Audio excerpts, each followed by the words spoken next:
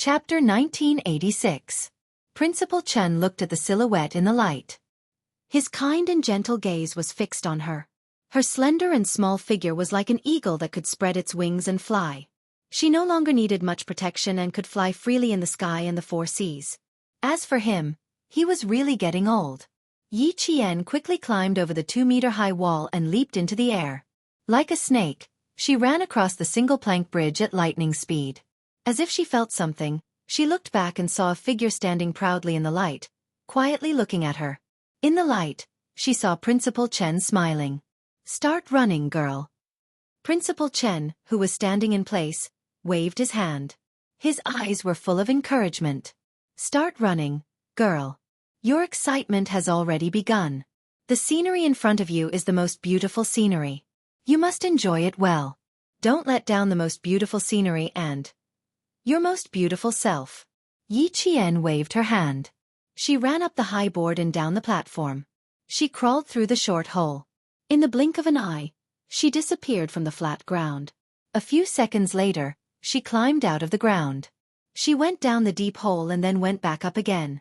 It depended on her overall fitness. Once the 5-step pile was done, he turned back and completed the last 100 meters of the empty run. Yi Qian ran back. Although her breathing was messy, her eyebrows were high. She was full of fighting spirit. Wearing a combat uniform, she was a qualified soldier. It's better to run 10,000 meters than to run 100 meters. Soldiers in the army would feel like dying at the end of the 5-kilometer and 8-kilometer runs. However, a 400-meter obstacle run would make soldiers wish they were dead. Although Yi Qian didn't feel like dying, her breathing was messy. She had to run, jump, grab, climb, and roll. She had to use all kinds of martial arts to pass the 400-meter obstacle run. Not bad. 1 minute and 54 seconds.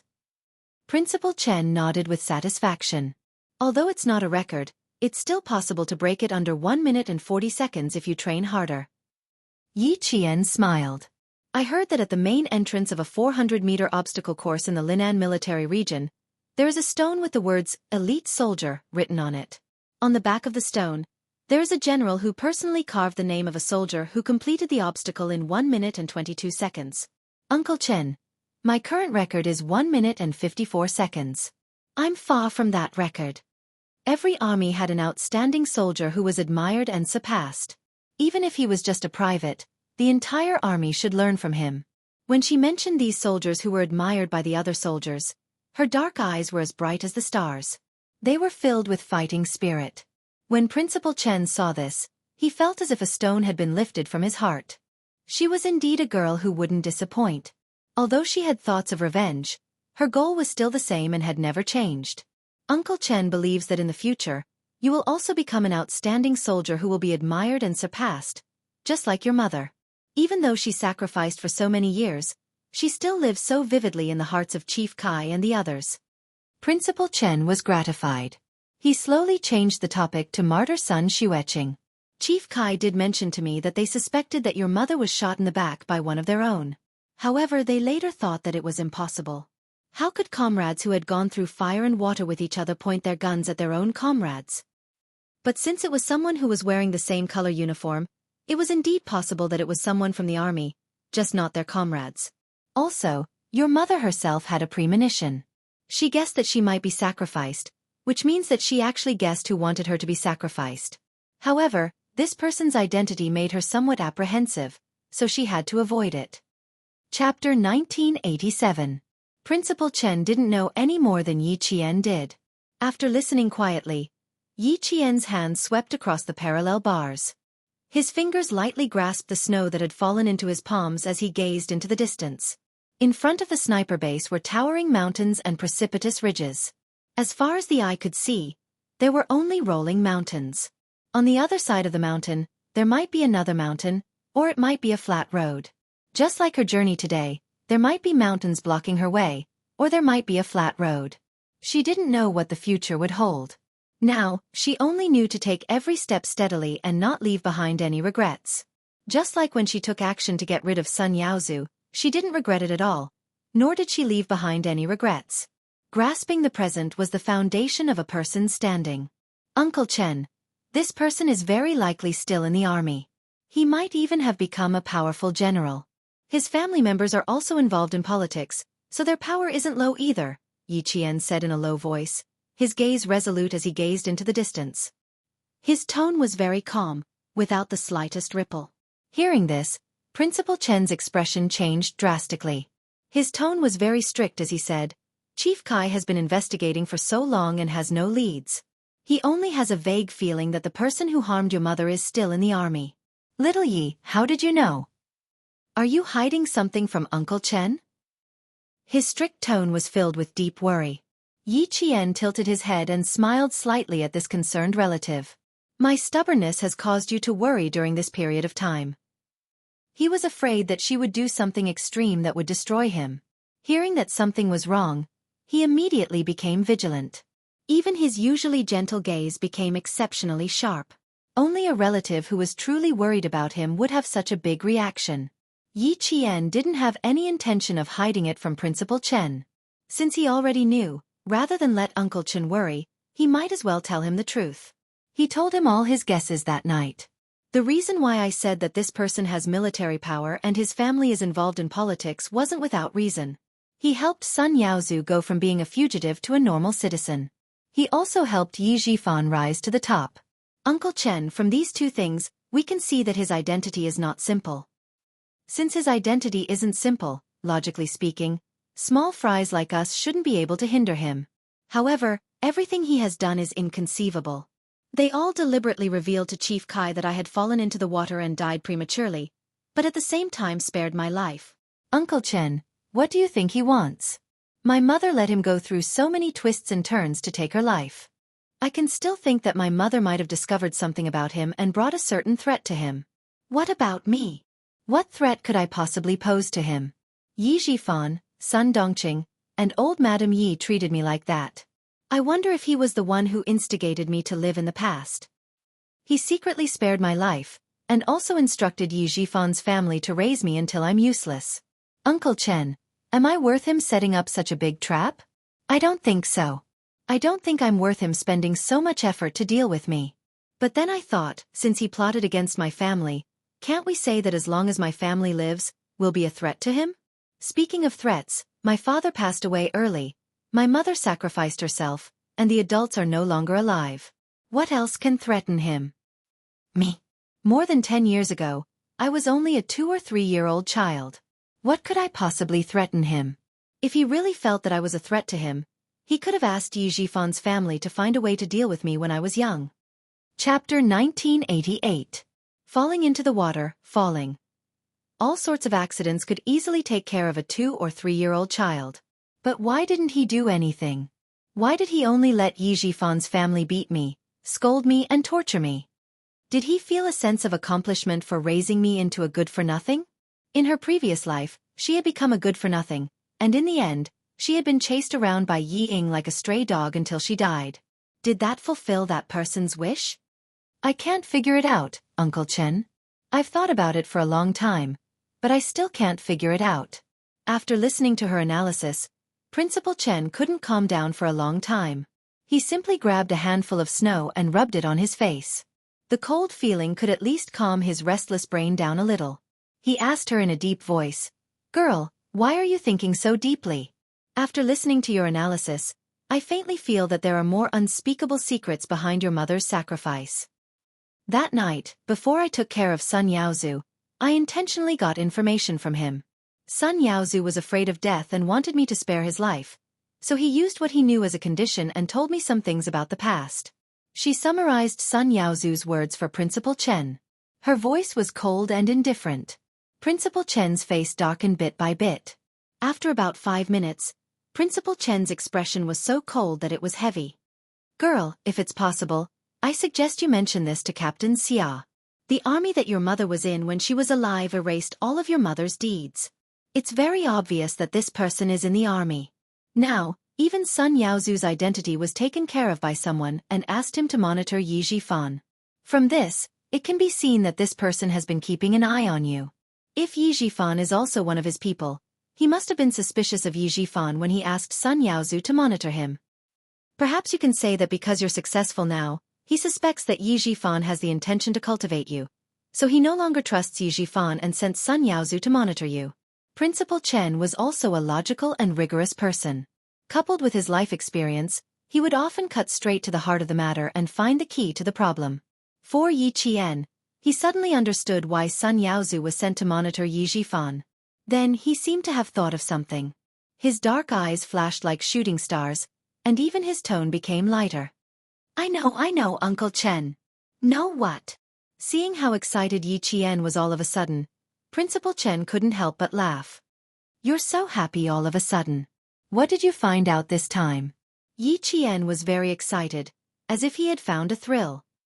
As long as we know why you only want to waste me but don't dare to kill me, then we have nothing to be afraid of.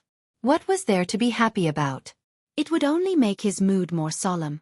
Principal Chen, who was thinking in his heart, didn't interrupt his sudden happiness. He looked kindly at the girl who had quickly restrained herself after being willful. It would be good if you knew why he has so many misgivings about you. He must have misgivings about me, so he can't do anything to me now. Or rather, the time isn't ripe yet. He has to keep me alive first. Only when the time is right will he make a move. Principal Chen nodded in agreement.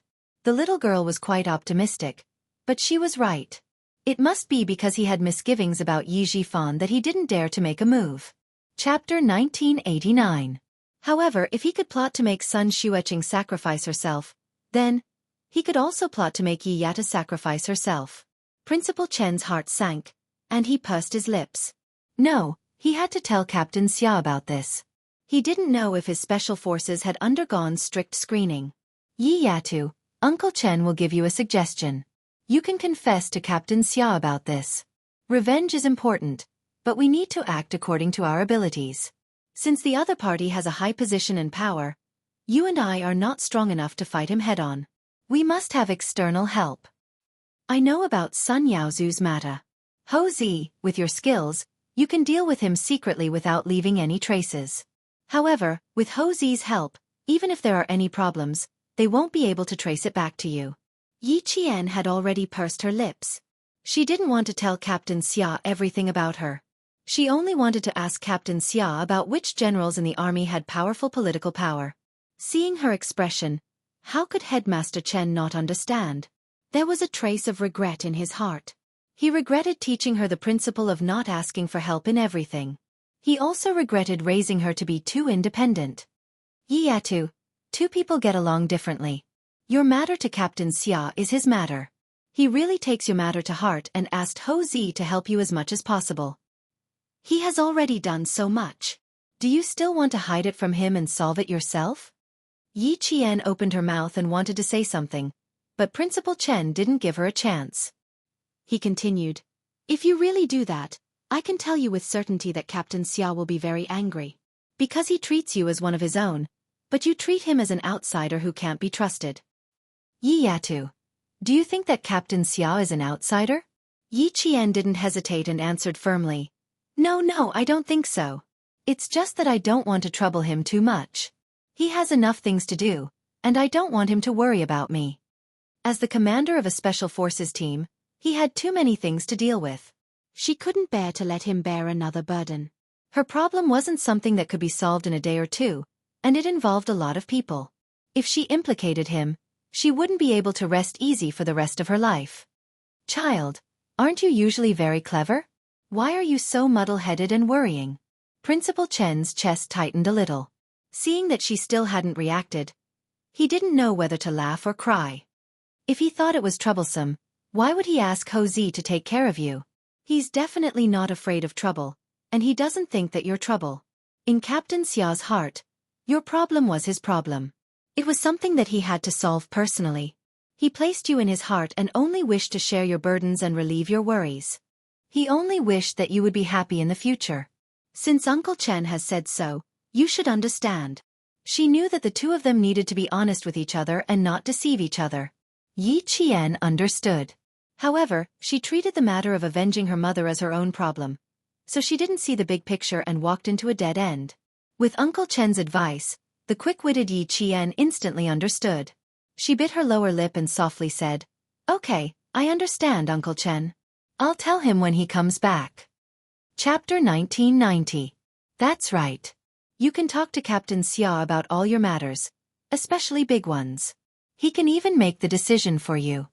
Principal Chen paused after he finished speaking. He deliberated for a while before he continued.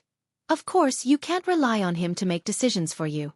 You have to have your own judgment and personality. After all, you don't have to rely on him completely. After all was said and done, Principal Chen still didn't want Yi Qian to always rely on others and lose his own personality. Yi Qian was already smiling. Uncle Chen, you're really making things difficult for me. You're too contradictory. You want me to tell Captain Xia everything, and you also say that I have to make my own judgment. Then what should I do? Then you have to rely on yourself to figure it out. Uncle Chen only knows this much. Principal Chen also knew that his words were a little contradictory, but sometimes there was no logic to the interactions between men and women. It all depended on personal exploration. Then they talked about Chief Kai. After receiving the inspection report, she didn't contact Chief Kai again. Principal Chen said, when she contacted me, she had just returned to Tongzhou. She should be celebrating the new year at home now. Tomorrow is the first day of the new year. I'll call Chief Kai early to wish him a happy new year. A soldier came over. Before he even got close, he said happily, Chief Instructor, the dumplings are cooked. Sergeant Deng invites you over to eat the dumplings and say a few words to us at the same time. Military leaders usually didn't just say a few words, but Yi Qian knew that Principal Chen really only said a few words. Hearing that, he laughed. Don't really say a few words. You should at least say 10. What's the point of saying so much nonsense? I'll try my best to say 10 sentences. Principal Chen didn't think much of it. He walked over to the soldier who came over and asked about the situation in the cafeteria. Hearing the soldier laugh, the three of them returned to the cafeteria. It was very lively at the sniper base. Every face was overflowing with a happy smile. Around 9 o'clock, the 4 landlines set up in the base began to be busy. The soldiers who had finished eating the dumplings lined up to call home. There were too few landlines. Principal Chen even took out his own cell phone and gave it to the soldiers. Yi Qian dialed Chief Kai's number to wish him a happy new year in advance. He called 3 times in a row, but no one picked up. Yi Qian frowned slightly. Just as he was about to call a 4th time, Chief Kai called. Chief Kai, who took the phone, listened to the beeping sound from the receiver. He looked indifferently at the soldier who brought his phone over. Then I'll just tell you where I am now. Yes, if the leader says so, she can know. The guard from the military commission nodded with a serious expression. Try to get her to come over tomorrow. Tomorrow was the first day of the Chinese New Year. Within 10 seconds of picking up the phone, Yi Qian's face darkened. He immediately said, Okay, I'll immediately rush to the earliest flight.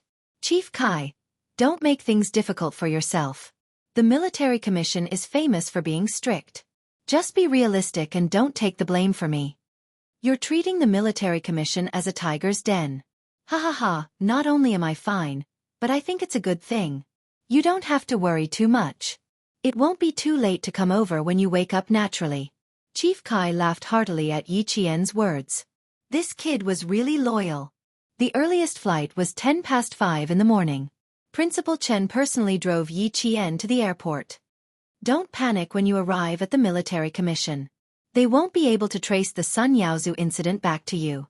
After you arrive, you have to think carefully about what they ask, but you can't let them know. You have to react quickly. You can't leave any clues for them to find out. Do you understand? Chapter 1991.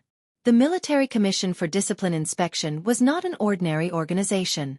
Even if the highest-ranking officer made a mistake, the Military Commission for Discipline Inspection could still handle it.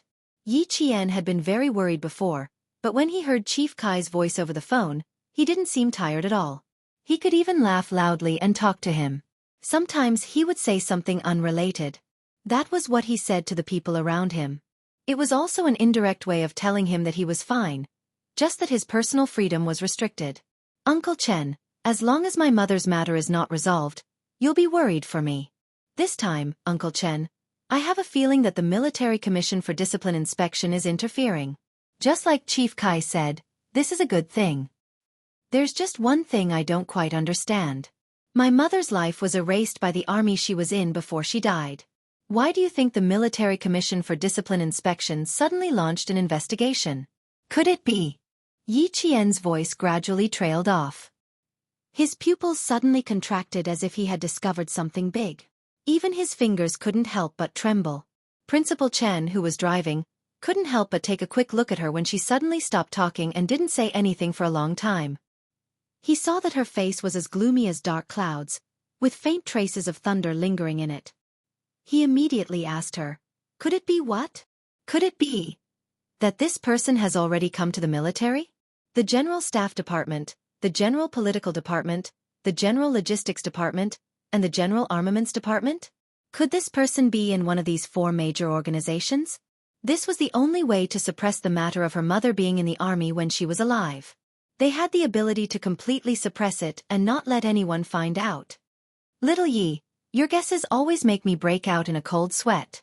Principal Chen couldn't help but tighten his grip on the steering wheel as he drove steadily.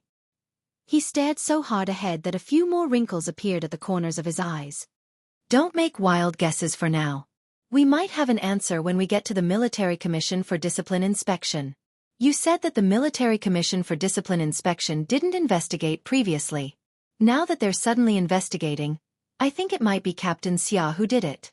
But Captain Xia is a major, so the possibility of him doing it is not high. I'm afraid it's Commander-in-Chief Xia."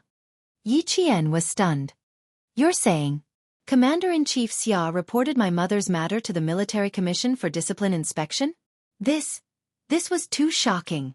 She could believe that Captain Xia had reacted to the Military Discipline Inspection Commission, but Commander-in-Chief Xia's reaction.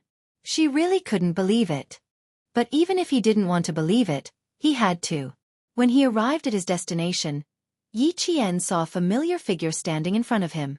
His hands were clasped behind his back, his tall and straight figure towering like a mountain. His imposing military aura caused the sentries on both sides to tense and straighten their legs. Seeing Yi Qian get out of the car, Commander-in-Chief Xia, who had been waiting for about 10 minutes, strode over. As he strode over, the golden military rank on his shoulder flashed with a cold golden light.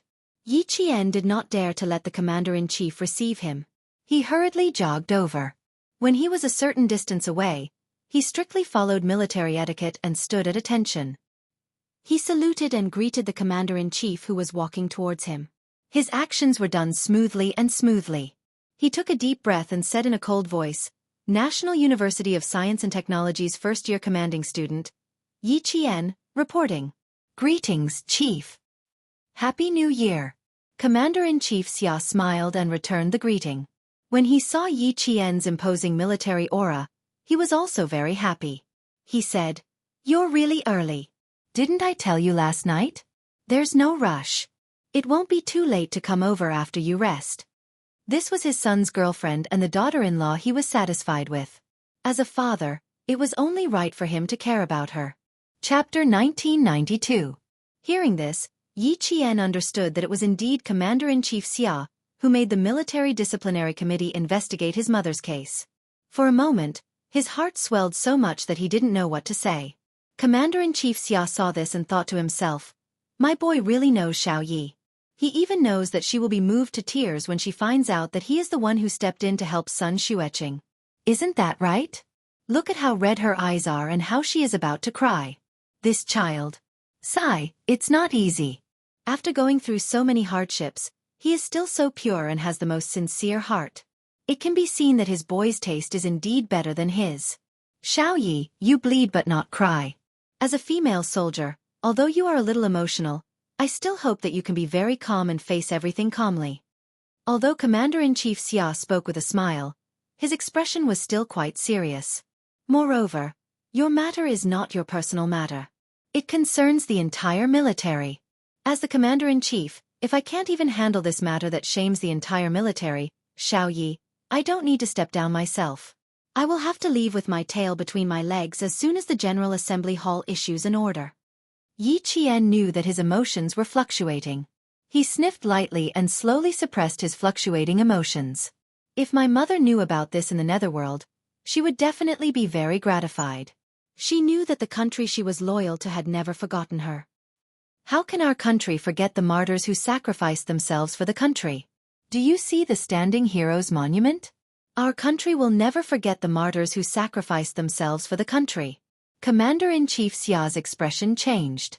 From his stern tone, it could be seen how angry he was about this matter. An angry Commander-in-Chief Xia made people even more fearful. A few officers on duty passed by, and when they saluted him, their faces were very tense. Not only were the passing officers' faces very tense, but Yi Qian, who had been following him, was also very tense. When he was angry just now, his heart skipped a beat in fear. Yi Qian had lived 2 lives, but his real experience was not as much as Commander-in-Chief Xia's in this life. Although he had undergone strict training, Commander-in-Chief Xia, who had been through many trials and tribulations, was also like this. It was normal for her to be afraid of the angry Commander-in-Chief. It would be strange if he wasn't afraid. The Commander-in-Chief, who had spoken to Yi Qian, returned the salute and continued to lead Yi Qian forward. She probably realized that she had scared Yi Qian, so her tone became much gentler. I originally planned to contact you on the 3rd or 4th day of Chinese New Year, but I didn't expect you to take the initiative to call Kai Zhizhang. The Military Discipline Committee notified me and directly asked you to come over. Don't be afraid. It's not a bad thing. It's a good thing. Don't be nervous. Relax and have a good chat with the comrades from the Military Commission for Discipline Inspection. As long as I'm here, you can say whatever you want to say. Just say it from the bottom of your heart. She reminded him that everyone in Yi Qian was trustworthy and that there was no need to hold back. Yi Qian, who understood, nodded gently. She did not show any signs of fear even when she saw the leader of the Military Commission for Discipline Inspection. Commander-in-Chief Xia had specially rushed over to calm Yi Qian down. When Yi Qian was brought in, he directly sat in front of the surveillance camera, turned on the microphone, and said, "Just say whatever you want to say. There is nothing to hold back." The leader of the Military Commission for Discipline Inspection, who was in charge of recording the conversation, glanced at the Commander-in-Chief and laughed. "Old Xia, are you afraid that we will bend the law for personal gain? I feel very assured with you all in charge. A military academy student facing a group of leaders will definitely feel a little pressured. I will counsel her a little." Commander-in-Chief Xia, who had turned off the microphone, sat down calmly. His calm words made the leader of the Military Commission for Discipline Inspection fall silent. Chapter 1993. Yi Qian's mental fortitude was excellent. She wasn't afraid of the Military Disciplinary Committee leader. Especially when she heard that Commander-in-Chief Xia could talk to her, she became calmer. "Please sit, classmate." The military rank of the leader who came in was not low. He was a colonel with 2 bars and 4 stars. He was the highest rank in the military and had a certain amount of power. He didn't walk in with a straight face. Instead, he smiled and introduced himself. "I am Tan Bin, the person in charge of asking your mother some questions. I was also the political commissar of your mother's company before she entered the military. Now, I work in the political department and am also one of the committee members of the Military Disciplinary Committee." Yi Qian didn't sit down. She saluted first and said, "Greetings, Chief." Then, she waited for Colonel Tan to sit down before she sat down. "You are very similar to your mother." Colonel Tan carefully looked at the military cadet in front of him and smiled. "Your mother was the sharpshooter in our company. At that time, the gun equipment was not as good as now. There were no sights or correctors. It was just a plain rifle. Aiming at the target depended on the crosshairs on the gun. Martyr Sun Xueqing was not ordinary. She hit the bullseye the first time she practiced shooting. She shocked me and the regiment commander at that time. We thought she had hit the bullseye. We let her shoot 5 more times and she hit the bullseye again. Wow, she was amazing. She was a true female sharpshooter." The regiment commander and I asked Martyr Sun Xueqing if she had practiced shooting before. In the end, your mother gave us an unbelievable answer. Yi Qian, can you guess what answer she gave us? Yi Qian's heart was burning when she heard about her mother's past achievements. She didn't expect her mother to be so outstanding when she was a recruit. It seemed that she had inherited her mother's strengths. That was why she had the marksmanship that even the devil and Q King praised. She shook her head and said softly, "Chief, I can't guess. The time I spent with my mother was too short. I don't even know her as well as you do." This made all the leaders who heard her feel sad. She didn't know her mother as well as other people. Sigh, their hearts were heavy. Colonel Tan sighed heavily. That was indeed the case. Your mother told us that she has sharp eyes and is very good at threading a needle. She thinks that the bull's eye is the eye of the needle that she wants to thread, and the bullet is the thread in her hand. Combined with the key points of target shooting that the instructor said, it's easy for her to hit the target. It was indeed an unbelievable answer. Yi Qian was flabbergasted when he heard it. Using target practice as a go-between, his mother was indeed a talent. Her expression made Colonel Tan laugh out loud. That's right, that's right. At that time, the regiment commander and I had the same expression as you. I've been in the military for so many years, and your mother was the only one who told me about it. The conversation between the two could be heard in the monitoring room. The stern-looking commander-in-chief Xia tapped his fingers on the table. Martyr Sun Xueqing had such talent. It was no wonder that Xiao Ye's talent was so high. It could be seen that there was a saying, the student surpasses the master. Originally, he thought that Martyr Sun Xueqing had sacrificed herself in battle. But after the army erased her life story, he suspected that there was something else behind her sacrifice. Otherwise, he wouldn't have directly asked the military commission for discipline inspection to investigate. He even suggested that only one team leader and one executive officer conduct a detailed investigation, and then the general secretary would be in charge. To be able to erase the life story of a martyr without being discovered by the military, this person was not simple. Chapter 1994. He said to the Major General who was the backbone of the military commission, Old Song, if the military commission does not investigate this matter thoroughly, we will be letting down all the martyrs who sacrificed for the country and the people. We will be even more ashamed of our military uniform. Old Song, not only the troops, but also the backbone and generals. I have received a lot of anonymous reports recently. Some troops are really ridiculous. There are more officials than soldiers. The heavens were high and the emperor was far away. They were sure that they were far away and the relevant departments would not be able to monitor him. They are bold and presumptuous. They don't do anything practical and only seek personal gain. Old Song, when did the military commission send an inspector? Major General Song was once the director of the political department of the Linchuan military region. He was also one of the leaders of the military commission. Hearing this, he said solemnly, it's time to clean up. If you didn't report the matter of Martyr Sun Xueqing to the military commission, all of us here would be in the dark. The superiors are not strict and the subordinates are incompetent. Our mistakes in work caused a righteous martyr to be humiliated like this. Who can tolerate it? The higher-ups are already paying close attention to this matter. We intend to investigate in secret first, gather all the evidence, and arrange the replacement personnel in place. We will make a clean cut. Commander-in-Chief Xia was also one of the members of the military commission. However, because of the relationship between Yi Qian and Xia Jinyuan, he chose to avoid suspicion. Hearing this, he nodded and said, I'll leave it to you. The Navy, Army, and Air Forces have to be reorganized properly. Otherwise, the military commission will be useless and useless. The higher-ups have given us a death order. If we don't investigate the matter of Martyr Sun Xueqing properly, the few of us will report it to the entire military and apologize.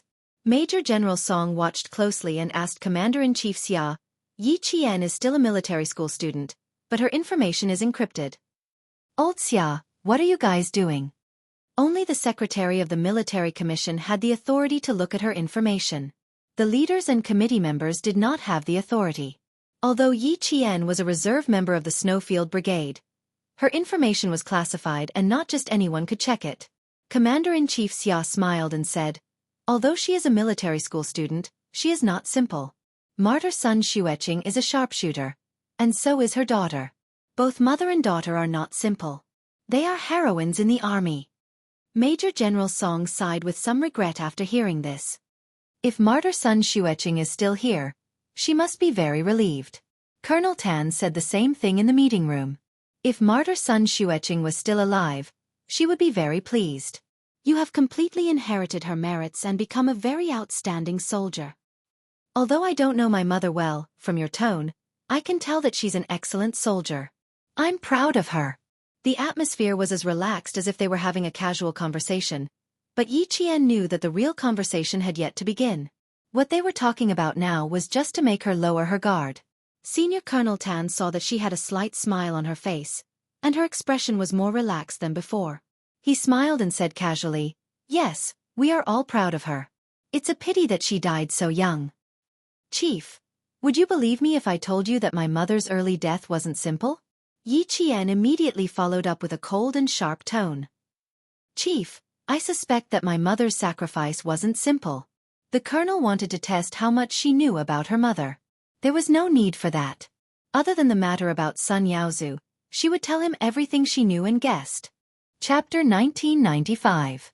Senior Colonel Tan, who really wanted to test her, sat up straighter and looked sternly at the military academy student who said, "Newborn calves are not afraid of tigers." At this moment, Senior Colonel Tan no longer had a smile on his face. On the contrary, his expression was so cold that it seemed to twist the air around him. "Yi Qian, how much do you know?" he asked again. He didn't test her anymore and asked directly. From Yi Qian, he saw the toughness that a soldier should have. He didn't give in to power and disdain to scheme. It was better to speak openly and honestly when talking to them. Yi Qian didn't like to test people. Since the military commission had already intervened and the commander-in-chief said that they were all trustworthy leaders, she trusted the commander-in-chief's arrangements and also trusted the senior colonel in front of her. She looked at the senior colonel with her clear black eyes and replied calmly, "Chief Kai said a lot. In addition to the guesses I had in the past, I know a lot. This time, I suddenly came to the military commission and saw you and the two figures that flashed past the door. I'm even more certain that the person who killed my mother is of a high rank. Otherwise, why would the leader of the military commission be alerted?" Senior Colonel Tan crossed his arms on the walnut desk. He was surprised and asked in a low voice, "From what I know, Chief Kai didn't say much." "Yi Qian, how did you guess?" "He didn't say much. I just needed to say the main points." In the face of the senior colonel's domineering aura, Yi Jian replied calmly, "Now that I have the main point, I can think about it on my own and come up with my own guesses. It's not a difficult thing for me to do, sir. First of all, my mother's life was erased for no reason, and no one in the military noticed it when she was alive. Even the military didn't know about it. This alone shows that this person's identity is not simple.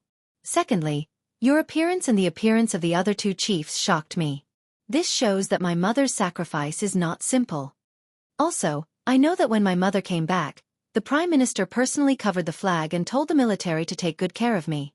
However, before the second year of the Chinese New Year, I didn't receive any special care from the military. On the contrary, Chief Kai and the others thought that I died when I fell into the water at a young age. Chief, do you think I can't guess what's going on? I've guessed many things, but I still can't believe it." He had guessed many things, but he still couldn't believe it. It was a few simple and calm words, but they made all the senior officials who heard it feel extremely heavy in their hearts. Even so, she still believed in the army and her country. Therefore, although she had guessed many things, she still did not dare to believe it. Commander-in-Chief Xia and Major General Song's faces sank. How could they disappoint the soldiers who were loyal to the country and the army? Absolutely not. "Old Xia, no matter how big the scope of this matter is, let's work together and get to the bottom of it." Major General Song clenched his fists and slammed the table angrily. He said sternly, "I don't believe that we can't find the truth after a strict investigation." He was the leader of the investigation team. The highest leader had given him full authority to investigate this matter in order to give martyr son Xueqing justice. In the meeting room, Yi Qian gave his own guesses. They were all based on what Chief Kai had said before. It was so reasonable that Senior Colonel Tan nodded his head repeatedly. Occasionally, when he raised a question, Yi Qian would immediately answer it. He would also use his own careful reasoning to rationalize the situation. Chapter 1996. He was eloquent and unhurried. His reasoning was so meticulous that it made people gasp in amazement. However, Yi Qian actually made a colonel and a major general look at him in a different light with just one conversation.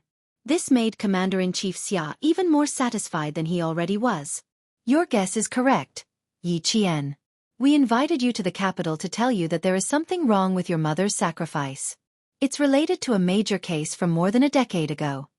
After hearing Yi Qian's speculation, Colonel Tan only felt that it was extremely terrifying to have a woman like this. He was even more glad that this woman entered the army and was loyal to the army and the country. Luckily, she wasn't spoiled. Luckily, she was still an upright person and didn't go down the wrong path. With her intelligence, if she went down the wrong path, she could still make a name for herself. Since she had already guessed this point, there was no need to be guarded against some words. He could also let her know that the military commission attached great importance to martyr Sun Xueqing's death. We have already become a special investigation team to investigate martyr Sun Xueqing's death. The former director of the Linchuan Military Region's Political Department, Major General Song, will be the investigation team leader. The military commission's secretary, Lieutenant General Miao, will be the person in charge. The military commission's secretary, Secretary Miao, will be the general supervisor. We will conduct a comprehensive investigation into martyr Sun Xueqing's death. You were never disappointed in the country, and the country never gave up on you. It's even more impossible for a martyr to be humiliated like this after her sacrifice. The country won't allow it, and the entire army won't allow it. Yi Qian stood up and saluted Colonel Tan. His dark and bright eyes were filled with his trust in the country and the military. I've always believed in it. Justice may come late, but it will never die. This is great. Mother, your daughter didn't stand up for you in her previous life. In this life, your daughter can openly walk into the military commission's office and tell the leaders that you didn't die in battle, but were murdered. Yi Zhifan, no matter how powerful the people behind you are, no matter how high you climb, pulling you down is no longer my biggest headache. With the military commission's investigation, your good days are over. The big case from more than 10 years ago was brought up again. The dusty history was no longer covered in dust. The truth buried in darkness was only waiting for the sharp sword of the military commission to split it open and let the truth be revealed again. The conversation was over. Major General Song turned off the monitor and praised Commander-in-Chief Xia. Amazing, amazing. This cadet from the military academy was really something. I'm really glad that she's a military school student with the right values. If she had chosen the wrong path, she would definitely have caused trouble everywhere. He was too smart, so smart that it was terrifying. There was no shortage of smart people in the military, but Yi Qian's intelligence was not the intelligence of a flexible mind, but the intelligence of his ability to do things. She had meticulously dissected and slowly sorted out the clues, and in the end, she had actually gotten close to the truth. Listening to her analysis and her guesses made people break out in cold sweat for no reason. Commander-in-Chief Xia didn't like the last sentence. What did she mean by able to choose the wrong path and cause trouble everywhere? Even if Xiao Yi didn't join the military, she wouldn't be a bad person. Even if she didn't join the military, she's still an honest child. Just now when she said, I've guessed a lot, but I still can't believe it, it's enough to tell that she's an honest and righteous child. Commander-in-Chief Xia definitely had to protect his future daughter-in-law. Major General Song still didn't know about the relationship between Yi Qian and family Xia. When he heard this, he nodded in agreement. She's indeed an honest child. He suddenly changed the topic and said with great interest, Old Xia, this is a good seedling. Your side even covered up her information. You're going to train her to be the sharp knife of the army. Chapter 1997. After the conversation with Yi Qian ended, Commander-in-Chief Xia also planned to leave. When Major General Song asked about Yi Qian's future plans, he pondered for a moment and said, I have such a plan. But before that, we have to investigate the case of martyr Sun Xueqing. I don't want anyone to use their power again and cause the country to lose another outstanding soldier. Yi Qian has an uncle who is now the director of the Southern Province Construction Bureau. Back then, she was fostered in his house. Yi Qian just said that the mastermind behind the scenes didn't dare to kill Yi Qian directly. They might have instructed Yi Zhifan to raise her into a useless person. Old song, although beating the grass won't startle the snake, you can still startle the snake this time. Investigate Yi Zhifan's history, and let the Central Committee for Discipline Inspection get involved in the investigation. First, remove his official position. Then, pay attention to who in the military will care about Yi Zhifan's fall. Then we should be able to lock onto the target. Then, with this target as a coordinate, we'll start an investigation on the target's connections. At the same time, we'll be able to find out which big tiger is responsible for harming the country and the people of the army that Sun Xueqing was in. Major General Song thought about it for a while and nodded. What you said is a good idea. Okay, I will have a small meeting with them and plan out the follow-up step by step. It won't be difficult for the Central Committee for Discipline Inspection to get involved. The legal news newspaper started to publish reports about officials' corruption and bribery last year. Let them go to the southern province to investigate. Yi Qian didn't know that Commander-in-Chief Xia's words had caused Yi Jifan's career to come to an end. She walked out of the meeting room and pursed her lips. She seemed to have made up her mind and asked Senior Colonel Tan, who had ordered the guards to come over, "Chief, can I ask you something?" "Yes, why not? Ask away." Senior Colonel Tan, who had a good impression of Yi Qian, smiled and said, "I've already told you everything about your mother. If you ask again, it won't be easy to answer." Yi Qian shook her head. "No, it's not that. I'd like to ask Chief Kai. Is he doing well?" They had been talking about her mother just now, so she didn't dare to interrupt. "Kai Zhizhang, he's doing well. Don't worry, he'll be fine. He just needs to stay for a few more days. There are also a few comrades who have a good relationship with your mother and are investigating together with Kai Zhizhang. They haven't come yet. When they come, we can ask them some questions and then let them leave." With Colonel Tan's words, Yi Qian was relieved. Just then, a guard came over, and he followed the guard out of the Military Discipline Inspection Building. She always walked fast. Commander-in-Chief Xia only chatted with Major General Song for 2 minutes before she saw Colonel Tan walking over alone. "Where's Xiao Yi? Gone?" Colonel Tan saluted before replying, "She just left. I asked the guards to send her away." "Is there anything else you need from her, Commander-in-Chief?" "Yes, I have something to ask her. Go look for old Song. He's still waiting for you." When Commander-in-Chief Xia heard that Yi Qian had left alone, he quickened his pace and led the guards outside. It was the new year and he hadn't given her a red packet yet. As for the old mansion, he wouldn't make things difficult for her for the time being. She would definitely feel uncomfortable following him there. He could only wait for his brat to come back and take her to the old mansion to visit Old Master and Old Madam. Yi Qian had already asked the sentinel at the door. She knew that the commander-in-chief hadn't left, so she stood outside and waited. In less than 5 minutes, she saw the commander-in-chief hurrying out with 2 guards. "It's good that you didn't leave. I was talking to Old Song and when I came out, you were gone." Commander-in-Chief Xia signaled the guard to drive the car over. He then asked Yi Qian, "There's nothing else here. Do you plan to return to the southern province now? Or do you want to stay in the capital for a few days?" Chapter 1998. Before Yi Qian came, she thought that she would have to stay in the capital for a few days to cooperate with the military commission's investigation. Who knew that they would just let her go after asking her a few questions? Therefore, when Commander-in-Chief Xia questioned her, Yi Qian actually felt a little uneasy. Since she was already in the capital during the new year, it would be rude of her not to go to Commander-in-Chief Xia's house to give her New Year's greetings. But if she were to go, Captain Xia was not by her side. Would it be inappropriate for her to go just like that? There was also one more thing to consider. Commander-in-Chief Xia should not be in the courtyard for the new year. He should have returned to the family Xia's old residence in Beihai's old alley to spend the new year with Old Master and Old Madam. If she wanted to go over, wouldn't she have to go to the old residence? It was winter, and Yi Qian's forehead was dripping with sweat. She wanted to be gracious, but she really could not bring herself to say that she wanted to go to the old residence to give her New Year's greetings. She even felt a little nervous. After thinking for a few seconds, she replied respectfully, "Before I came, I thought that I would have to stay in the military commission for a few days. I didn't expect to leave so soon. Commander-in-Chief, I haven't decided whether to return to the southern province immediately or stay in the capital for a few days to play." "Just say what you want." Who is Commander-in-Chief Xia? He was a dignified general. Who knew how many demons and ghosts he had revealed with his fiery eyes? It was better for her to be honest and not try to play tricks. She really did not expect to come over in such a hurry. The military commission only found out how much she knew about her mother's case and told her that the people involved were not simple. They also reminded her not to get involved.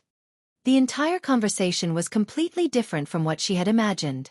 Everything he said was for her sake. There wasn't even a single word of reprimand, let alone making things difficult for her. Commander-in-Chief Xia felt a little helpless at her respectful attitude. As a very open-minded parent, he had repeatedly expressed to his future daughter-in-law that he was an easygoing elder. But in the end, she was still as reserved in front of him. She lowered her head and looked at him submissively.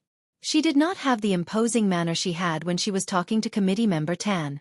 Could it be that he had no affinity at all? Commander-in-Chief Xia, who suspected that he was not amiable enough, smiled pleasantly and said, "If you want to stay in the capital for a few days, I'll ask your sister Yi to come and play with you. If you want to go back to the southern province to accompany old Chen, I'll ask the guards to send you to the airport now. I won't take you to the old mansion today. If old Sixth was here, I would have asked him to pick you up without hesitation. But he's not in the capital now, so I'll have to wait for him to come back." Commander-in-Chief Xia could naturally see the hesitation in Yi Qian's heart. This child was quite good. He never put on airs in front of the people around him and was open and honest. Family Xia didn't need a scheming daughter-in-law, nor did he need a daughter-in-law who was full of schemes. Family Xia just wanted a daughter-in-law who was as indomitable and broad-minded as a man. Yi Qian knew that Commander-in-Chief Xia must have seen through his concerns. He pursed his lips in embarrassment and said, "Commander-in-Chief, when Captain Xia comes back, I will go to the old mansion to visit old master and old madam." He planned to go back to the southern province on the same day. Okay. I'll tell old Sixth about your intentions and ask him to set a time with you to visit old master and old madam. It just so happens that the two elders have been looking forward to your visit." The guard had already driven the car over. Commander-in-Chief Xia got into the car and said directly, "Go to the airport."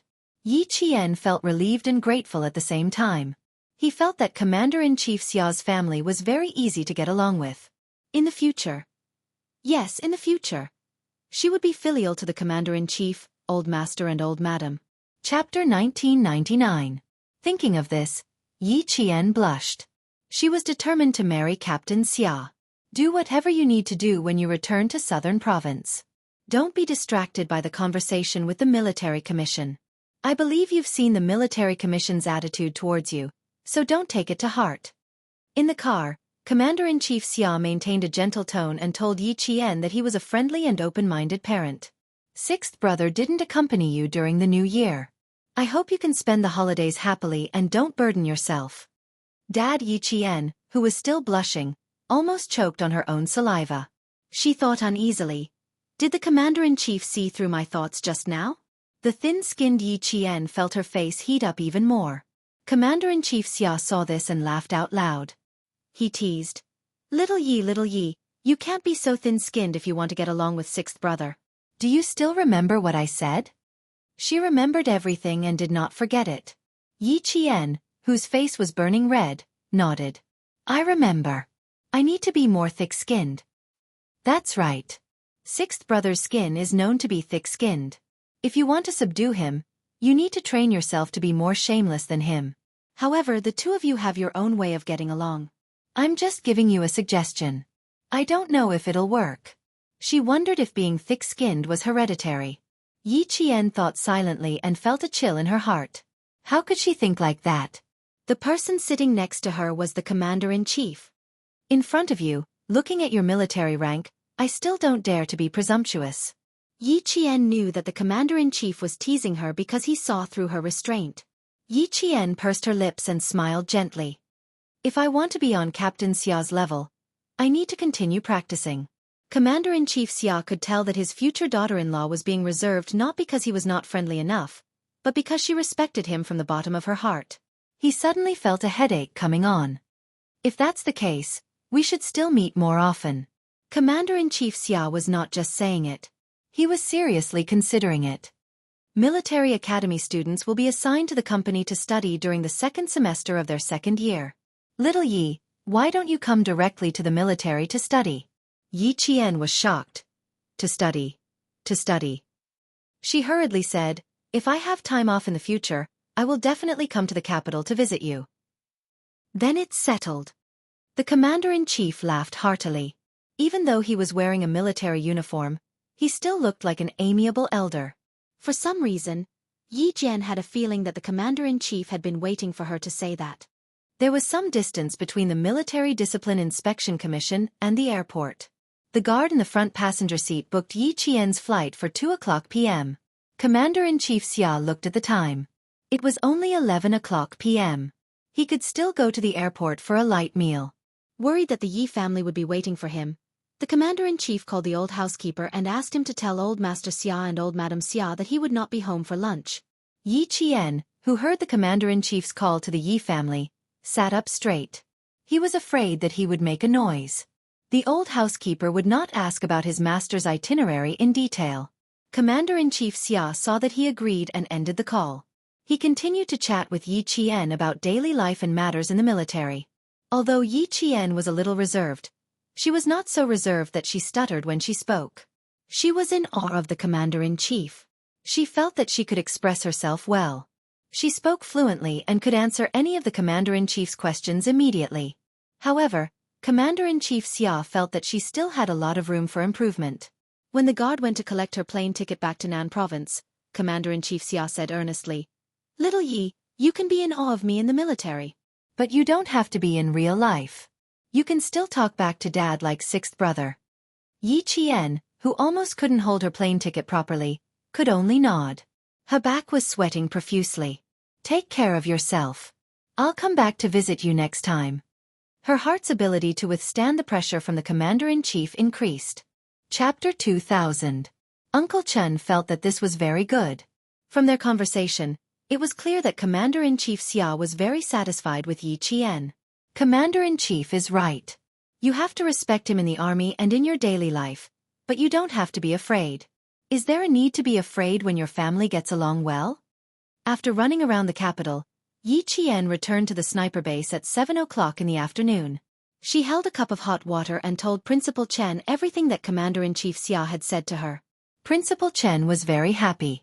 Commander-in-Chief is Captain Xia's father and also your elder. His attitude is very important. He paused for a moment, then said meaningfully, "You're valued by Commander-in-Chief. Little Yi, you'll have someone to rely on in the future. Do you understand? Someone to rely on?" But she had never thought of finding someone to rely on. She only wanted to rely on her own hard work to win everything. Yi Qian gently placed the cup on the table. There was a hint of doubt in her eyes. "Uncle Chen, are you saying that my mother's situation was actually all because of Commander-in-Chief Xia? Is that right?" "You can understand it that way." After having a heart-to-heart talk with Yi Qian last night, he found out that she still wanted to hide her situation from Captain Xia. She thought that it was her own problem and did not want to trouble Captain Xia. Principal Chen knew that he had to teach Yi Qian another side of her that no one knew, but everyone knew about. Yi Qian, who had heard Principal Chen say something like this for the first time, couldn't help but sit up straight. "Uncle Chen, don't tell me that my hard work today can't even compare to a relationship? A backer?" There was a hint of anger in her calm tone. Why was she angry? Because she had lost too badly in her previous life. But she admitted it. Who asked her to be so useless? What if she lived a cowardly life? In this life, she had worked so hard with her life on the line. Did she still need a backer? In order to reach Uncle Chen's level of sniping, she carried more than 5 kilograms of weight on her hands. Even if she was so tired that she could not lift her arms, she would still grit her teeth and continue training the next day, just to be able to hold the sniper rifle steadily at any time and in any environment. In order to be able to figure out the model of the gun with her eyes closed and find the parts that truly belonged to this gun from a pile of parts, she could stay up all night just to reach Grandpa Jen's standard. In order to be able to react quickly, she listened to the bullets as they flew past her. She tried to find a way to survive the bullet's trajectory and avoid being hit by the bullet. In order to reach the peak of overall fitness, regardless of wind or rain, he never missed a day of training. He never raised his hand and said that he wanted to rest because he was tired. In order to become a qualified Special Warfare Special Forces soldier, she advanced and retreated together with the male soldiers. She could do what the male soldiers could do. Even if the male soldiers couldn't do it, she would still grit her teeth and complete it. Uncle Jen and Principal Chen had taught her that it was better to rely on herself than to rely on anyone else. She had been through a lot in her previous life, so she believed in their words and tried her best to only rely on herself. She did not want to rely on anyone. But now, Uncle Chen still told her how important it was to have a backer. Was it really that important? Faced with her doubts, Principal Chen was very certain. He also told Yi Qian in a realistic manner, "That's right, little Yi. In the future, you will have Commander-in-Chief Xia as your backer. Your future will be much smoother. I'm not saying that you don't have to do anything in the future. I'm just telling you that with Commander-in-Chief as your backer, some people will be afraid of you and won't make things difficult for you. But Uncle Chen only thinks that your future will be smoother. He doesn't think that you don't have to work hard anymore and completely rely on family Xia. Hearing this, Yi Qian suppressed the anger in her heart. Uncle Chen would not say such things to her for no reason. He must have his reasons. She had to listen carefully. Chapter 2001. She had to listen attentively. Otherwise, she would think that all her efforts were in vain. It would be easier to find a strong backer.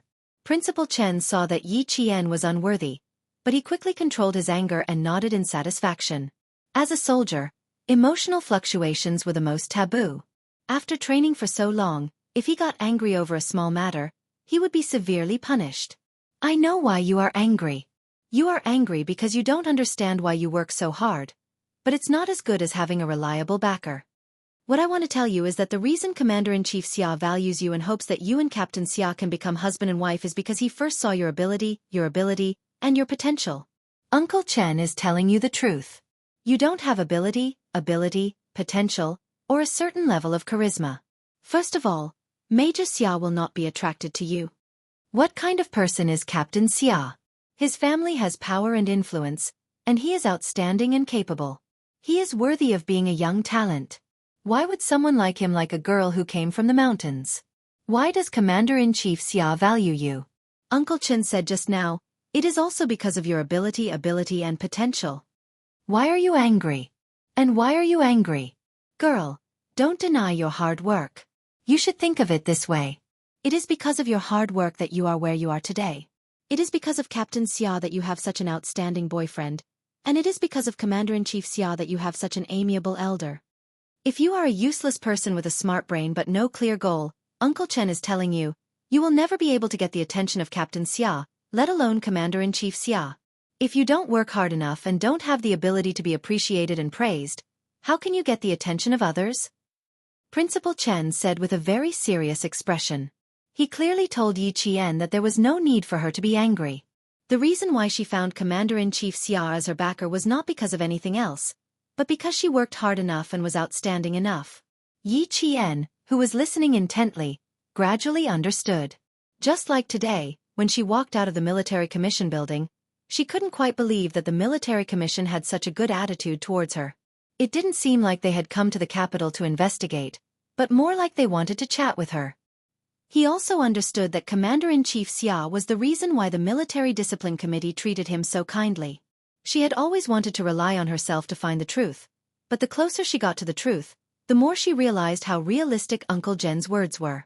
Without enough foundation, how could they enter Captain Xia's world? How could he gain the favor of Commander-in-Chief Xia? How could he shake a tree with deep roots and lush leaves? She was glad that she had the chance to be reborn. She was glad that she had listened to Uncle Jen and Uncle Chen's arrangement and put her hatred aside. She would only talk about revenge after she had gained a foothold. She was even more glad that she had met Uncle Jen, Uncle Chen, Lu Tuan, Political Commissar Yen. They had allowed her to not be blinded by hatred, and she had not been blinded by her past life. I understand what you mean. You are telling me that with Commander-in-Chief Xia as my backer in the future, I shouldn't relax because of this. Instead, I should work harder. That way, I won't let them down. The clear-minded Yi Qian didn't give Principal Chen a headache. He quickly understood his painstaking efforts. Yi Qian gazed at the elder who cared about and cherished him. He said softly, I won't embarrass the Commander-in-Chief. Chapter 2002. How could she disgrace the Commander-in-Chief? How could she disappoint the Commander-in-Chief? How could she disappoint her loved ones who cared about her? She lived for herself, but she also had to live for the people who cared about her and loved her. Living in this world, wasn't it all about fighting for one's dignity? She had lost so badly in her previous life, so she had to fight for her dignity in this life. She had to fight for all the dignity she had lost in her previous life. At the same time, she had to admit that it was because of her relationship with Captain Xia and Commander-in-Chief Xia that her mother's case could be brought up again. She didn't have to be angry because she was related. She should cherish it. Only when she knew how to cherish it would she know how important it was. She didn't get to where she was today because of Connections. Just as Uncle Chen had said, if she didn't have enough ability, how could she have gotten Captain Xia's attention? Her mother's case being taken seriously by the military commission was also related to her hard work. But before this, she really didn't think that she could wash away her mother's shame by making herself outstanding. Yi Qian smiled. Her fair face had this smile, like a white magnolia blooming in the spring rain. It had 9 petals and was as white as jade. Even if it was washed away, it was bright and beautiful. That was the smile of someone who had let go of all her worries. Her face was like a magnolia and her breath was like an orchid. Seeing this, Principal Chen knew that she understood his intentions, so he easily changed the topic. Tomorrow is the 2nd day of the Lunar New Year. A few soldiers want to go into the city for a walk. Also, Regiment Commander Liu and Political Commissar Yan called this morning and arranged to have dinner together tomorrow night. We'll leave together tomorrow morning and have fun for the day.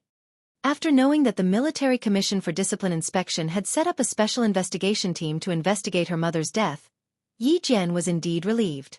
Hearing this, she said crisply, "Okay, I'll go with you when the time comes."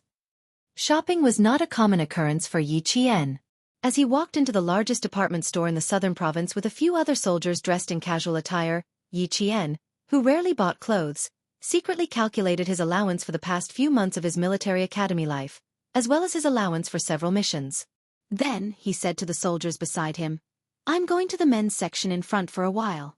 You guys go ahead and have a chat with the chief instructor. Make sure he doesn't notice me leaving. It's not easy to hold the chief instructor back. You should end this quickly." The soldiers did not have the confidence to stall the chief instructor, who was revered by all the instructors in the sniper base, for a long time. But since the female soldier had said so, they must do it. Yi Qian smiled and said, "Thank you." Then, while Principal Chen wasn't paying attention, he hurriedly walked towards a high-end menswear section. She wanted to buy a woolen sweater for Principal Chen, and the money in her card was almost enough. The shopping mall on the 2nd day of the Chinese New Year was very quiet. Since it was the beginning of the year, the staff warmly received Yi Qian. Judging from Yi Qian's clothing and purchasing ability, the staff recommended a thin woolen sweater that cost about 800 yuan. Yi Qian took a fancy to a very thick, navy blue woolen sweater that cost double the price. After looking at the size, he immediately took a larger size and said, "This one will do. Help me check the bill." A woolen sweater that cost about 1,600 yuan was considered expensive. Yi Qian himself did not have such an expensive piece of clothing. The military provided clothing for all seasons of the year, so there was really no need to buy such expensive clothing. The staff was naturally very happy and immediately brought Yi Qian to the cashier to settle the bill. When they returned, Yi Qian heard a gentle but overbearing familiar voice. "I really like this one. Since you only have a larger size, give it to me first, and I can immediately pay you in cash. As for the customer who went to settle the bill, you can just explain that you found a flaw in the clothing. Wouldn't that be enough?" It was really familiar. So he had bumped into Yi Ying, whom he had not seen in a long time. Chapter 2003. It had only been half a year since the end of the college entrance exam. Perhaps it had been too long since he last saw her, so it felt like a long time had passed. Yi Qian didn't want to make things difficult for himself during the new year, so he said to the attendant who accompanied him, "Can you help me take out the clothes?" "Thank you." The attendant heard the commotion inside and said awkwardly, Okay. I'll take it out right away." The attendant inside probably hadn't met such an unreasonable customer before. Although she was angry, she still explained to the young girl who had a good temperament and appearance. They always talked about, harmony brings wealth.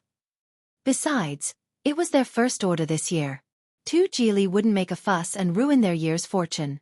"Hello, I'm really sorry. This order is indeed booked. The customer just now checked that there was no problem before paying. We really can't do what you said. How about this? I'll recommend another one. The style, color, and quality are all similar to this one. The only difference is that it has a high collar. If it were any other person, they wouldn't make things difficult for the attendant. But Yi Ying wasn't an ordinary person. Since young, her biggest hobby was to steal things from others. Take Yang Heng for example.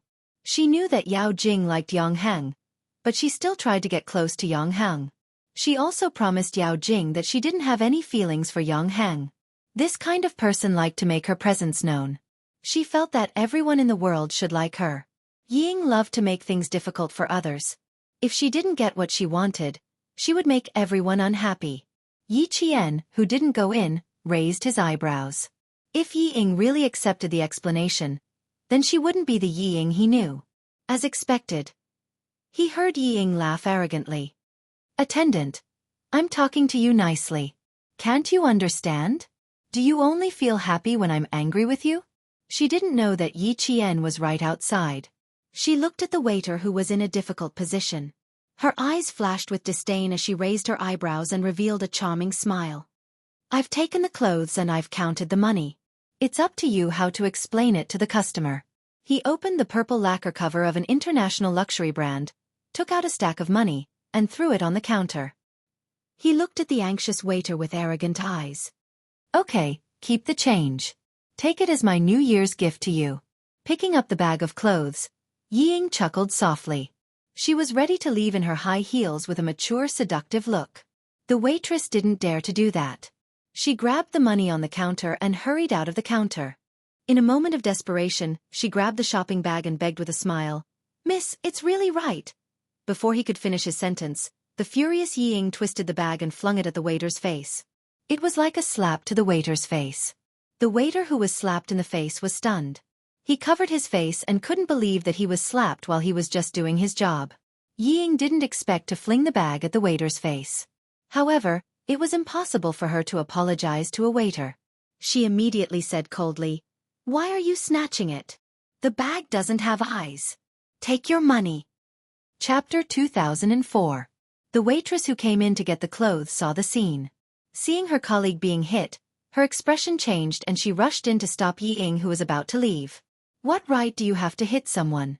You're not allowed to leave." Hit someone? Yi Qian's eyes darkened. After studying abroad for half a year, not only did Yi Ying not change her temper, she became even more arrogant.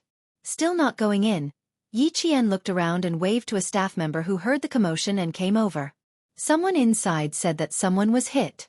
"Do you want to call security?" She was not a busybody, but she was not so cold as to stand by and do nothing when she saw someone being hit. When the staff member heard that someone was being hit, he quickly ran to the store he was in charge of and probably called security. Yi Ying thought that she had a good temper.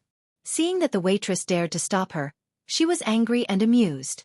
"With your attitude, I'm going to complain to your manager right now. I'm here to buy clothes, not to be bullied." "What? I've already paid. Don't tell me you don't want to give me the goods? Also, who hit someone?" "It was this waitress who rushed over to take my stuff. I was just defending myself. What right do you have to say that I hit someone?" At the beginning of the year, there were not many customers in the clothing section of the 200 goods building. Everyone was a staff member. Hearing the commotion, the staff of the neighboring stores came over. The staff further away also came over to see what was going on. "You took our stuff by force. If we don't take it back, do you think we'll wait for you to take it back?" The older waitress was not someone to be trifled with. She did not argue with Yi Ying and only spoke the truth.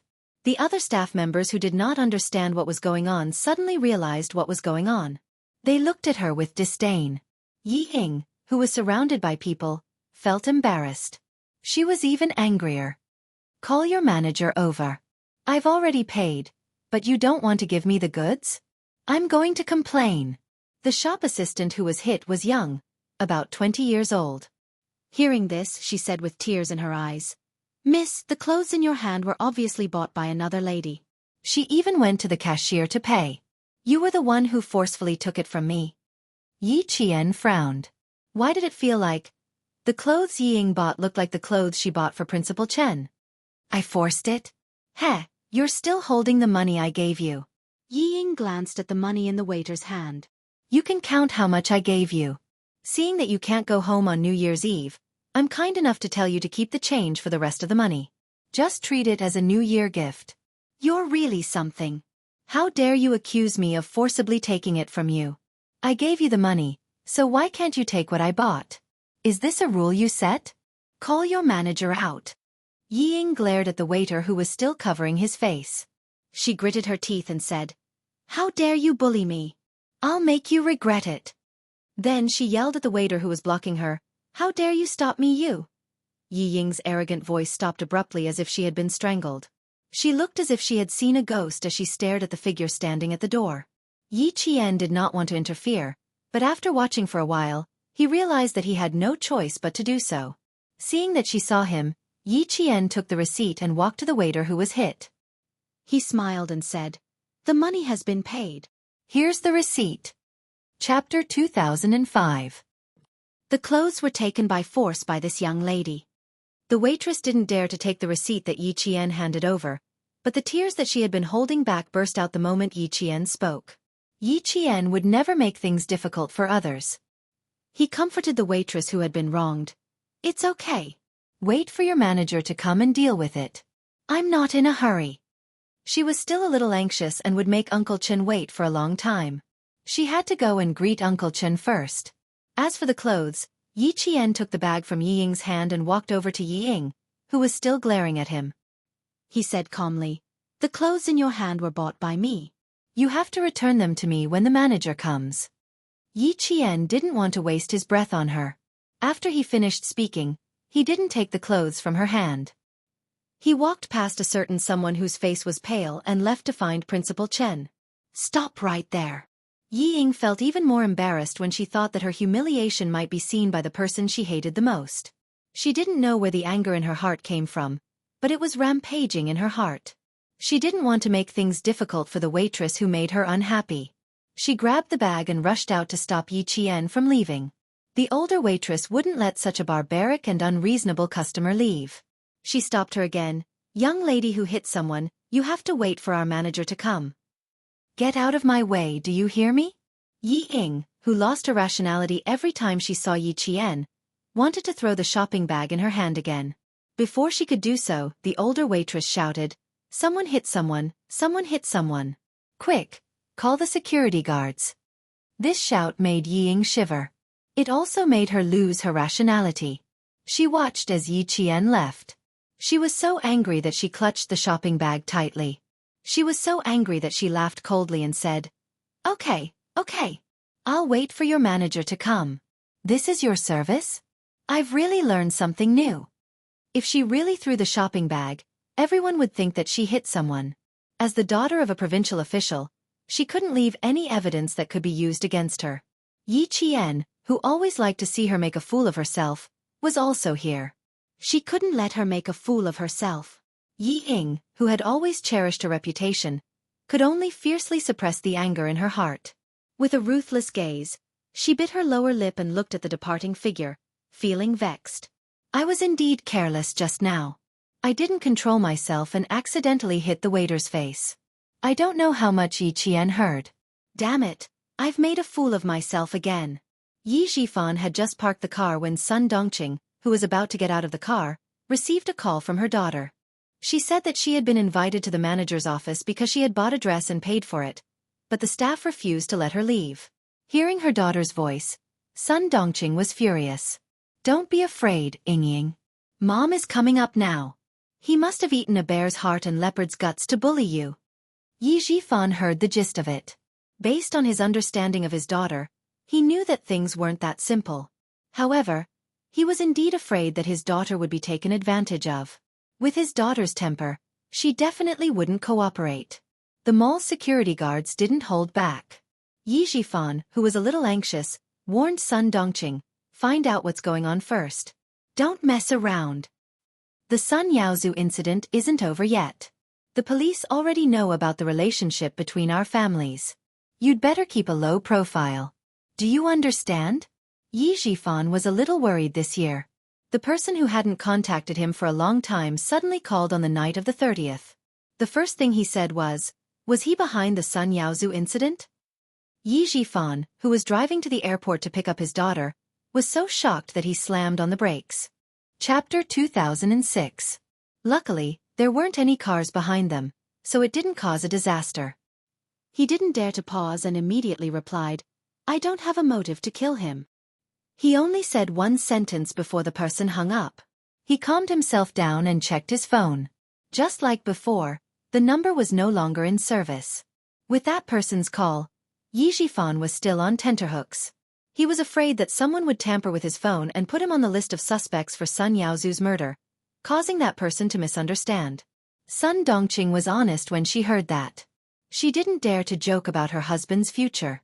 She only nagged, "I don't know what kind of person you're receiving." He insisted that Ying come over to buy clothes during the new year. Don't she have enough clothes in her suitcase? They're all branded goods. They're beautiful and fashionable. What's wrong with that? This child is impatient.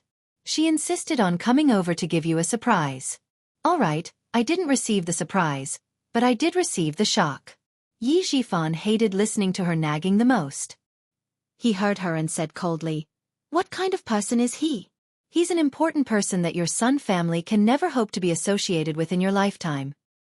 Important person? Sun Dongqing laughed disdainfully. What kind of important person had she not met? She had even met the leader of the southern province and had even shaken hands with him. The deputy chief of staff Du is here with his wife. Do you think Ying needs to get a more dignified set of clothes? Yi Jifan's face was cold the entire time. He didn't even look at Sun Dongqing and treated her like air. He didn't know how his daughter was doing in France. None of the clothes in the suitcase were presentable. They looked like they were exposing her arms and legs. Yi Jifan's face turned uglier when he thought about those clothes. Sun Dongqing didn't care about her husband's attitude towards her. When she heard that, her eyes lit up. I know. You have to take it seriously. You have to take it seriously. Ying's wish was to enter the army so that she could teach that wretched girl, Yi Qian, a lesson. Now that she was in the way of such an important person, she had to take it seriously. If the wife of the deputy chief of staff Du wasn't here, do you think I would have brought you out? Yi Jifan glanced at his wife, who was incapable of accomplishing anything but good at ruining things. He pressed his lips together and quickly stepped into the elevator. As the couple went upstairs, Yi Qian was also found by the mall's staff. The staff member who had been beaten up was sobbing softly and hoped that Yi Qian could go to the office. Principal Chen, who was buying some snacks with a few soldiers at the supermarket, saw this and lightly patted Yi Qian's head. I really shouldn't have brought you out. We ran into trouble the moment we came out. You're willing to buy clothes that cost more than 1,000 yuan, but I'm not willing to wear them. Forget it, it's better to avoid unnecessary trouble. Give the clothes to that customer. Don't make things difficult for the waitress. If it were any other guest today, Yi Qian would definitely give in. But since it was Yi Ying, she was embarrassed. She did not want to give in. She smiled and said, Why don't you take a stroll with them? I'll be right back. Principal Chen didn't know who Yi Qian had bumped into. Yi Qian could handle this kind of small matter himself, so he didn't ask much. He waved his hand and asked her to leave with the staff. The staff member who had been beaten up kept saying, Thank you, all the way. She was very grateful that Yi Qian was willing to stand up for her at this time. In the manager's office, Yi Jifan smiled generously. It's not a big deal. We didn't need to trouble the mall to step in. My daughter did accidentally hit the staff member just now. We should apologize. There's no need for the staff member to apologize. They're all young and impetuous girls. It's normal for them to quarrel. Chapter 2007. At this moment, Yi Ying was no longer as arrogant as before. She sat obediently and was as quiet as a flower in a greenhouse. The drastic change made the older waiter dumbfounded. Director Yi, you're too polite. It's all because of our poor management that your daughter was wronged. How about this? The clothes can be considered as an apology from our department store. Please accept it, Director Yi. How could the mall manager not know the director of the Provincial Construction Bureau? Sometimes, the mall needed the approval of the Provincial Construction Bureau to make changes. He didn't dare to offend such a big shot, so he could only let the staff suffer. He then said to the older staff, Go back and explain to the customers. You're lucky to have met Director Yi today. If it were someone else, they wouldn't be so nice. Sun Dongqing, who remembered this, touched the woolen sweater that her daughter bought to show her filial piety. The quality and color were okay. It was enough to be used as an apology. However, her daughter's grievance couldn't be overturned because of a sweater. Manager, my husband thinks it's a small matter, but as her mother, I don't think it's a small matter.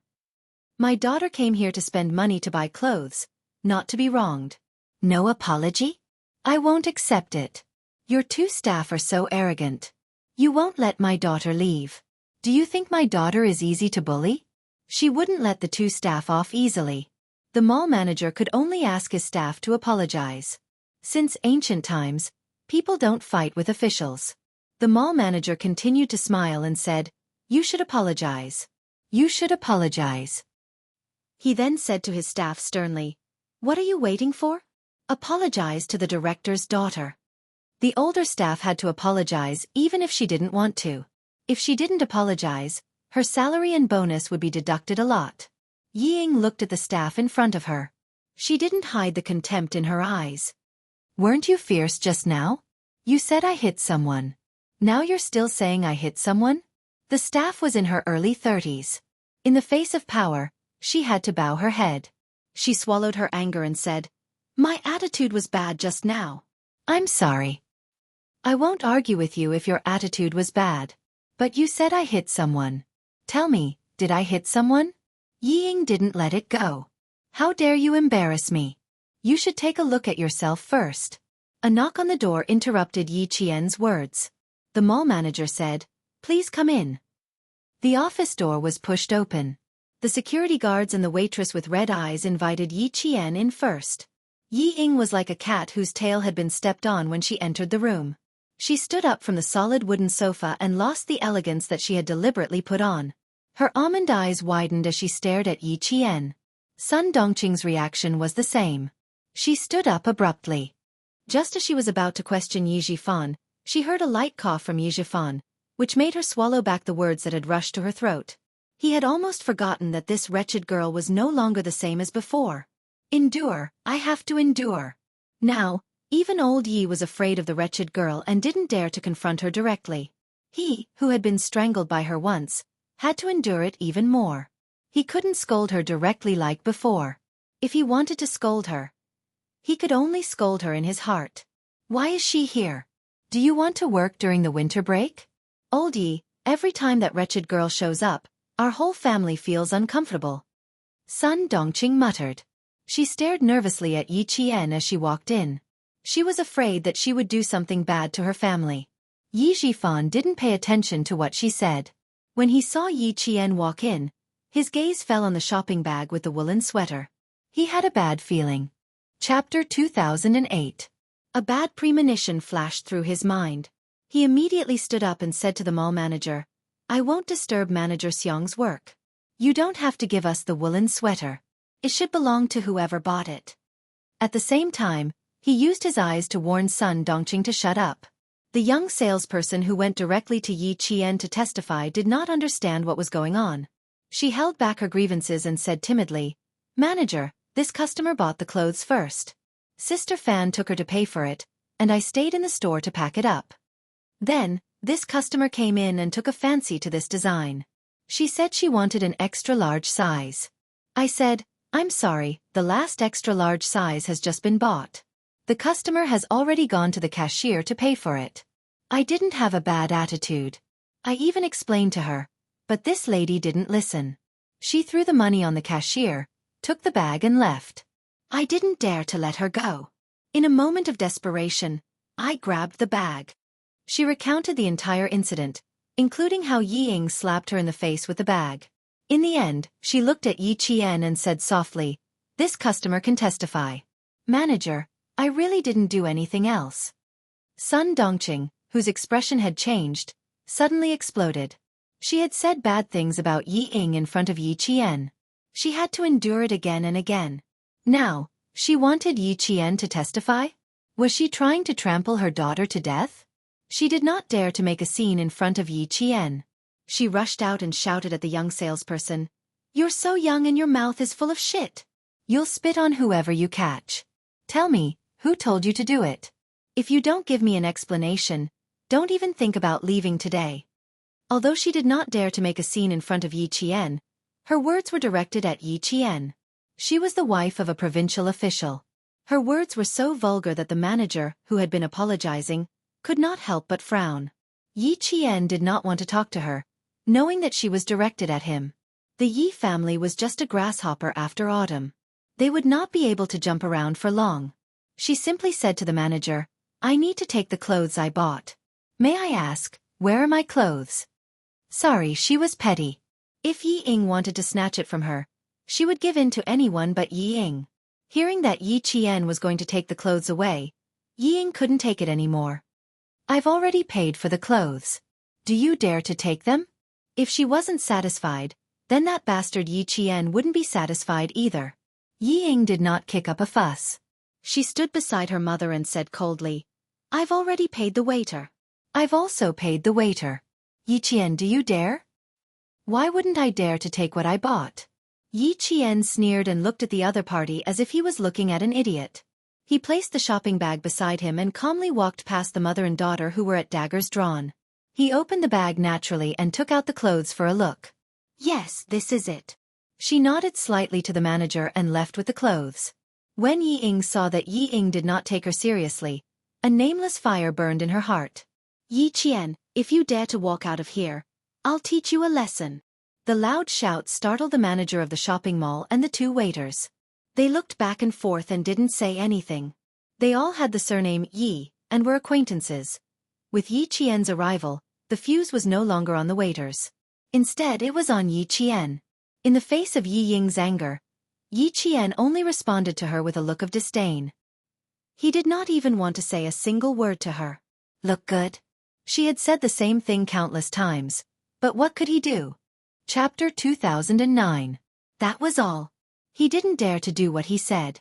He didn't even have the courage to face it. He only knew how to talk. The more he talked, the more people looked down on him. Yi Qian's expression successfully angered Sun Dongqing.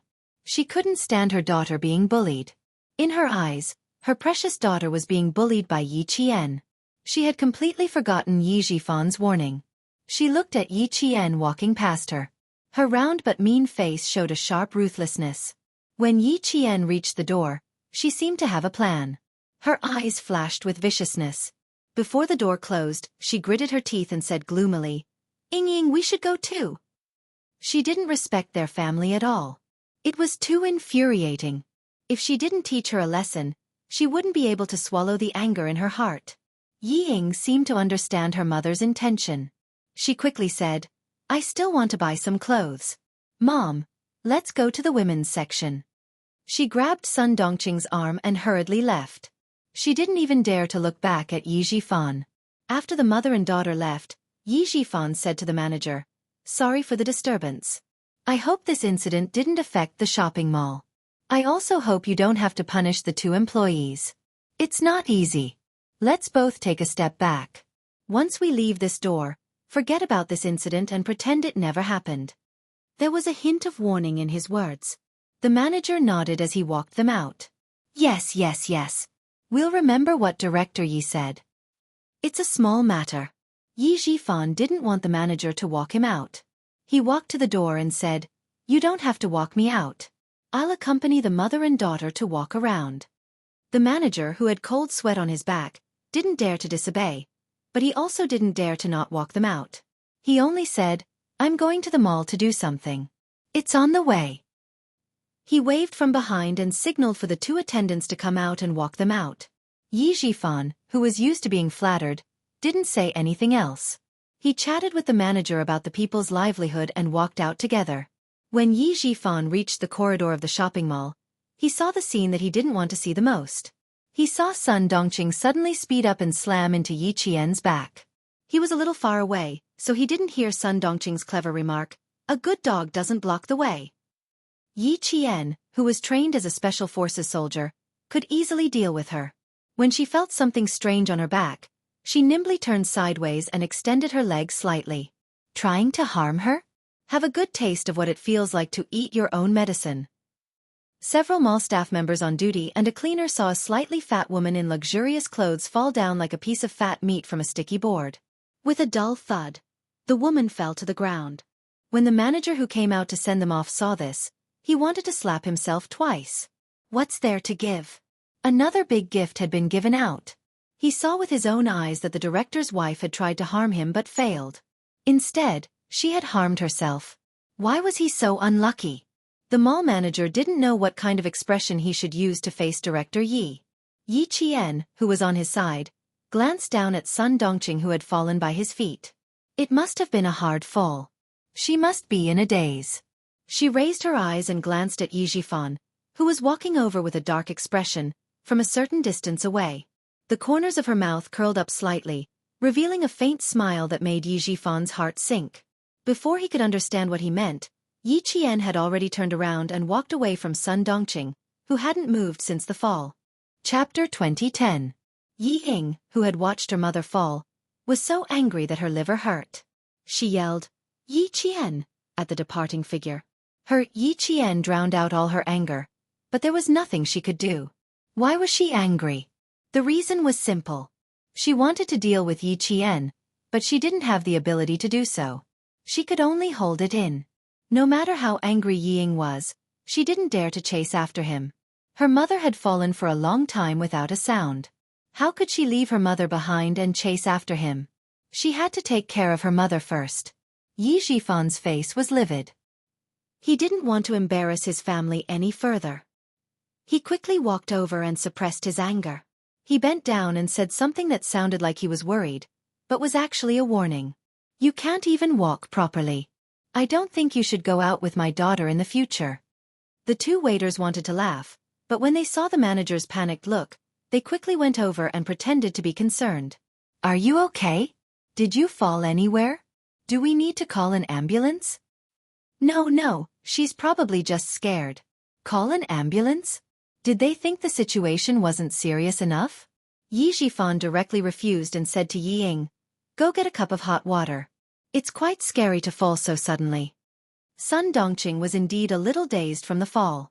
She wanted to get up and rush out to cause trouble for Yi Qian, but she was shocked by Yi Jifan's words.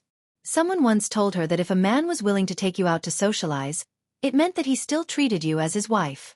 If a man didn't want to take you out to socialize and didn't divorce you, it meant that he already treated you as a free nanny. This sentence suddenly appeared in her mind. Sun Dongqing, who felt that she had lost a lot of face, pretended to faint. The mall manager was as anxious as a cat on a hot tin roof. When he saw that Yi Jifan was determined to leave without anyone's help, he turned around and scolded the two waiters. Then, he quickly contacted the mall manager to find out how to apologize. When the mall manager heard that he had offended Director Yi of the Provincial Construction Bureau, he was so scared that he almost fainted. He didn't dare to hide the matter and continued to report it to his superiors. When the whole thing reached Ho Zi, who was playing chess with Master Xia, she replied disapprovingly, "So be it. What's there to be afraid of?" Since the big boss had said so, the people below all heaved a sigh of relief. This matter had turned a page in the mall, and no one would mention it again. On the other hand, Yi Jifan went home and threw a tantrum for a long time. The mother and daughter were so scared that they sat on the sofa and hugged each other. If it weren't for the Deputy Chief of Staff Du's Cole, he would probably have scolded them for a few hours. "We're having dinner with the Deputy Chief of Staff Du tonight. If you two don't take your brains with you, Yi Ying, you can forget about entering the army for the rest of your life." Yi Jifan, who had been talking to Yi Ying amiably a moment ago, immediately changed his expression after hanging up the phone. He scolded Yi Ying angrily, "This is your last chance. If you make another stupid mistake, you'll die because of your own stupidity. You can't blame anyone else." Yi Qian, who was not affected at all, had already checked into the Caesar Hotel with Principal Chen. His comrades who came out with him took a car back to the sniper base. Yi Qian still needed to have dinner with Commander Liu and Political Commissar Yan at night, and it might be a little late, so he could only go to the Caesar Hotel to rest for another night. At night, he took a taxi to the appointed place. Principal Chen looked at the lively restaurant and couldn't help but laugh. "This place is lively. I think only this place is lively." That's right. It's an old restaurant in the southern province. Their blood duck is the best. It's even been on the newspaper. Commander Liu and Political Commissar Yan must have booked it at least a month or two in advance. Yi Qian, who was in a good mood, replied with a smile. He was led by the waiter to the reserved room. Chapter 2011. At 7 o'clock in the evening, Lu Tuan and Commissar Yan arrived on time. They didn't drink, so they ordered a pot of biluakan and chatted happily while eating the restaurant's specialty spicy dishes. Yi Qian, who was originally in a good mood, was now a little down. Lu Tuan had already chosen to transfer. After all his work was handed over, he took off his military uniform and left. Commissar Yan's transfer order had already been issued before the new year. After the 15th day of the first month, he would be assigned to the Linchuan military district. This meal was actually a farewell meal. Yi Qian ate it a little tasteless. The three of us have known each other for 10 years. When I was first transferred to Fujian town, the person who received me was not the previous regiment commander, but Old Chen. At that time, Old Chen had only been in Fujian town for 2 years. Lu Tuan sipped the fragrant hot tea. His face, which had already weathered the hardships of life, was filled with deep memories of the past. He sighed and said, "Time really flies. In the blink of an eye, 10 years have passed. Too fast, too fast. Now that I think about it, it seems like it was yesterday. Old Chen, you were wearing a set of old Chinese clothes and holding 2 textbooks in your hands. Your hair was still covered in dust when you hurriedly appeared in front of me. You immediately apologized and said that you forgot the time in class. At that time, I was extremely puzzled. I thought that the army should have sent a soldier to bring me into the mountains. Who knew that a teacher would come? Fujian Town High School was the oil depot transfer point for the logistics of fuel supply from the north to the south. Its importance was self-evident. As the guard of the oil depot, Principal Chen naturally needed to meet the newly appointed regiment commander immediately. At that time, a teacher had something to do and asked for leave. He took over the class. When he arrived, Regiment Commander Lu had already arrived. Recalling the past, Principal Chen sighed and said, "Yes, not long after I picked you up, Old Yan also arrived. I still remember that the two of you always had different opinions on how to manage the army. As a teacher, I had to run into the mountains every few days to adjust. After about half a year, the two of you should take a break. And Uncle Jen, he also often advised the two of you. There was a time when he got angry. At that time, Uncle happened to be teaching the new recruits how to use guns. When he heard that the two of you were making trouble again, he immediately carried a Type 81 automatic rifle and rushed in. He put the gun on the table and said angrily, 'Do you two have to make trouble until one of you has to be killed? All right, I'll grant you your wish. Rock, paper, scissors. We'll decide the winner in 1 round.' The past was still vivid in his mind, but Uncle Jen, who had taught them a lesson, had already passed away. Lu Tuan, who came from the Lus Plateau and had a body of iron and steel, wiped the tears from the corners of his eyes. He sighed heavily, and there was a deep sense of melancholy. He forced a smile on his face and continued Principal Chen's words. Later, I told Old Yen that a first-class soldier, Zhang Chongwei, was indeed different from normal people. He even played rock, scissors and paper, treating us like 3-year-olds. Old Yen replied coldly, 'In his eyes, aren't you and I just 3-year-old children?' I was happy when I heard that. After that, I never argued with Old Yen again. Even if there was a dispute, it would be silently resolved behind the back of the cadre. I'm a northerner. I'm rough and straightforward. Old Yen is a southerner. He's meticulous and annoying when he talks in a roundabout way. Ha ha ha. At that time, we were so annoyed that I couldn't wait to go to the military and argue with him. I wanted to transfer him away so that he wouldn't be a hindrance in front of me." Political Commissar Yan's eyes were also a bit wet. When he lowered his head to drink tea, he secretly raised his hand to wipe the corners of his eyes. Then, he looked at Commander Lu with a face of disgust. "Same to you. At that time, I thought that if I didn't get rid of a rough person like you who came from God knows where, my surname wouldn't be Yen." Chapter 2012. In the end, Uncle Jen threw the gun in front of me. I was terrified. I immediately apologized to him and promised that I wouldn't make a fuss again. Young and hot-blooded, young and hot-blooded. Suddenly, the topic turned to Yi Qian. If we were as old as you back then, we wouldn't have argued for half a year. We wouldn't have troubled Uncle Jen and Old Chen to worry about us from time to time. Yi Jian, who had been quietly watching them reminisce about the past, sniffed lightly and said softly with some sadness, "It's because of your education that I'm more mature. If it weren't for your guidance, there wouldn't be the Yi girl today." "Your nose is blocked. Are you crying?" Political Commissar Yen quickly picked up a piece of bloody duck and placed it in Yi Qian's bowl. He smiled gently. You didn't rely on others to get to where you are today. Most importantly, you relied on yourself. You can only rely on yourself. Relying on others is like the moon in the water. It will be shattered in the blink of an eye. Yi Qian, you are doing very well now.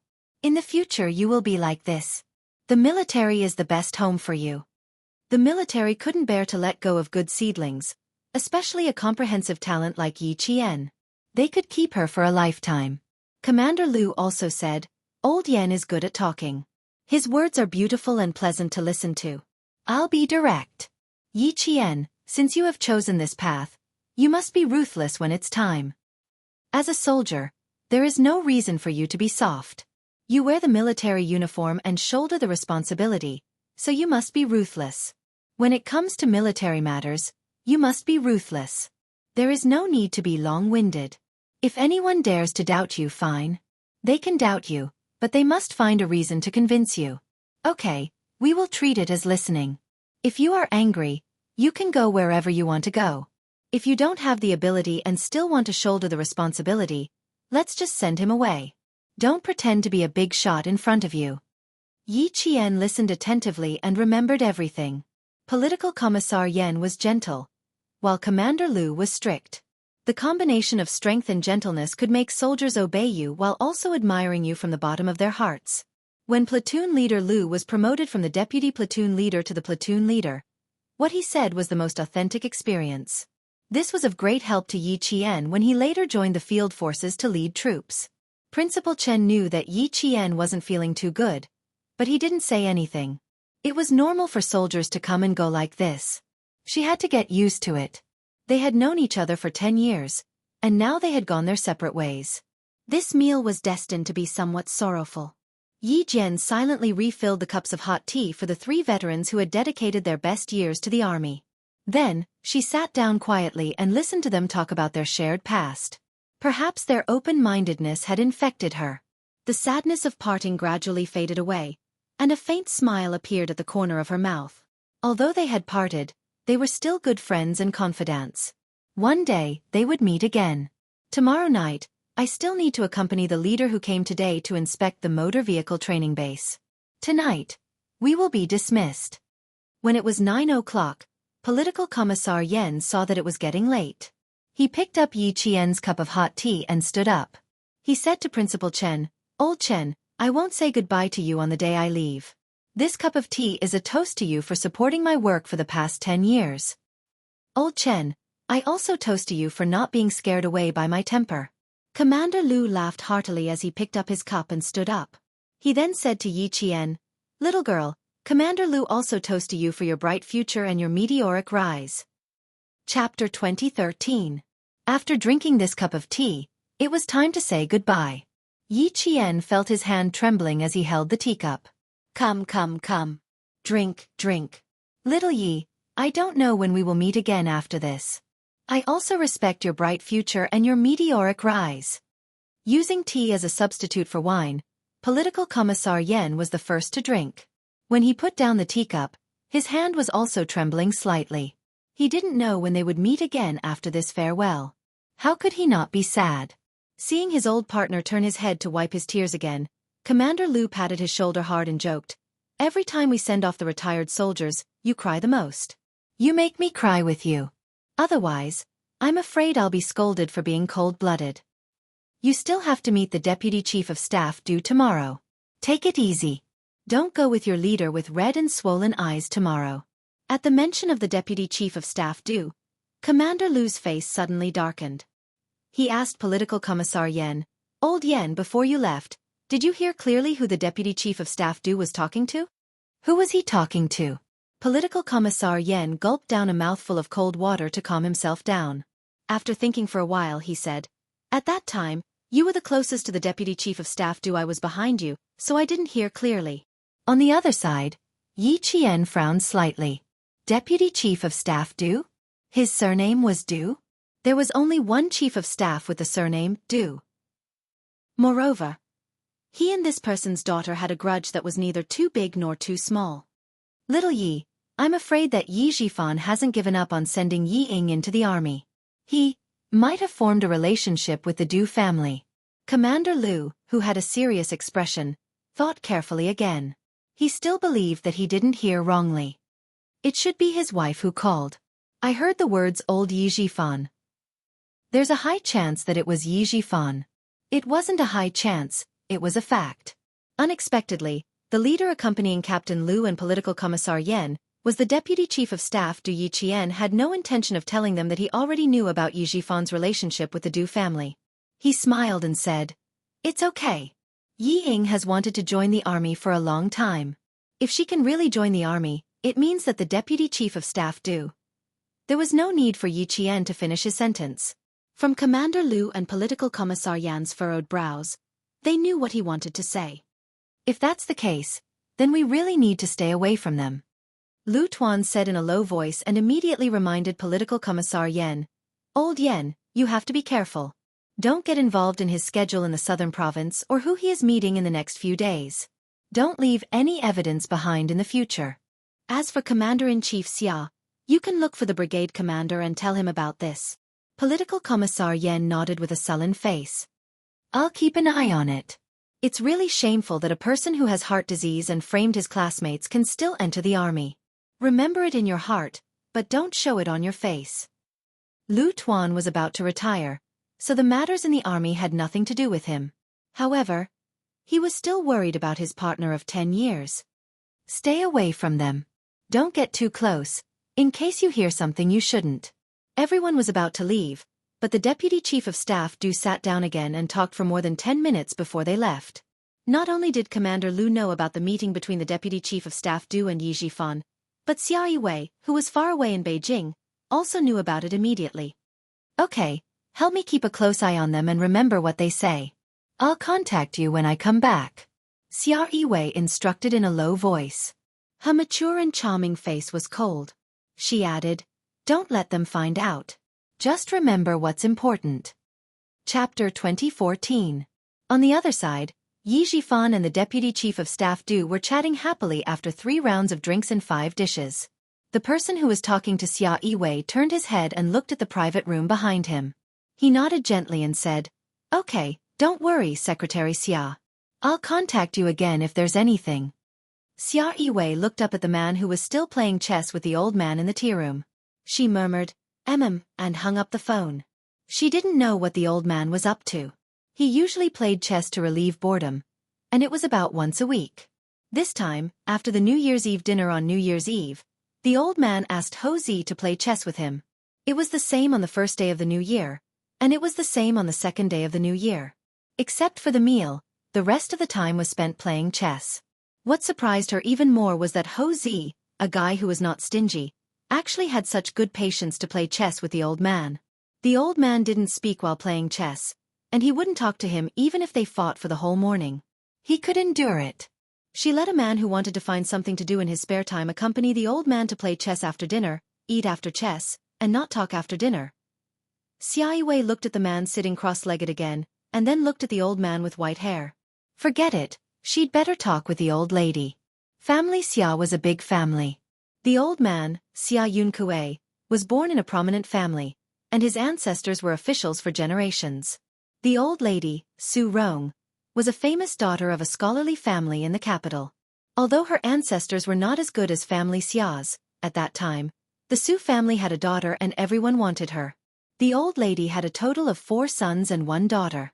Except for Xia Yiwei's father, old lady Su's second son, Xia Ronbong, who died in the line of duty, the other 3 sons and 1 daughter were all promising. Every new year, the quiet old house of family Xia was the liveliest. The younger generation of the family rushed back to the old house to accompany the old man and the old lady to celebrate the new year. However, there were also those who couldn't come back, such as Xia Jinyuan and the others. Most of the younger generation of the family had joined the army and were scattered all over China. It was normal to not see them once a year. For people with family separation, it was normal for them not to see each other for a few years. When Xia Yiwei came over, his elder brother, Xia Lingxiao, mentioned his 6th son, Xia Jinyuan. Come to think of it, I haven't seen him in 4 years. I thought I would be able to meet him this time and see what the famous devil of the family has become. Who would have thought that I wouldn't have the chance? Big brother, you haven't seen 6th brother for 4 years. I haven't seen sixth brother for about 4 years as well. A slightly older man with an imposing bearing peeled an orange as he lamented. Back then, sixth brother told me that he wanted to apply for the military academy. I was so shocked. Even the devils incarnate wanted to apply for the military academy? Big family Xia incident. The one who spoke was Xia Jinyuan's third brother, who was engaged in missile research and development. He was a military engineer working somewhere in the northwest of China. He was transferred to the northwest and didn't return home for 4 years. He didn't even call home for 4 years. It wasn't until a certain missile was successfully developed and mass-produced that he got a 1-month leave to visit his family. Xia Jinyuan's eldest brother had also joined the army. He was the eldest son of his uncle, Xia Ongua. He was 41 years old this year and was now a brigade commander. Unlike the eldest son of the deputy chief of staff Du Kaiwei, the fourth son of the family Xia Yiwei's elder brother, Xia Yuzheng, was 36 years old this year. He was also serving in a brigade in the Nanguang military region. He was also a regiment commander, but his military rank was 1 level higher than Du Kaiwei's. He was a colonel. Fortunately, they all wore casual clothes during the new year. Otherwise, it would be scary to see a room full of military uniforms and military ranks. Chapter 2015. Xia Yiwei came in and was welcomed by everyone. They all asked her to sit down quickly. Come, Yiwei, sit next to Big Brother. How can Yiwei sit still? She's afraid that old master will make things difficult for her boyfriend. Xia Junbai, the cousin of family Xia's ancestral home, teased. He was here to pay a New Year's visit. He was the vice captain of a certain warship and was the only Navy member in the entire family Xia.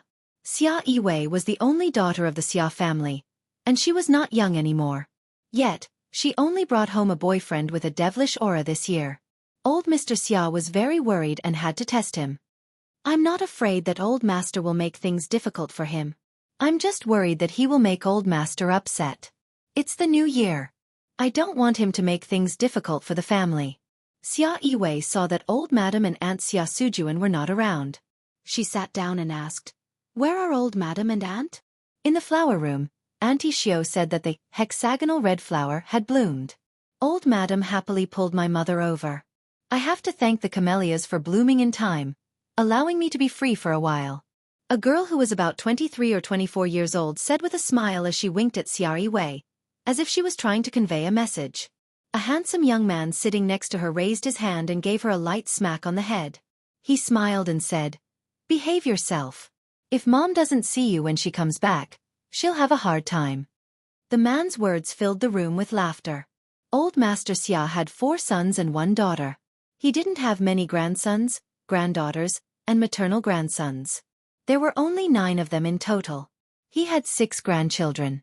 Xia Jinyuan was the youngest, and his grandson, Zhou Chen, was not included.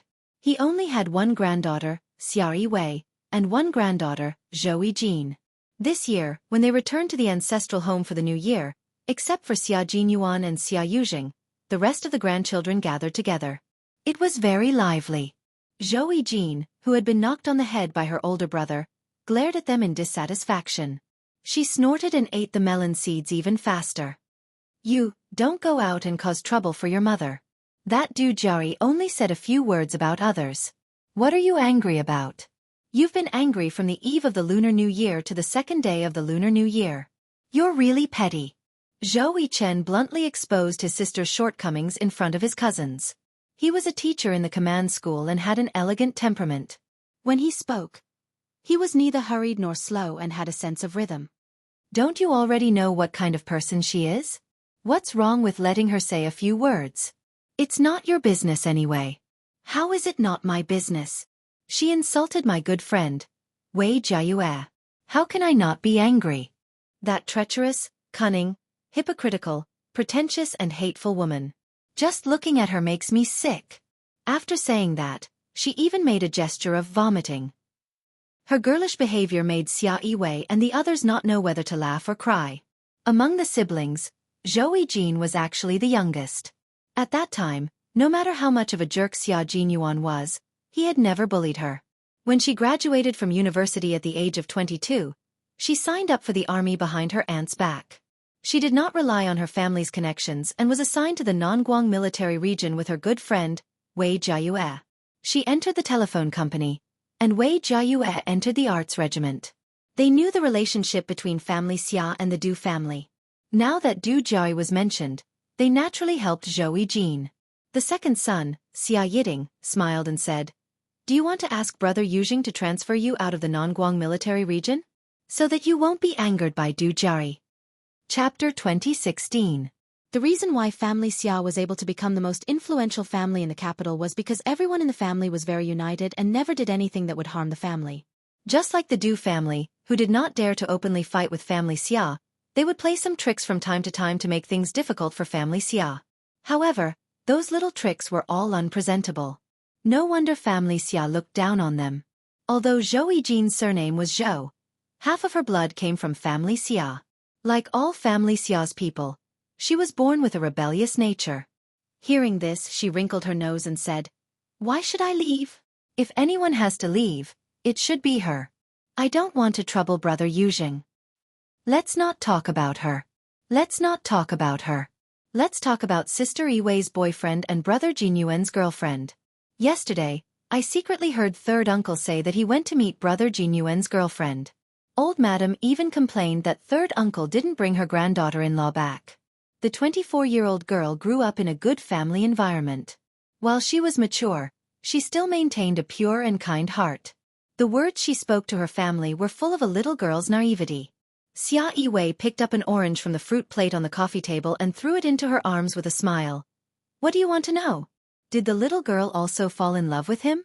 Do you want to bring a boyfriend home for us to meet?" "Sister Yiwei, you are my target." Zhou Yijin, who caught the orange quickly, raised her eyebrows playfully. She waved the yellow fruit in her hand and smiled brightly. "When the time comes, I would like to ask Sister Yiwei how to be single for so many years." "How dare you make fun of your Sister Yiwei? You really need to be taught a lesson. Jin, it's not that scary to piss off your mother. It's scary to piss off Queen Wei." Zhou Yijin returned a look that said, "I'm not afraid." Then, she immediately stood up and handed the cut orange to Xia Yiwei. She held Xia Yiwei's arm and smiled sweetly. "Sister Yiwei, tell me about Brother Jinyuan's girlfriend. Third uncle must be very satisfied with her. Otherwise, how could he tell old madam that it's better to wait for sixth brother to come back and not scare her away?" Everyone was interested in sixth brother Xia Jinyuan's girlfriend. As the only one who knew a little about it, Xia Yiwei became the focus of attention. Xia Yiwei, who was elegantly tidying her hair, looked at the burning gazes. She curved her lips slightly, revealing an intellectual and dignified smile. "You're a pretty good girl, Yijin. If I hand you over to sixth brother's girlfriend, you'll be reborn within 3 months and become the pride of your parents." The eldest brother, Xia Lingxiao, was rather interested. Originally, he only wanted to know if the relationship between the two of them was okay. Now that he heard the arrogant Xia Yiwei praising Yi Jian, Xia Lingxiao was interested in Yi Jian herself. What kind of girl is she? Xia Yiwei didn't mind putting in a few good words for Yi Qian in front of his family. It didn't matter whether he said it or not. As long as they met Yi Qian, especially his brothers who were soldiers, they would definitely admire Yi Qian. A girl who can catch sixth brother's eye. "Brother, what do you think? She's a very good girl. She's skilled, talented, and beautiful. She's talented, beautiful, and skilled. Sixth brother has good taste. You've got a treasure." This was a very high evaluation. The men of family Xia sat up slightly. As the eldest brother, Xia Lingxiao smiled and said, "Our queen of family Xia has never praised another person of the same gender. It seems that sixth brother's girlfriend is really good." Chapter 2017. Xia Yiwei liked Yi Qian's unpretentious personality. When asked by his family, he always gave her high praise. He nodded affirmatively and answered the most authoritative elder brother of his generation. "Yes, she's not bad. You'll know when old Six brings her back." Zhou Yijin was shocked. "No way, she's younger than me. And she's a military school student. If she's coming over, shouldn't I stay away from her?" "I'll find a way to catch you and make you learn from old Six's girlfriend," Zhou Yichen said with a smile. His elegant voice was filled with savagery. "You'll be so ashamed that you'll wish you were human again." The conversation between the two siblings made everyone laugh. The servants in the old mansion heard their master's laughter and couldn't help but smile. When Yi Qian returned to the hotel, he was called over by Principal Chen for a talk. Seeing Principal Chen's serious expression, Yi Qian felt a little scared. Just now, Lu Tuan mentioned that Yi Zhifan has a relationship with the Deputy Chief of Staff Du Little Yi. You seem to have known about this for a long time. When did you find out? Principal Chen asked as he sat on the sofa. His voice was very deep, which made Yi Qian's heart beat faster. She didn't know when she had angered Principal Chen, but after thinking about it, it didn't seem to be the case. In the hospital, Captain Xia had told him to keep this from Yi Qian for the time being. Even the fact that Yi Zhifan had a relationship with the Deputy Chief of Staff Du was not to be mentioned to her. However, little Yi didn't seem surprised. Instead, she seemed to understand. It was enough to show that she already knew, but it couldn't have been Captain Xia who told her. So that's what happened. Yi Qian pursed her lips slightly. After thinking for a while, she told him everything that happened in the mall today. When I left, Sun Dongqing told me that I wouldn't be happy for long. Once Yi Ying enters the army, I'll suffer. So when Lu Tuan mentioned that Yi Zhifan had a relationship with the Deputy Chief of Staff Du, I wasn't surprised. Fortunately, she met Yi Zhifan and his group in the morning. Otherwise, she really couldn't explain why she wasn't surprised. It was actually something she knew in her previous life. Principal Chen nodded slightly at her explanation. I see. That makes sense. Since you already know, there are some things that I don't have to hide from you anymore. Principal Chen told Yi Qian everything that he had discussed with Xia Jinyuan at the hospital that day. After Chief Kai went to the University of Science and Technology of China to look for Yi Qian and deal with Sun Yaozu, Yi Qian already knew everything that Xia Jinyuan wanted to hide. The only thing she didn't know was that Yi Zhifan had a relationship with the Deputy Chief of Staff Du, because he had saved the Deputy Chief of Staff Du's son. Captain Xia suspects that the two parties are in cahoots. The first is to deal with you, and the second is to deal with the Xia family. He was afraid that you would think too much, so he only mentioned it to me. I'll tell you when I find out the truth. There's no need for that now. You already know what we want to hide from you for the time being. The military commission is also involved. I'm not worried that you'll do something wrong because of your mother. Also, you can't blame Captain Xia for not telling you. I saw that you were about to take the exam, so I told him not to tell you so that you wouldn't be distracted. Principal Chen didn't want to take all the blame for the gap between their lives. If Captain Xia didn't report your mother's matter directly to Commander-in-Chief Xia, I'm afraid that the military commission wouldn't know about it. You can't blame Captain Xia. You should thank him properly. Chapter 2018. Yi Qian could tell that he was defending Xia Jinyuan. He rubbed his forehead and said helplessly, Uncle Chen, I'm not an unreasonable person. Why would I blame him? Just as you said, I should thank him properly. Principal Chen nodded in satisfaction. That's good. When Yi Qian returned to his room, his smile disappeared. His picturesque eyes revealed a sword-like coldness. Yi Ying had saved her life. It seemed that Yi Ying might really enter the army. She only hoped that the military commission would act as soon as possible and cut off Yi Zhifan's career. That way, even if Yi Ying entered the army, she would still be the daughter of a guilty official. Although she didn't want to see Yi Ying enter the army, the Du family and family Xia had different political views.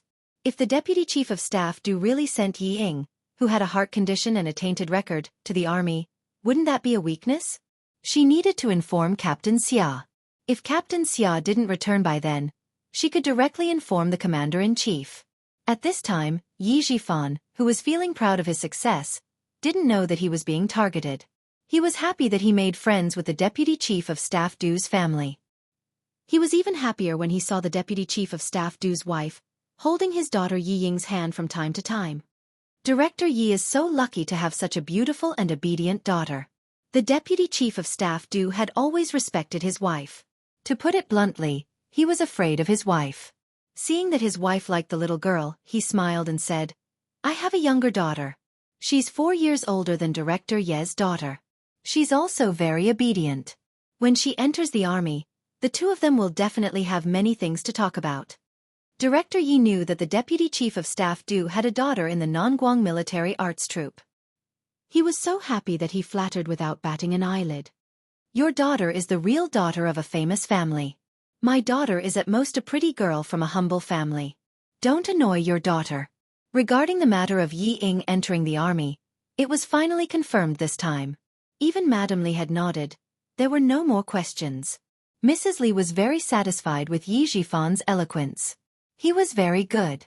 He was not flattering her, but he always said good things about her family style and education. Such good words were really likable. Therefore, he said, Director Yi, you don't have to belittle yourself. A pretty girl from a humble family also has her own advantages. Although my daughter is well behaved, she is too opinionated. Director Ye's daughter is so well behaved. She's considerate and can listen to the adults. Most children nowadays like to make their own decisions and think that they are so great. In reality, they are nothing without the protection of their parents. Director Ye's daughter is very good. I like obedient, sensible, and well-mannered children. Although she inadvertently revealed a seductive attitude that made people feel uncomfortable, her words were gentle and delicate. No matter what she said, her sitting posture was not right, and her face did not show any anger or embarrassment. Instead, she asked him for advice very gently. From this point of view, she was better than many girls who thought they were good at everything. You flatter me. Ying Ying doesn't dare to be rash in front of you.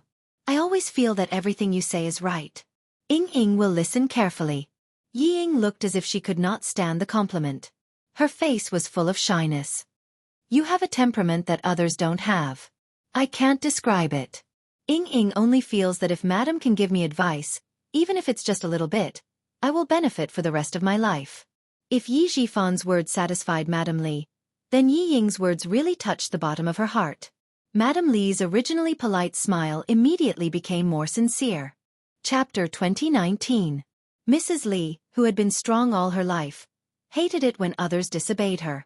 What she liked most was when others did as she said. Mrs. Li laughed at Yi Ying's words.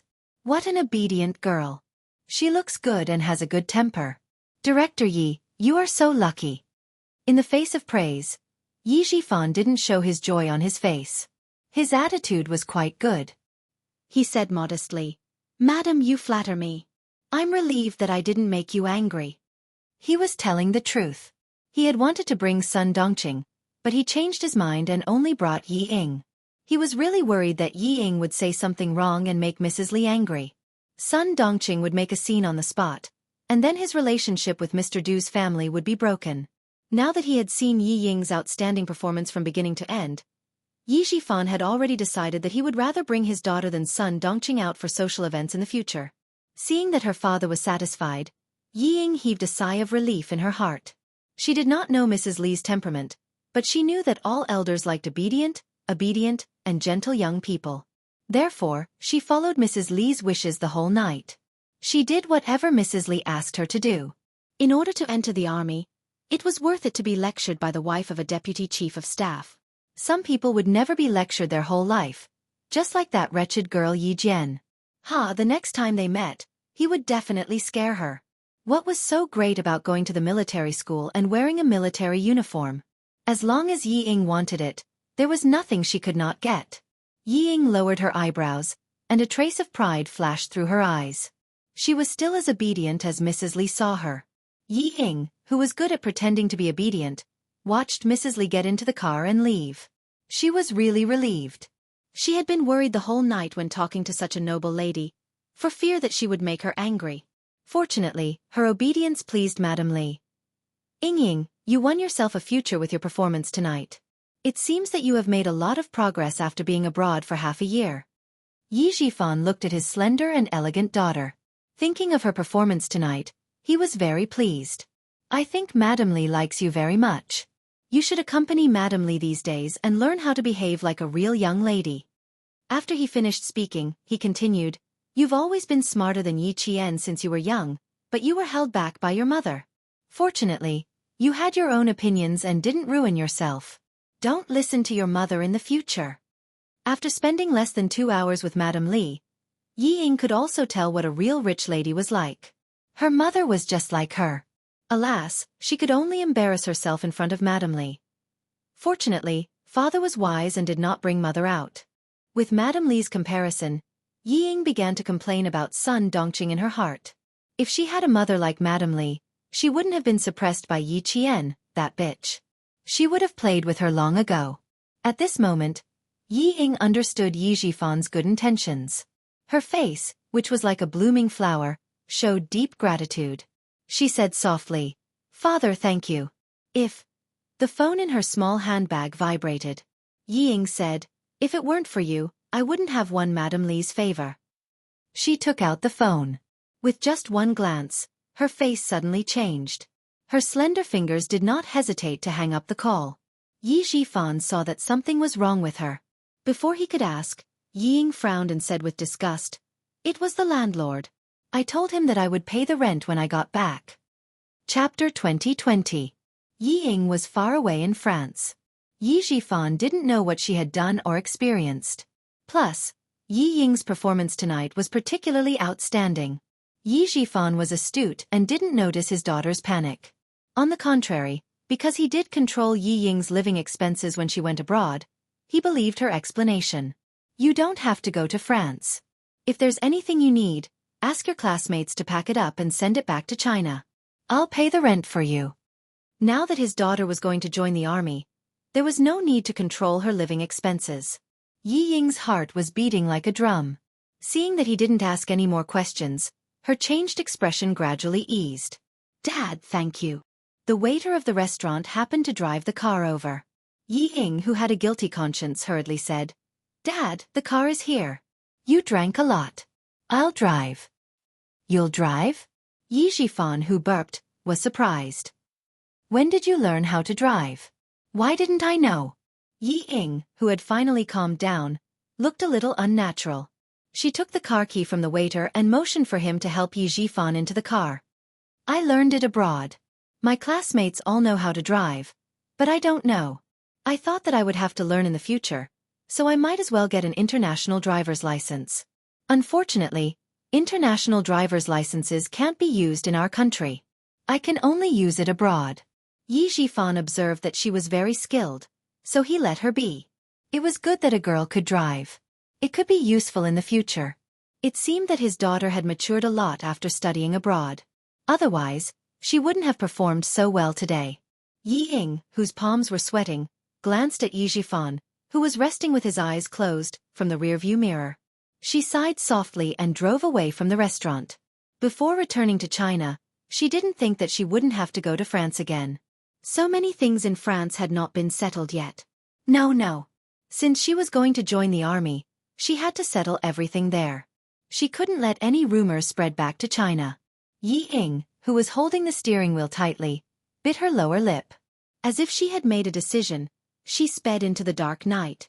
Mrs. Li, who had returned to the hotel, said to Deputy Chief of Staff Du, "Old Du, what do you think of Director Ye's daughter? I've been paying attention to her for a long time tonight. Although she's not very dignified, she's well-behaved and obedient. She's a moldable talent." The Deputy Chief of Staff Du, who was unbuttoning his military uniform, did not get the other meaning. He smiled and said, "She's from a small family. How can she be as dignified as a lady from a famous family? Just be obedient." "Did you not understand what I meant?" Madame Li glanced at her husband, who didn't care about anything at home, and thought of her youngest son. "My son doesn't want to join the army. He only wants to go into politics with your elder brother. There's no problem in going into politics, but he needs a capable family and a good wife. I've seen Director Ye's resume. He's an honest official with outstanding performance. He's been promoted all the way to his current position. He only has one daughter. If we give him some other information, he'll definitely be happy." The Deputy Chief of Staff Du finally understood. He frowned and pondered for a while. Then he shook his head and said, "Let's wait and see. I feel that Yi Jifan is very scheming. If it weren't for the fact that he did save Kai Wei, I wouldn't have associated with this kind of person. As for his daughter, you can wait and see. With our family background, we don't have to worry about not being able to find a good daughter-in-law. The director's daughter's family background is still a little low. When you married me, you suffered so much. Now that I think about it, I feel that I've wronged you." Chapter 2021. The Deputy Chief of Staff Du, who was born into a family of workers and farmers, was most grateful to his wife. It could be said that without his wife, the Du family would not have the status it had today. Therefore, although he did not care about the family affairs, he respected Mrs. Li. Now that he was living a good life, he still felt that he had wronged his wife when he was a poor man. He gently put his arm around his wife's shoulder and sighed. Let our son marry the daughter of a small director. Don't make him feel wronged. If you really think his daughter is good, you can continue to observe her. I haven't talked to his daughter before, but I feel that although the girl is very obedient, there is always a seductive look in her eyes. She doesn't look very dignified. Mrs. Li also noticed it. She pursed her lips and thought for a while with a serious expression. After a while she said, observe her for a while. It's not confirmed yet. Girls who were not dignified and seductive were usually not suitable to stay at home, let alone put their thoughts on the family. Rest early. You have an inspection tomorrow. I'll let Director Ye's daughter accompany me around and observe her carefully. If she's really good, I can consider her as my son's daughter-in-law. Anyway, my son is still young, so I'll slowly choose from the girls I like. Mrs. Li, who was old and tired, yawned. Seeing her husband turn on the TV, she casually picked up a black leather menu on the bedside table. She glanced at it and saw that there was wild ginseng chicken soup. She asked the front desk to send it up. As the top 5-star hotel in the southern province, the Caesar Hotel always prepared the ginseng chicken soup for the guests who stayed in the presidential suite. The room was booked by Yi Jifan, so the bill was naturally paid by him. He also took care of the hotel. No matter what the guests wanted, the hotel had to unconditionally satisfy them. The Caesar Hotel was the headquarters of Houzi in the southern province. In the past, it could even satisfy the needs of murder and arson, not to mention serving a person comfortably. The front desk received the call and immediately informed the kitchen. 10 minutes later, the ginseng chicken soup was sent to the Deputy Chief of Staff Du's room. The Deputy Chief of Staff Du also watched the military news channel to see what international military news was. He did not go to sleep until midnight. Yi Jian, who had already fallen asleep, picked up the vibrating mobile phone on the bedside table. She glanced at the string of 0000 displayed on the screen. She, who was originally lying down, sat up and answered the phone. 3 minutes later, Yi Qian knocked on Uncle Chen's door. Before Principal Chen could get up, she stuffed the note she had just written into the crack of the door and left the hotel with her student ID without looking back.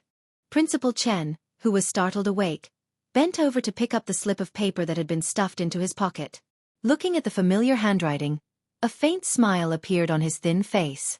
Little Yi, you have a bright future ahead of you. Although it was dangerous, he had fought for it with his own strength. This was the true pride and glory that belonged to him. There were only 2 words on the note. I have something to do. Other than that, there were no other words.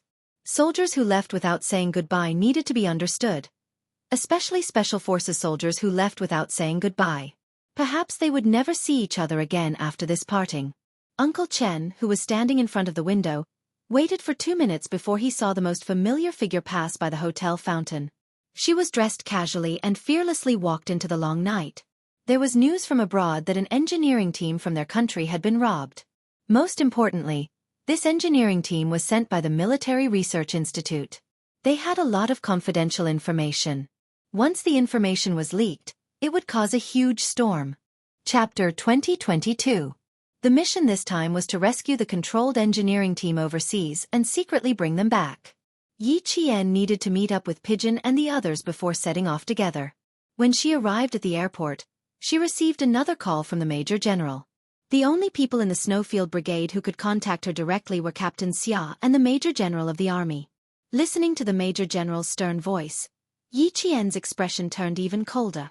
Head straight to Jin City to meet up with the other 9 comrades and set off on a military cargo ship. Major General Yang's voice was low and serious on the other end of the phone. The engineering team is carrying a transmission point that communicates with our military satellite. Our military knows that the engineering team is being controlled because we received the signal that they would only use if they had no other choice. Because it's a fake trip abroad, on the surface, it looks like the engineering team was sent by a company. The controlling party doesn't know that our country already knows. Yi Jian, all information related to you in this operation will be erased. You can only recover your identity after the mission is completed. The Major General paused slightly and asked Yi Qian, "Do you know what it means to erase all information?" "I do." Yi Qian answered in a low and cold voice. "Including my school record, all personal information related to me will be erased. I will no longer be a legal citizen of our country. I will no longer exist." That's a very comprehensive understanding. There's more important information that will be told to you when you meet up with your comrades. It was not convenient to say too much over the phone, so the Major General reminded Yi Qian before hanging up. At 3:20 a.m., Yi Qian took a plane from Nan Province to Jianghu City Airport. Pigeon had already arrived at Jianghu City Airport. After the car stopped, he turned around and said to the two comrades sitting in the back, "She will arrive at the airport in 3 hours. You two haven't seen her yet, but I have. I'll just go in and pick her up when she arrives." The people in charge of the overseas rescue mission were all from the Snowfield Brigade. Everyone's code name was Chinese. Other than Pigeon, there were 2 other comrades in the car. One of them was called Weaving Sparrow, and the other was called Walking Cuckoo. Both of them had been overseas for training some time ago and had only returned a month ago. The country they went to was a country that was exposed to the sun all year round. Both of them came back with tan skin. Since it was winter in their country, they had to take care of their skin for a month before their skin tone lowered to a healthy bronze color. When the two heard this, they shook their heads at the same time. GK said seriously, "It's precisely because we haven't seen her before that we should go and pick her up. We can't be casual when meeting for the first time. We have to be polite." Seeing this, the pigeon smiled and said, "All right, let's go together. Yi Qian is easy to recognize. Although you haven't seen her before, you'll definitely be able to recognize her from the crowd." As a soldier, he had a familiar aura, so naturally, he could recognize him at a glance. Zhou Wan smiled and said, "I want to see if she can recognize us at a glance. Pigeon, you wait outside. Weaving Sparrow and I will go in to pick her up. How about it? You want to test Yi Qian's judgment? Ha ha ha, as long as she sees you, she will definitely recognize you at first glance," Pigeon said confidently. It was obvious that he recognized Yi Qian's ability. Yi Qian wasn't an ordinary female soldier. With her amazing shooting skills, she could crush everyone. Even so, Pigeon didn't stop his comrades from testing her. This was their first time working with Yi Qian. It was only right for them to speed up their cooperation in the future. Chapter 2023. Weaving Sparrow and Zhou Wan didn't mean to make things difficult for Yi Qian. They just wanted to deepen their understanding of each other as soon as possible. Yi Qian only knew that a comrade from the Snowfield Brigade would come to pick him up, but he didn't know who it would be. She followed the crowd to the exit. When she was about 5 meters away from the exit, her gaze swept across the crowd. Weaving Sparrow and Zhou Wan, who were mixed in the crowd, saw many tourists arriving in Jianghu City in the early morning. Their gazes also swept across the crowd walking towards them. When Weaving Sparrow's gaze fell on a young girl walking with her head held high and her chest puffed out. She wasn't carrying anything in her hands. A faint smile appeared in her eyes. Straight ahead, 9 o'clock, 168 centimeters, short hair, black coat, no luggage. At this moment, his gaze had already met the girl in the black coat. Before he could finish describing her features, the girl with stunning facial features smiled at him. Less than a second after his gaze fell on her, the girl also locked her gaze on him and smiled at him. "Identity confirmed," Weaving Sparrow said with a smile on her face. She raised her hand and waved at Yi Qian, who was walking over. Zhou Wan, who also smiled, lowered her voice and said quickly, "She's stunning. No wonder those guys who saw her loved to say, 'beautiful,' when they mentioned her. That's not called beautiful, is it?" "What's it called?" Weaving Sparrow, who also had a look of amazement in her eyes, quickly said. She had to finish before Yi Qian got close. It would be awkward if she heard. "Are you stupid? It's called stunning." Zhou Wan, who still had a smile on her face and didn't move her lips, said quickly and fell silent. They were all specially trained special forces. They knew a little about lip reading. Yi Qian definitely knew it too. Yi Qian could recognize his comrades from the Snowfield Brigade, just like how they could recognize her. There were 2 main reasons. The first, temperament. The second, the gaze. As soldiers who had undergone strict training, their temperament was often different from ordinary people. Yi Qian could see the sharpness in the eyes of the two people in casual clothes. Yi Qian, who was smiling at them, quickened his pace and walked over. Weaving Sparrow was a southerner, while Zhou Wan was a northerner.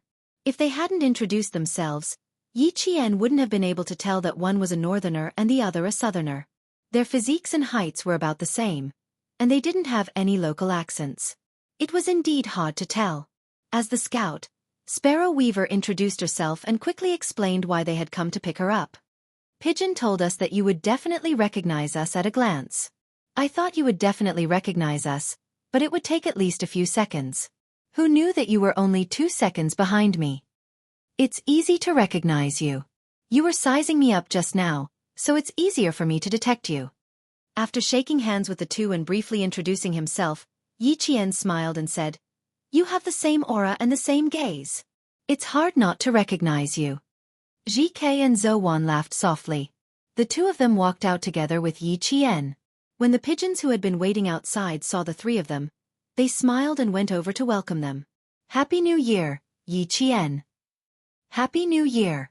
When Yi Qian saw her comrades, the smile on her delicate lips deepened. "I haven't seen you in a few days. Why do I feel like you've put on some weight?" "No way. You can tell?" Pigeon laughed softly. Her extremely pleasant and soft laughter rang out. Yi Qian couldn't help but soften her footsteps to listen. She couldn't bear to let the sound of her footsteps disturb her enjoyment of listening. Chapter 2024. He straightened his clothes and gestured 3 fingers at Yi Qian. The mandatory requirement was to gain 1.5 kilograms. They only had 20 dumplings for 30 nights, and I was the only one who ate 30 dumplings. I had no choice, my weight didn't meet the standard, so I was targeted by the J5. The Snowfield Brigade's management of the Special Forces was extraordinarily strict. In the harsh and uninterrupted physical training, tactical training, weapons and explosives training, you were not allowed to lose weight. If you lost weight, it meant that you didn't eat enough. There were no conditions for you to reach the standard weight. Of course, you couldn't be fat either. The consequences of being fat were more serious than being thin. If you could gain weight under such harsh training, you must have been slacking off. You had to work overtime. Yi Qian got into the car and heard this rule for the first time. His face showed obvious surprise. He looked at GK who was driving, then turned to look at Zhou Wan and Dove in the back. After a while he suddenly understood. No wonder I said your height and weight were about the same. So there was such a rule. Do you know where this rule came from? Dove leaned forward and explained to Yi Qian this rule in the Snowfield Brigade. In the early days of the Snowfield Brigade's establishment, a 6-man combat team carried out missions. Before the scout died, he told his captain that if his body couldn't be brought back to his homeland, please bring his uniform back. It was a rule that made her want to laugh, but it suddenly became serious. Yi Jian put away the smile on her face and quietly listened to the past that made her feel awe-inspiring. At that time, there was no way to bring his fallen comrade back to his homeland. So, our senior took off his uniform with tears in his eyes and put it on himself. The scout who died watched his captain put on his uniform and said, "I'm still too skinny. It's too small for you." Then he closed his eyes. After the mission was completed, the captain who came back wearing his comrade's uniform suggested to the military that the special forces who joined the Snowfield Brigade in the future must be of the same height. That way they could ensure the same weight as much as possible. The standard weight of the team couldn't be more than 4 kilograms. If it was, I was afraid that your comrade wouldn't be able to come back wearing your uniform. It turned out that behind the seemingly unwritten rules, there was actually such a sad story that made people cry. As a special force, the Snowfield Brigade would carry out many missions that could only be carried out in secret. Just like Yi Qian's mission this time, it was a mission that could not be made public and could only be carried out in secret. If someone really died, they might only bring back the uniform of their comrade. There were still many tragic stories about the Snowfield Brigade that no one knew. Pigeon had only mentioned one of them, but it was enough to shock Yi Qian. This mission is also a secret mission. The engineering team that we are rescuing will only give us a week. If we don't succeed in rescuing them within a week, or if the controlling party discovers that they are not part of the company's engineering team, Qing, even if we have arrived at our destination, there is no need to rescue them anymore. She then asked Yi Qian, "Qing, do you know why we don't need to rescue them anymore?" "Because They will take care of themselves. Yi Qian's heart palpitated as he clenched his fists and spoke softly. Because they were all soldiers. Soldiers who could sacrifice themselves for the country at any time. There was a sharp light in his dark eyes as he looked at Pigeon and said, "Even if there is an optimal rescue period of a week, we will try to save them one day earlier." Chapter 2025. That's right. It also means that our mission is full of danger. If we're not careful, we might come back wearing the uniform of our comrades. So, Qing Miao, you have to be mentally prepared, Pigeon said softly. She enunciated every word clearly, as if she was reminding her. Yi Qian nodded, indicating that he was mentally prepared. When the Major General told her that the military would erase her identity for this mission, she knew how dangerous this mission was. But no matter how dangerous it was, she would still face it. She would never embarrass the military uniform that carried the responsibility. She also didn't want to hear the news of the engineering team waiting for rescue. They were no longer needed. Pigeon's mobile phone vibrated. When the call connected, Long Ying's voice came through. He looked at Yi Qian and smiled. "I've received, Yi Qian." The other side asked something and Pigeon laughed softly. "You're in good spirits. You should have rested on the plane." Although he didn't know who it was, Yi Qian raised his eyebrows and replied with a smile. "I slept from takeoff to landing. I didn't wake up halfway, so of course I'm in good spirits. Thank you for your concern." "Did you hear that? The person in question told you in a loud voice that she's in good spirits." Pigeon's smile deepened, and she replied, "Now the speed is 90 kilometers per hour. We'll arrive at the school in 10 minutes. Yes, Long Ying will need another hour and a half." There were a total of 10 people on this mission.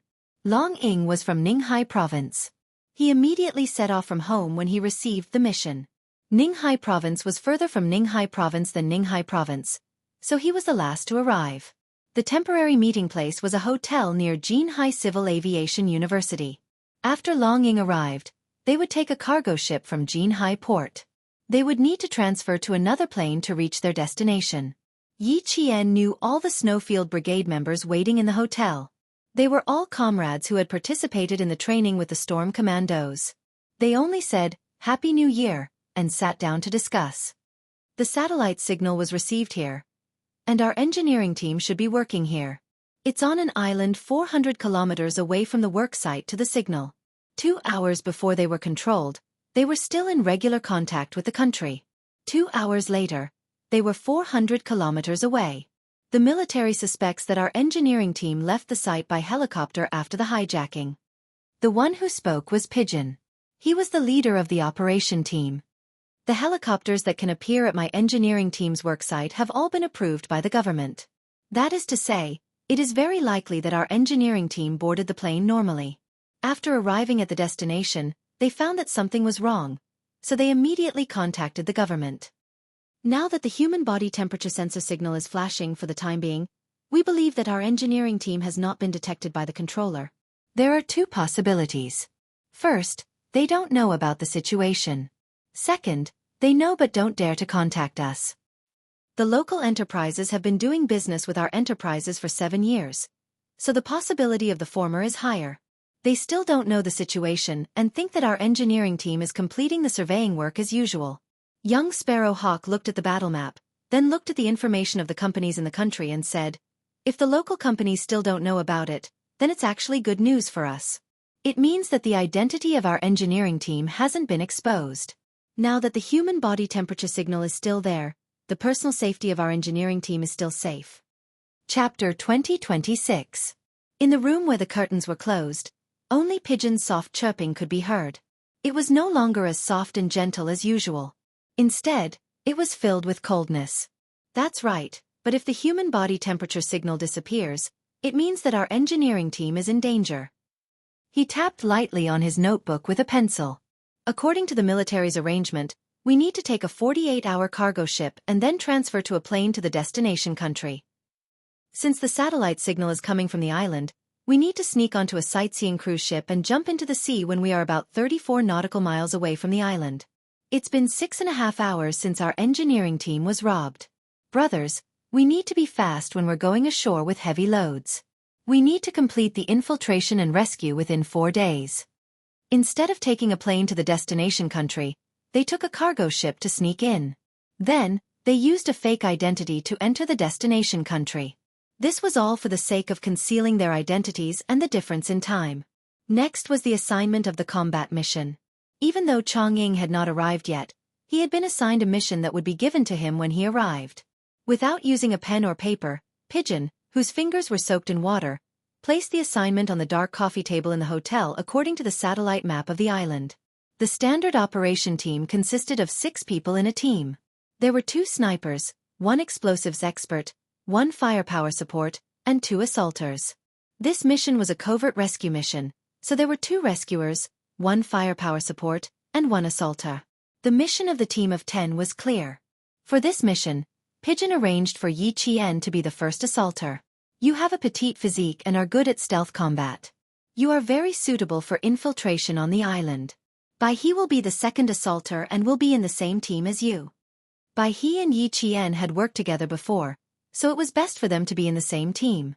The 2 did not have any objections. The rescue team will be the last team to infiltrate the island. They will also be the reinforcement team. Banjo, Vulture, you 2 will be in the same team. Yes. Following Pigeon's arrangement, the team members who had their own positions nodded without any objections. Every member of the Shuiyu team had a main attacker and a support attacker. They could be either assaulters or exploders. The only difference was that they were strong in one area and weak in the other. Just like Yi Qian, she could be both an assaulter and a sniper. Pigeon, who had been on a mission with Yi Qian, knew her strengths and would naturally arrange things according to her strengths. 10 minutes before Long Eagle arrived, Pigeon carefully wiped the tea table with a wet towel to avoid leaving fingerprints. When Long Eagle arrived, the group of 10 immediately left the hotel and headed to the port of Jin City to board the ship. The cargo ship was a cargo ship that transported weapons from outside the country. It was controlled by the country, and those who could board the ship were all active soldiers of the country. Even so, Pigeon and the others had snuck onto the ship in secret. Even the captain did not know. The Snowfield Brigade quickly sent their coordinates back to the military. At 9 o'clock sharp, the cargo ship left the port and headed for the vast sea. Major General Liu stood up from the computer and said to the technical soldier who had been tracking the signal closely, "Take shifts 24 hours a day. No one is allowed to leave their post at will. If anything happens, report it immediately." A secret rescue mission was much more difficult than a normal rescue mission. Everyone had to be in disguise, and even the weapons they brought with them couldn't be their own weapons. With Q King as their backup, although this mission was highly dangerous, they were still very confident. Chapter 2027. The 48 hours of turbulence at sea didn't make Yi Qian feel any discomfort. She didn't vomit, dizziness, or any other seasickness. If she didn't, the other members of the Snowfield Brigade wouldn't either. They had all undergone training at sea, and these things that would affect their combat state shouldn't happen to them. There was no sunlight, no fresh air, and they didn't know when night was coming or when day would come. Yi Qian, who had been eating hardtack for 2 days, waited quietly to get out of the cabin. They arrived at a port in South Asia. This country had been trading military weapons with China. As the cargo ship was about to enter the port, the 10 members of the Snowfield Brigade came out of the lower cabin like ghosts. The military boots stepped on the iron sheet, making rhythmic thud-thud sounds. Yi Jian, who was walking in the lower cabin, could even smell the rust in the air constantly entering her nose. Left, left, left, keep up. In front of them, the pigeon's voice was so low that it could only be heard at a close distance. It ordered the comrades behind it to move forward quickly. The military provided the blueprint of the lower cabin of the cargo ship, and the 10 people left one by one according to the escape route on the blueprint. There was a time difference of almost 3 hours between the country and China. They left Jin City 48 hours ago and arrived 48 hours later. The time in China was 9 in the morning, but here it was 6 in the morning. The port where the cargo was delivered was a military port in this country, and it was heavily guarded. The 10 people came out of the lower cabin in groups of 3, and quickly took turns to move forward to avoid the soldiers in camouflage uniforms. 4 o'clock, 3 soldiers, get out of the way. 4 meters to the deck. There are soldiers patrolling on the shore with binoculars. Group C, be on guard. Group A, B, and B, move forward quickly and exchange positions. They communicated with sign language the whole time, and they kept alternating between moving forward and being on guard until all 10 people went around the back of the cargo ship and jumped into the sea. The sea was foggy in the early morning. After entering the sea, the 10 people swam from the surface to the shore. There was a commercial vehicle arranged by the embassy on the shore, and everyone's identification was in the vehicle. The 10 drenched people got on the car and checked their IDs first. After confirming that there were no mistakes, they quickly changed. Yi Qian was a female soldier, so all the male soldiers on the bus consciously looked straight ahead. The 3 male soldiers sitting in the back covered their eyes with their clothes and turned their heads to look out the window until Yi Qian finished changing. Yi Qian and Bai He were the first to enter the departure lounge. The 10 of them only made brief eye contact when they boarded the plane. The plane took off at 12 o'clock in China. Xia Jinyuan looked down at the time and jumped into a convertible jeep. He said to a foreign man with brown hair and brown eyes beside him in fluent English, "Partner, we can start to deliver the goods and get the money." "Are you sure? If there are any police officers or Chinese people, you take care of them yourself." The brown-eyed foreign man glanced at the Chinese man with contempt. This Chinese man was crazy about money. He really didn't mind if the police opened fire and let him have a taste of his own medicine. Wearing a pair of ripped jeans and a motorcycle leather jacket, Xia Jinyuan's eyes were full of arrogance, and his temperament had changed drastically. He was no longer a soldier, but a Chinese man who worked for an arms dealer who sold guns and ammunition. He was willing to sacrifice his life for money. Xia Jinyuan raised his eyebrows at the man who had one arm on the car door. While the man was waiting for him to answer, he stepped on the accelerator and drove away, leaving a long trail of exhaust. Chapter 2028. The foreign man was caught off guard that Xia Jinyuan would drive away. Half of his weight was leaning on the door, so he staggered a few times before finally falling on his butt. He choked on the exhaust from the fall. He got up and roared angrily at the car that was driving away. "Fuck, fuck. Damn Chinese. Go back to your country. Don't let me see you again, or I'll definitely blow your head off and teach you a lesson. Fuck you." Xia Jinyuan could no longer hear him cursing.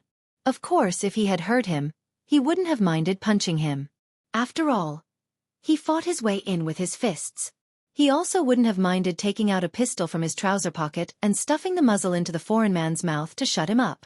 This was a country where private ownership of firearms was legal. Some women would keep a gun in their car in case they were robbed. Weapons were rampant, drugs were rampant, and law and order were extremely poor. This was the case in the slums. Most criminals hid in these places, living a more carefree life than the rich. Some of the triads in the country illegally hid firearms through these places. China prohibited private ownership of firearms, but there were clear laws. However, in mid-May last year, a vicious gunfight broke out in a southern province. Although it was an internal gang conflict, it also seriously threatened the safety of the people. After the incident, a gun without bullets was left at the scene. This gun was prohibited from being imported into China, and even its official use was prohibited. However, it appeared in the hands of a gang member. After a local police investigation, 2 important gang members were arrested at the end of July. After interrogation, they found out that their firearms were purchased from someone in China. Then, the Guangdong Provincial Customs did a spot check on a batch of detergent and found bullets packed in waterproof bags in the detergent. This matter attracted the attention of the local customs. Within a month, 4 customs offices in China found bullets hidden in imported goods. After a police investigation, they found that all the bullets came from the same country and were sent to the same person. The smuggling of firearms was no longer a problem that the police could solve. A large number of firearms illegally flowed into China. If the main criminal was not caught, it would bring great panic to society.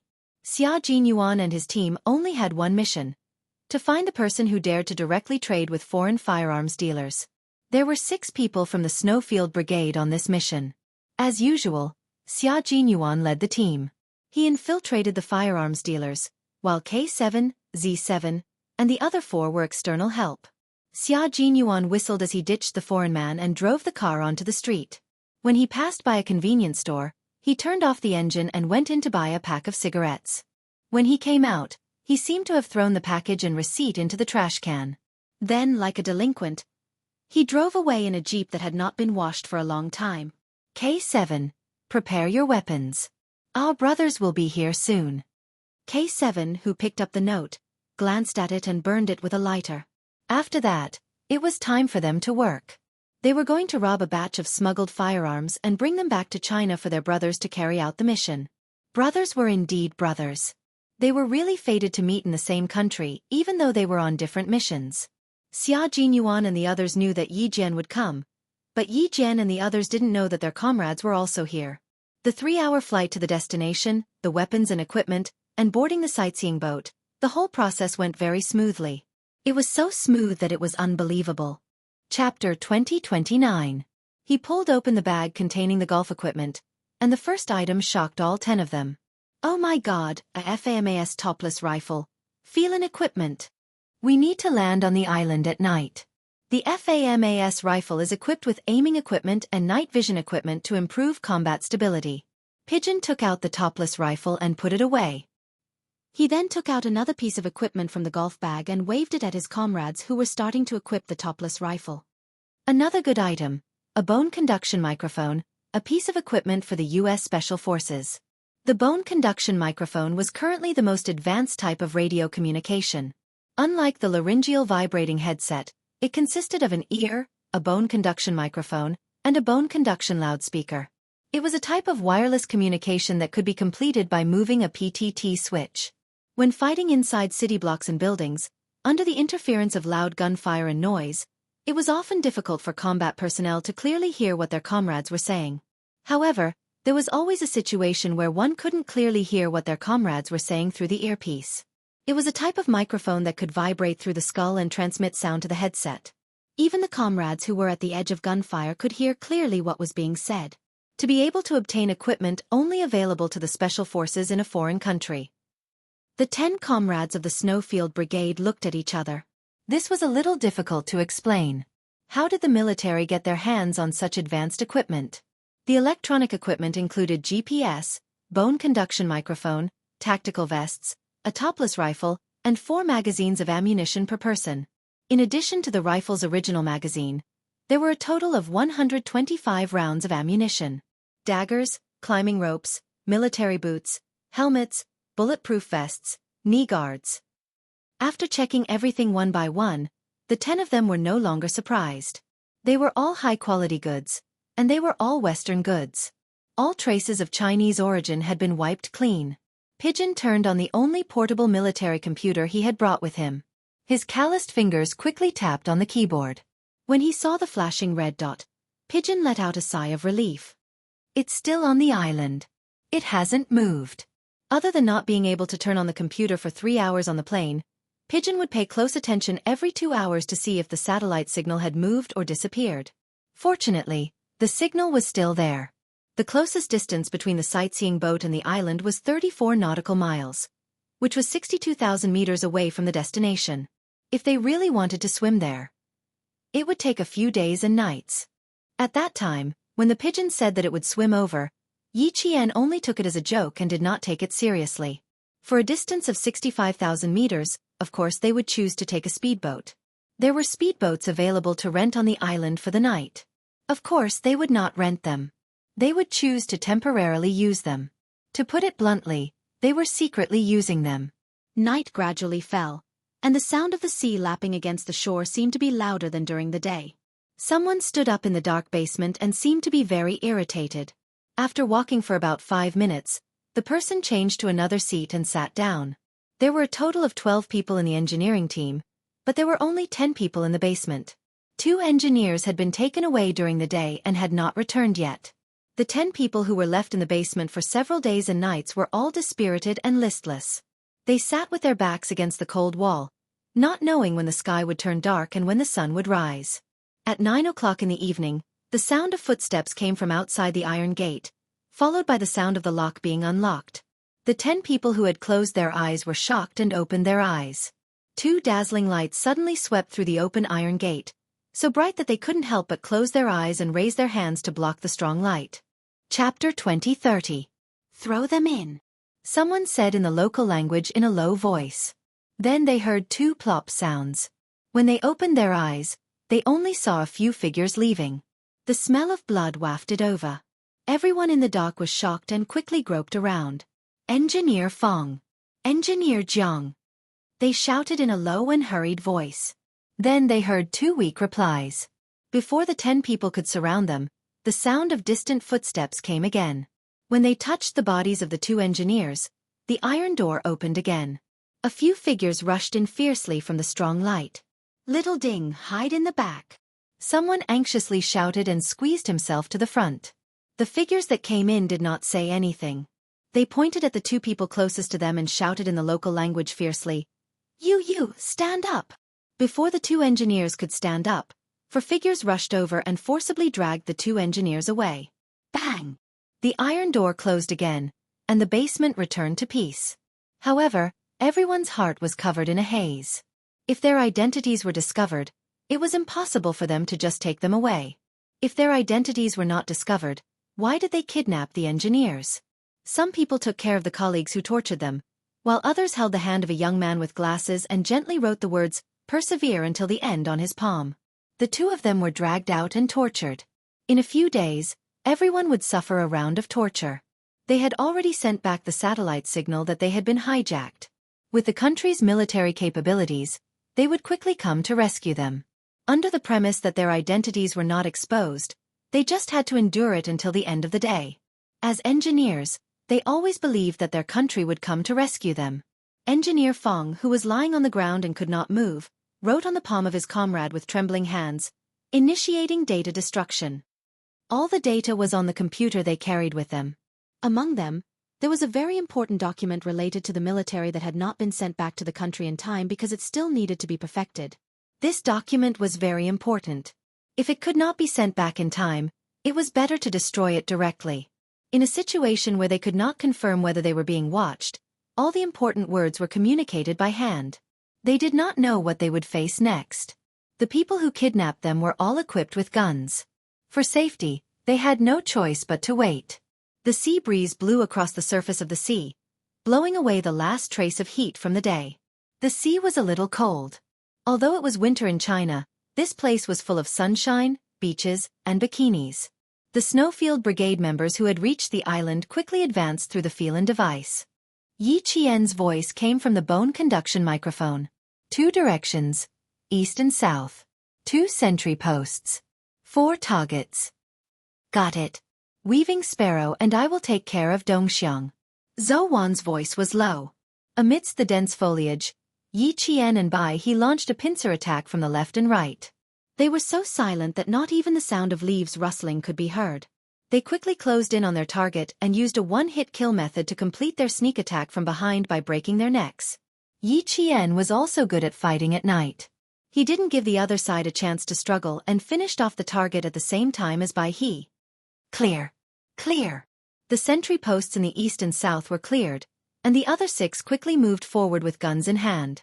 The tall trees and dense foliage became their last cover, and all 10 of them approached their final destination at a ghostly speed. Chapter 2031. After running for some distance, Yi Jian looked back thoughtfully. She leaned against a tree trunk and said in a low voice, "It feels a little strange. The target I killed just now didn't seem to know how to fight back." Didn't know how to fight back? What do you mean? Pigeon, who was still following closely behind, asked, "What's the difference?" Yi Qian kept a lookout while frowning. "I can't describe the feeling. It felt a little like dealing with an unarmed civilian. If he didn't have a gun in his hand, she would have suspected that he was an ordinary civilian." She thought back to the attack just now. When she wrapped her arms around the target's neck, the target's first reaction was not to use his hands to break free, but to struggle and twist his body. Someone with a certain level of skill would definitely not twist their body in an attempt to break free. Instead, they would use both hands to pry off their own arms. This was a subconscious action. If there was no subconscious action at all, it meant that the other party did not even think that their lives would be in danger. In fact, they did not even realize that their necks were locked tightly. His vigilance was poor. Pigeon knew that Yi Qian would not say such things for no reason. She said in a low voice, "They have guns in their hands. No civilian would walk around the island with a gun in the middle of the night. Even if they were really civilians, they had guns in their hands and they had hijacked the construction team." "I understand." Yi Qian, who was looking ahead, nodded lightly. Since they had guns, even if they were not as skilled as Lord Shuiyu, They were targets to be eliminated to ensure the safety of the rescue team. Pigeon and the others knew that Yi Qian did not have much combat experience.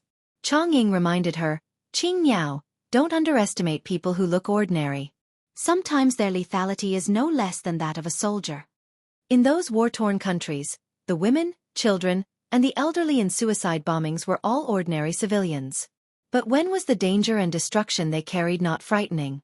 Yi Qian suddenly remembered the mission she carried out in Pakistan. She had taken care of the two gun-wielding teenagers. Chang Ying's reminder was right. When carrying out a mission, she could not treat her targets as ordinary civilians. This was a fatal oversight. When they entered the depths of the island, they could no longer hear the sound of seawater hitting the cliff. The 10 figures were like sea swallows that could face the wind and waves. They crossed the crisscrossing rocks and stepped lightly on the thick layer of fallen leaves, quickly completing their search. After passing through the forest, Yi Qian crouched behind a rock covered in moss. Through the FAMAS night vision goggles, he saw a civilian helicopter. Found a helicopter. No suspicious targets around. Qing Miao, White Crane, be on guard. Weaving Sparrow, go take a look. Pigeon immediately made the arrangements. Helicopters were the best means of escape. It would be best to rescue the engineering team and leave by helicopter. Weaving Sparrow was an expert in piloting all kinds of helicopters. After receiving the order, he and Zhou Wan quickly approached under the watchful eyes of Yi Qian and Bai He. The other 6 people surrounded the helicopter and began to clear the area. There were people in the helicopter, so GK immediately crouched down. He held the gun with one hand and let out a sigh.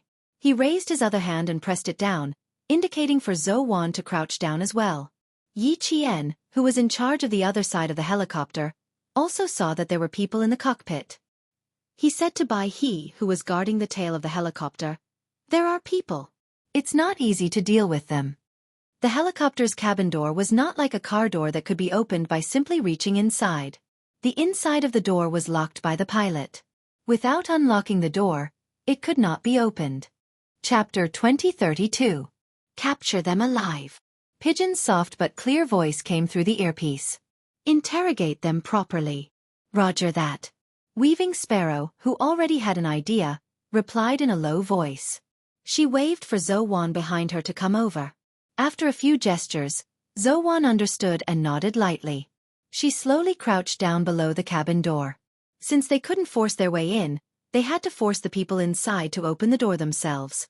Weaving Sparrow made a bold decision. She raised her rifle and knocked on the door. Yi Jian, who heard the sound, had already placed her finger lightly on the trigger. Once she noticed something wrong, she would quickly pull the trigger of the rifle with a silencer. At the tail of the helicopter, Bai He was half crouching. He focused on expanding the perimeter to ensure the safety of Weaving Sparrow and Zhou Wan. In the quiet night, the dong-dong sound could be heard clearly by the people nearby. As the sound reverberated, the people sleeping inside couldn't help but open their eyes and look outside. It was dark outside. There was nothing out of the ordinary. The deep-featured, dark-skinned pilot touched his pocket and cautiously took out a pistol. In his other hand, he picked up a flashlight and turned it on. He shone it outside the cabin door. Sparrow Hawk, who was paying close attention to the movements in the cabin, warned, "Be careful of the gun in his hand." Weaving Sparrow, who was beside the cabin door, slowly crouched down. A beam of light shone out from the cabin. At that moment, Yi Qian and Bai He, who were on guard, heard the strange noise at the same time. Both of them whispered at the same time, "Someone's here. Retreat." Weaving Sparrow and Zhou Wan rolled a few times and instantly disappeared behind the dense foliage. The Snowfield Brigade members who were on guard had already found a place to hide. Yi Qian aimed at a spot 10 meters away from him and reported in a low voice, "6 people. 2 of them are armed. 2 of them have their hands tied and their heads covered." As soon as she finished speaking, Yi Jian's eyes narrowed slightly, and she immediately readjusted her focus to observe. In the night vision goggles, there were no other colors other than the monotonous green. Yi Qian stared through the green at the 2 people who were being restrained. She pressed her lips together and said, "Is it possible that the 2 people being restrained are our engineers?" "Our engineers?" Yi Qian's words made Pigeon and the others, who could not see their target for the time being, excited. If it was one of our country's engineers who had been kidnapped, That would be great. The 12 kidnapped engineers all wore the same uniform. Look at their attire. The pigeon moved its feet and cautiously approached the closest hiding spot to the helicopter. If it's our engineers, we'll take action immediately. Yes, sir. The 10 members of the team of Shui Yu quickly entered a state of battle. Dress the same. Yi Qian replied. Then he added, it's the same for the shoes. Regardless of whether they are our engineers or not, let's settle the other 6 first. Weaving Sparrow and Walking Cuckoo, who were closest to the helicopter, saw the vigilant helicopter pilot turn around. The two of them looked at each other and moved with light steps, closing the distance between them and the helicopter. The driver, who was quite alert, had already seen the light flickering in front of him. He simply turned off the flashlight in his hand and waited until the figure in front of him approached. Quite vigilant. Wait for him to fully open the hatch before we act. Sparrow's eyes flashed with coldness. She crept forward until she reached a low rock covered in moss that could only hide one person. Chapter 2033. After concealing herself, Weaving Sparrow quietly peeked in the direction of the helicopter. She lowered her head and asked Yi Qian, how far are we from you? They were all hiding on the other side of the helicopter. With their vision blocked, they couldn't see the suspicious person Yi Qian had mentioned. They could only ask Yi Qian and Bai He for more information. Not far, just 2 meters away. 6 meters to the helicopter. As the suspicious person approached, Yi Qian, who was hiding close to the tree trunk, slowly moved her feet. When the suspicious person was less than a meter away from her, Yi Qian circled to the other side of the tree trunk. She was very brave. Bai He couldn't help but break out in cold sweat. At such a close distance, even the slightest movement under her feet would be discovered. Bai He's tensed heart finally calmed down when the suspicious person didn't discover her presence. But before she could relax, she saw the audacious Yi Qian following her closely. Qing Miao, what are you doing? Bai He asked in a low voice. Her light voice was filled with worry. You're too close. You'll be discovered. Instantly, Pigeon and the others tensed up. Yi Qian didn't answer. She was too close to answer. Instead, she pointed at the 2 figures and made a rescue gesture. She told Bai He that she could immediately protect the 2 people when the battle started. They might be engineers from their side. Bai He, who saw her actions clearly, took a deep breath and explained Yi Jian's behavior to his comrades. It would be better if she could protect them from a close distance. Be careful, Qing Miao, Pigeon warned. The pigeons warned. They were here to rescue the engineers of their own country, so how could they avoid danger? She didn't stop Yi Qian. As a special forces soldier, she had the ability to protect herself. She also had her own judgment. She didn't want to interfere. The pilot of the helicopter had already noticed the figures in front of him. He waited until the figures came closer. Even though he had confirmed that they were from his side, he didn't immediately open the door. Instead, he pointed at the cabin door, indicating for them to come over and talk to him. It was obvious that he wanted to make sure that there was no danger around him. Young Sparrow Hawk, who had been observing him, sneered, the pilot is the main target. We can kill the rest, but we have to leave him alive. He was so vigilant. He obviously knew what they had done and could be in danger. The vigilance of the men with guns was obviously not as high as that of the driver. They strode forward and spoke loudly, as if they were certain that no one would discover them. They appeared to be quite conceited. The pilot waited for them to reach the cabin door. After a while, he unlocked the door and jumped down from the helicopter. He looked around and asked the man with the gun, "Why did you bring them out? Why didn't I receive any notice? 1, 2, 3, move out." Just as the other party was speaking, the Snowfield Brigade members who were hiding in the surroundings made their move. Yi Qian leaped up and took out one of the targets with a pistol equipped with a silencer. He then shouted in Chinese, "Get down!" The figure whose hands were tied and head was covered reacted quickly and fell to the ground in an instant. Bai He took care of the other target who was being held captive. Several muffled gunshots rang out. The unprepared figures didn't even have a chance to resist before they were shot dead. The moment the vigilant driver took out his pistol, Sparrow, who was hiding behind the rock, was like a tiger pouncing on a tiger. She leaped and accurately grabbed the driver's right hand that was holding the gun. Then, she threw him over her shoulder, not giving him a second chance to do so. Chapter 2034. The pilot had been on high alert the whole time. When he heard the gunshot, he immediately realized what was going on. He wanted to fight back, but he didn't expect to meet a well-trained special force soldier. He didn't even have the chance to fight back before he was subdued in one move. Behave yourself. I've been watching you for a while. Weaving Sparrow clamped down on the pilot's hands and twisted them behind his back. At the same time, Weaving Sparrow grabbed a handful of rocks, grass, and leaves on the ground and stuffed them into the pilot's open mouth. The pilot was thrown over his shoulder. His chest was in pain and he wanted to cry for help, but his mouth was stuffed with something that made him want to vomit. His mouth was stuffed with rocks, sand, grass and leaves, so he couldn't make a sound. His throat was filled with shock and fear as he struggled to escape. Zhou Wan picked up the pistol that Weaving Sparrow had sent flying. She walked over to the struggling pilot and slowly squatted in front of him. The struggling pilot waited until his forehead was pressed against a cold metal object. The struggling pilot instantly calmed down. Answer me seriously, carefully, and honestly. Otherwise the bullet will go through your head. Zhou Wan spoke in fluent English as she stared coldly at the other party. Who are you?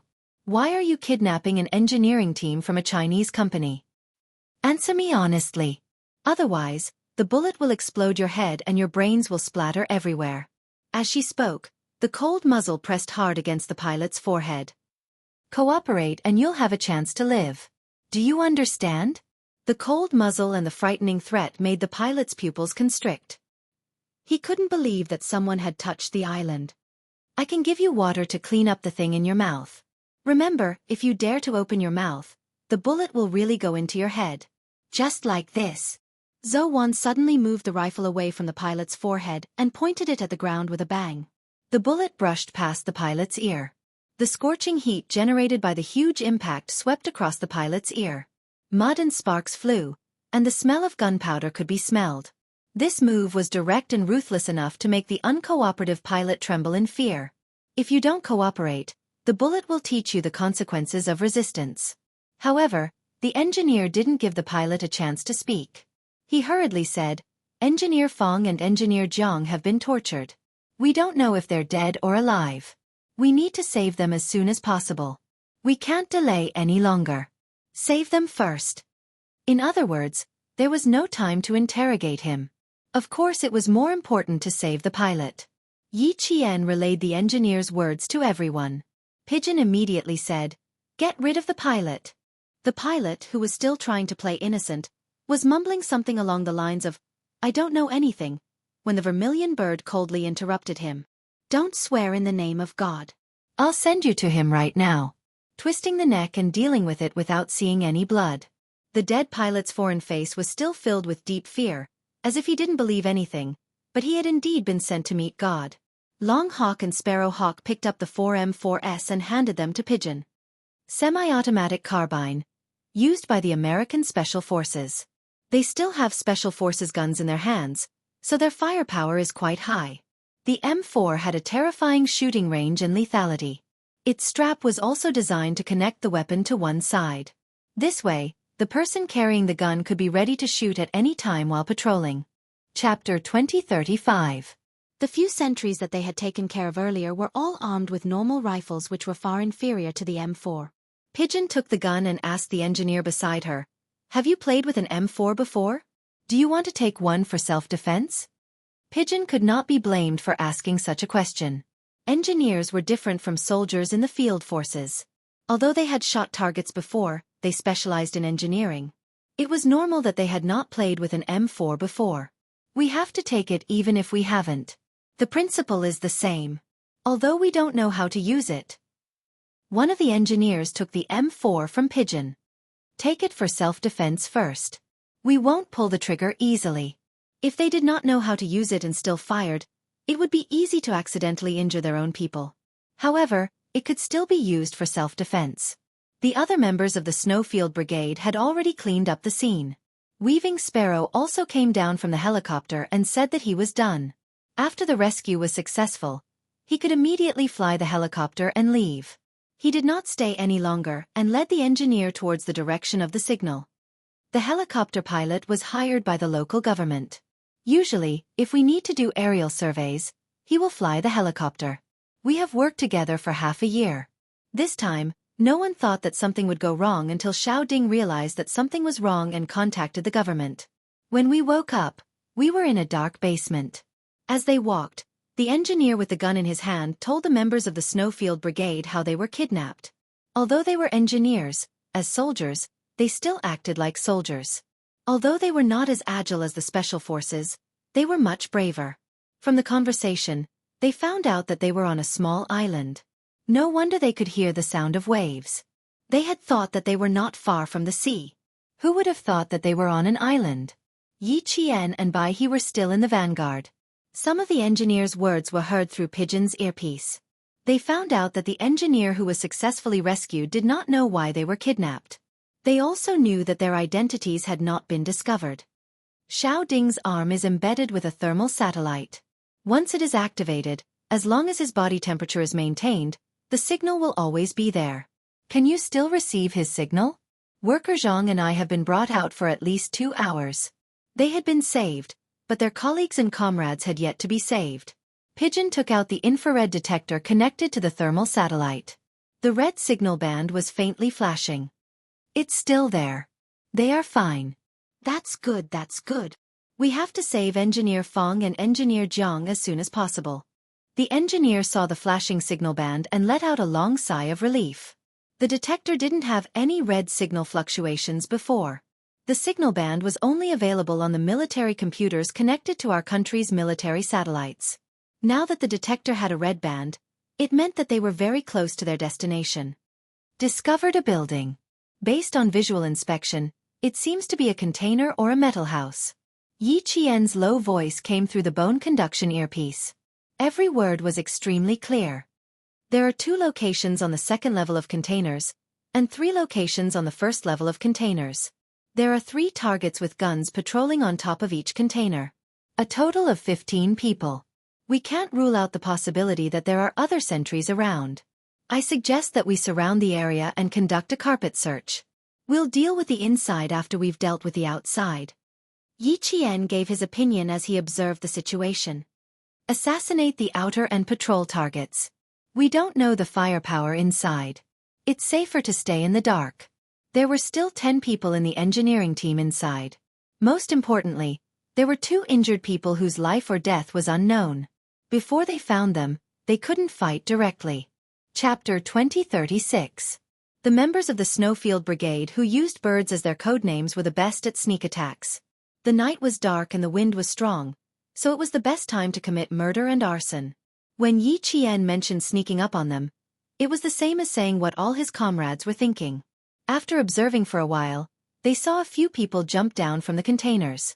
Yi Qian immediately added, "Change of shifts. Their patrols have to change shifts." The single-story container facing east, which is 4 meters away from the other containers, is the first sentry post. There are 3 people patrolling it. There are 2 people patrolling the 2-story container near the beach. This is the highest sentry post. There are 2 people patrolling the single-story container facing west, so there are 7 people in total. The rest of you will enter the double-story container in the middle.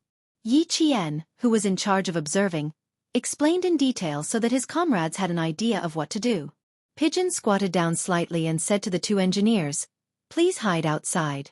Here are 2 GPS units. Please take them. After we complete the rescue, we will immediately come to find you. If anyone escapes from outside, we will have to trouble you to take care of them." She handed the 2 GPS units to the 2 engineers and whispered, "We will meet up with you after we bring the other 10 engineers out. Hide here well and do not wander around unless there is an emergency." The 2 engineers took the GPS units and nodded calmly. "Don't worry. We will not wander around and drag you down. If we are not here, take the other engineers with you first. Especially Engineer Feng and Engineer Jiang. They are the core technicians. You must protect them." To the members of the Snowfield Brigade, the 12 engineers were their responsibility. Every one of them represented a responsibility. How could they abandon their responsibilities? We have received orders that the 12 engineers must succeed in the rescue. We cannot give up on any of them. Please take care of yourselves. We will be back soon. Pigeon saluted the 2 engineers and quickly left into the silent and dangerous night. The two engineers lay quietly in the hiding spot chosen by Pigeon and the others. Their eyes were fixed in front of them. In the dark night, they could only see the ferocious tree trunks that looked like the horns of a monster. The soldiers who had been with them earlier had all disappeared without a trace. I don't know which military special forces they are from. They are much stronger than the soldiers who escorted us here. With them around, Fang Gong and the others should be fine. An engineer with the surname Zhang said in a low voice. Although his voice was a little tense, he was very calm.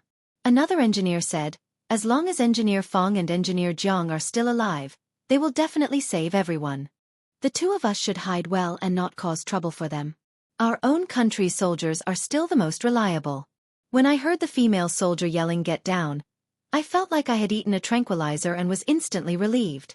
That familiar voice sounded, and light suddenly shone in the dark world, giving them a sense of security in an instant. They saw hope that was full of light. This was their country, a country that had never given up on them. Even if they were thousands of miles away, the country would immediately send troops to rescue them when they were in danger. That "get down" was to tell them that the country had sent people over. As soldiers, they were never afraid to carry out dangerous projects abroad. It was because they knew in their hearts that no matter where they were, they would never have to be afraid of being abandoned. Chapter 2037. Seabirds flew over the island, leaving behind a string of screeches before disappearing in the blink of an eye. The wind ruffled the leaves. Someone walked lightly but did not move a single leaf. Like a ghost, the person approached the converted container house. From the accounts of the two rescued engineers, they learned that they were being held in a basement where they could hear the sound of waves. When they were brought out, they felt like they had passed through a corridor and then went up a staircase. After walking for about 4 or 5 meters, they heard a creaking sound from above. A few people pushed them up the 2-meter iron ladder. When they climbed out, they could smell the fresh air. Then, they were pushed down the ladder again. It was also about 2 meters high before they finally stepped on solid ground. From the engineers' accounts, they could deduce a few key points. First, the basement where they were being held was under these containers. Second, the containers in front of them were all 6 meters long too. 4 meters wide, and 4 meters tall. The data provided by the engineers showed that they had passed through a 1-story container. If it was a 2-story container, they would not be able to smell the fresh air after climbing the 2-meter iron ladder. They would have to climb up 4 meters. Third, they focused on finding containers that had a single exit at the top and had a ladder. Based on these points, the 10 people were divided into 2 teams, A and B. Yi Qian by He, and the others were in charge of clearing out the patrol targets and providing security. Team A was in charge of approaching the single-story container to clear out the targets and find the specific location of the engineers. Yi Qian and Bai He were in charge of the single-story container that was slightly further away. She carried her rifle on her back. Unlike Bai He, she did not pull out her dagger. Instead, she revealed the silver wire that she had been using as an accessory recently. It had been a long time since she let it out for some fresh air. Tonight, she would let it play to its heart's content. When the silver wire was straightened, it flashed with a cold light. Her partner Bai He could not help but look sideways. She was holding something in her hand? "I'll go up, you go to the side." Yi Jian pointed up and then pointed to the side. Wearing the night vision goggles, Yi Jian communicated with the white crane with sign language. 2 against 3, okay? Less than 3 meters away from the two of them, 3 armed men were walking back and forth on top of the containers. These were the targets that Yi Qian and Bai He needed to take care of. The white crane pointed at Yi Qian and stuck out 2 fingers. "You'll take care of the 2 above? There's one on my side." "Yes." Yi Qian nodded. Then she tugged at the silver wire in her hand. "I have this. It's easy for the 2 of us to deal with it." "What is this?" Bai He could not help but widen his eyes. Through the night vision goggles, he could only see something that looked like a long string. It was definitely not a thread. A thread could not possibly emit a cold light. That was Yi Qian's secret weapon. On the battlefield, the most trustworthy people would always be their own comrades. Bai He did not raise any questions and nodded in agreement. The silver thread was a weapon that was even more useful than a combat dagger. As Yi Qian grew stronger, he could better utilize the silver thread's invisible killing power. The silver thread silently wrapped around the neck of one of the targets. Before the target could realize what was going on, something cold instantly tightened around his neck. The strong tightening force caused him to panic. Holding his gun, he struggled to pull out the thing that was strangling him. The other two men noticed that their companion was acting strangely. They raised their guns cautiously and placed their fingers lightly on the triggers. One of the men asked, "Hey, what's wrong with you?" Chapter 2038. The only reply he got was the struggling woo-woo of his companion. The man who asked the question approached him with a gun. Another man was sweeping the area with his gun. He had already loaded the gun and was just waiting for the trigger to be pulled. Woo-woo. The man whose neck was being strangled struggled with all his might. His hand even scratched his neck until it bled, and the gun fell out of his hand. In the eyes of his companions, he was like a patient who had a sudden illness. At this moment, he took advantage of the fact that the man who was sweeping the area with his gun had his back facing her. She took a big step forward and threw the man off the container. The man who was approaching his companion heard the commotion behind him. Just as he quickly turned around, Yi Qian stood beside him. She raised her hand and lightly patted the man's shoulder. When the man turned around, a cold light flashed past his eyes. He felt a chill on his neck, and then a faint pain. Cutting the throat and breaking the neck were all fatal moves that a Special Forces soldier would definitely know. As a qualified Special Forces soldier, Yi Qian was now able to succeed in every move she made. In order to achieve a silent attack, they had to eliminate the targets simultaneously. When Yi Qian made her move, the others would do the same to achieve the same pace. There was no sound of fighting, not even a trace of movement. In less than 5 minutes, all the targets were eliminated. After exchanging blows, all the members of the Snowfield Brigade realized a problem. These people had very good rifles in their hands, but their fighting skills were quite poor. Other than being fierce, they had no strategy at all. They did not know how to resist at all, let alone how to face danger. A group of people with guns and ammunition, but no fighting skills, hijacked our country's engineers? What were they doing this for? These people are similar to the hooligans in our country. They are worthless. The member with the code name Chi Lu squatted down to examine the target he had taken care of. He picked up the opponent's hand and looked at it. There were no thick calluses on the area between the thumb and the index finger. There were no visible calluses on the 10 fingers or the palm. Other than the tattoo of a cobra wrapped around a sword on the wrist, there were no other clues. These people are just hooligans. They look powerful, but in reality, they are just using their M16s to scare people. Without this gun they are nothing. After taking care of all the targets, the members of the Snowfield Brigade did not sweat at all. They easily took care of these people. If these people did not have guns in their hands, they would be no different from ordinary people. But now that they have guns and have kidnapped our engineers, they are not ordinary people. Yi Qian, who had retracted his silver thread, listened to his comrade's words. He pressed his back against the rusty container and stood guard for the white crane that had entered the container to search. She turned on the PTT switch and asked, "The first sentry post has been cleared. What about the highest sentry post?" Young Sparrow Hawk, who was in charge of the last 2 sentry posts, wiped the blood off his dagger as he replied, "Cleared. Long Hawk has already rushed over to support Group A." Another member of Team B said in a low voice, "Team B's targets are all clear. What's the situation with Team A?" "Find the container that the engineer mentioned. Weaving Sparrow and Walking Cuckoo. Guard the 2 containers in the middle. The rest of you attack. Move out." "Yes. Yes. Immediately." Following Pigeon's order, the scattered members of the Snowfield Brigade quickly approached the container that they were targeting. The Special Forces member codenamed Loon gently pulled on the small metal door that was only wide enough for one person to pass through. With a pull, the small door opened. Chapter 2039. They didn't act immediately. Instead, they tossed a small rock into the container. After a few clangs, the container fell silent. Without hesitation, Loon was the first to descend the container. 2 of his comrades extended their rifle barrels into the container to guard Loon. Loon didn't rush down like a hothead. He quickly entered the container and grabbed the metal ladder with one hand. He leaned sideways so his entire body was suspended in the air. He relied on his arm strength to support himself. In a few seconds, he completed the 2 actions of entering and observing the container. 2 minutes later, everyone heard Loon say, "Come down." Yi Qian and Bai He didn't descend. Weaving Sparrow and Zhou Wan guarded the two-story container with their lives. She guarded the single-story container with her comrades. After entering the container, Dove and the others passed through the entire container. When they reached the front, they saw an underground passage. The entrance was the same width as the container and could fit 3 people at a time. It was very dark inside. There was no light or sound. The 2 members of the Snowfield Brigade took 1 step at a time. They nimbly stepped on the carved ladder and entered the underground passage. After they descended the ladder, they immediately stuck to the left and right side of the wall. Through their night vision equipment, they stared ahead without blinking. In the murky green world, they saw a long man-made cave.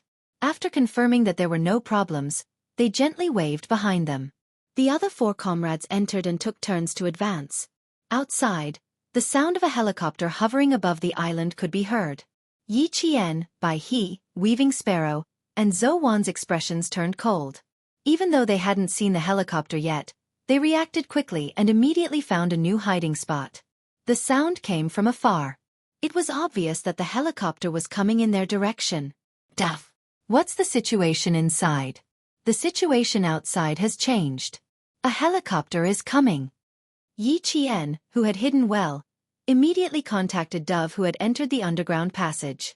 Then, she saw the helicopter fly into the sky.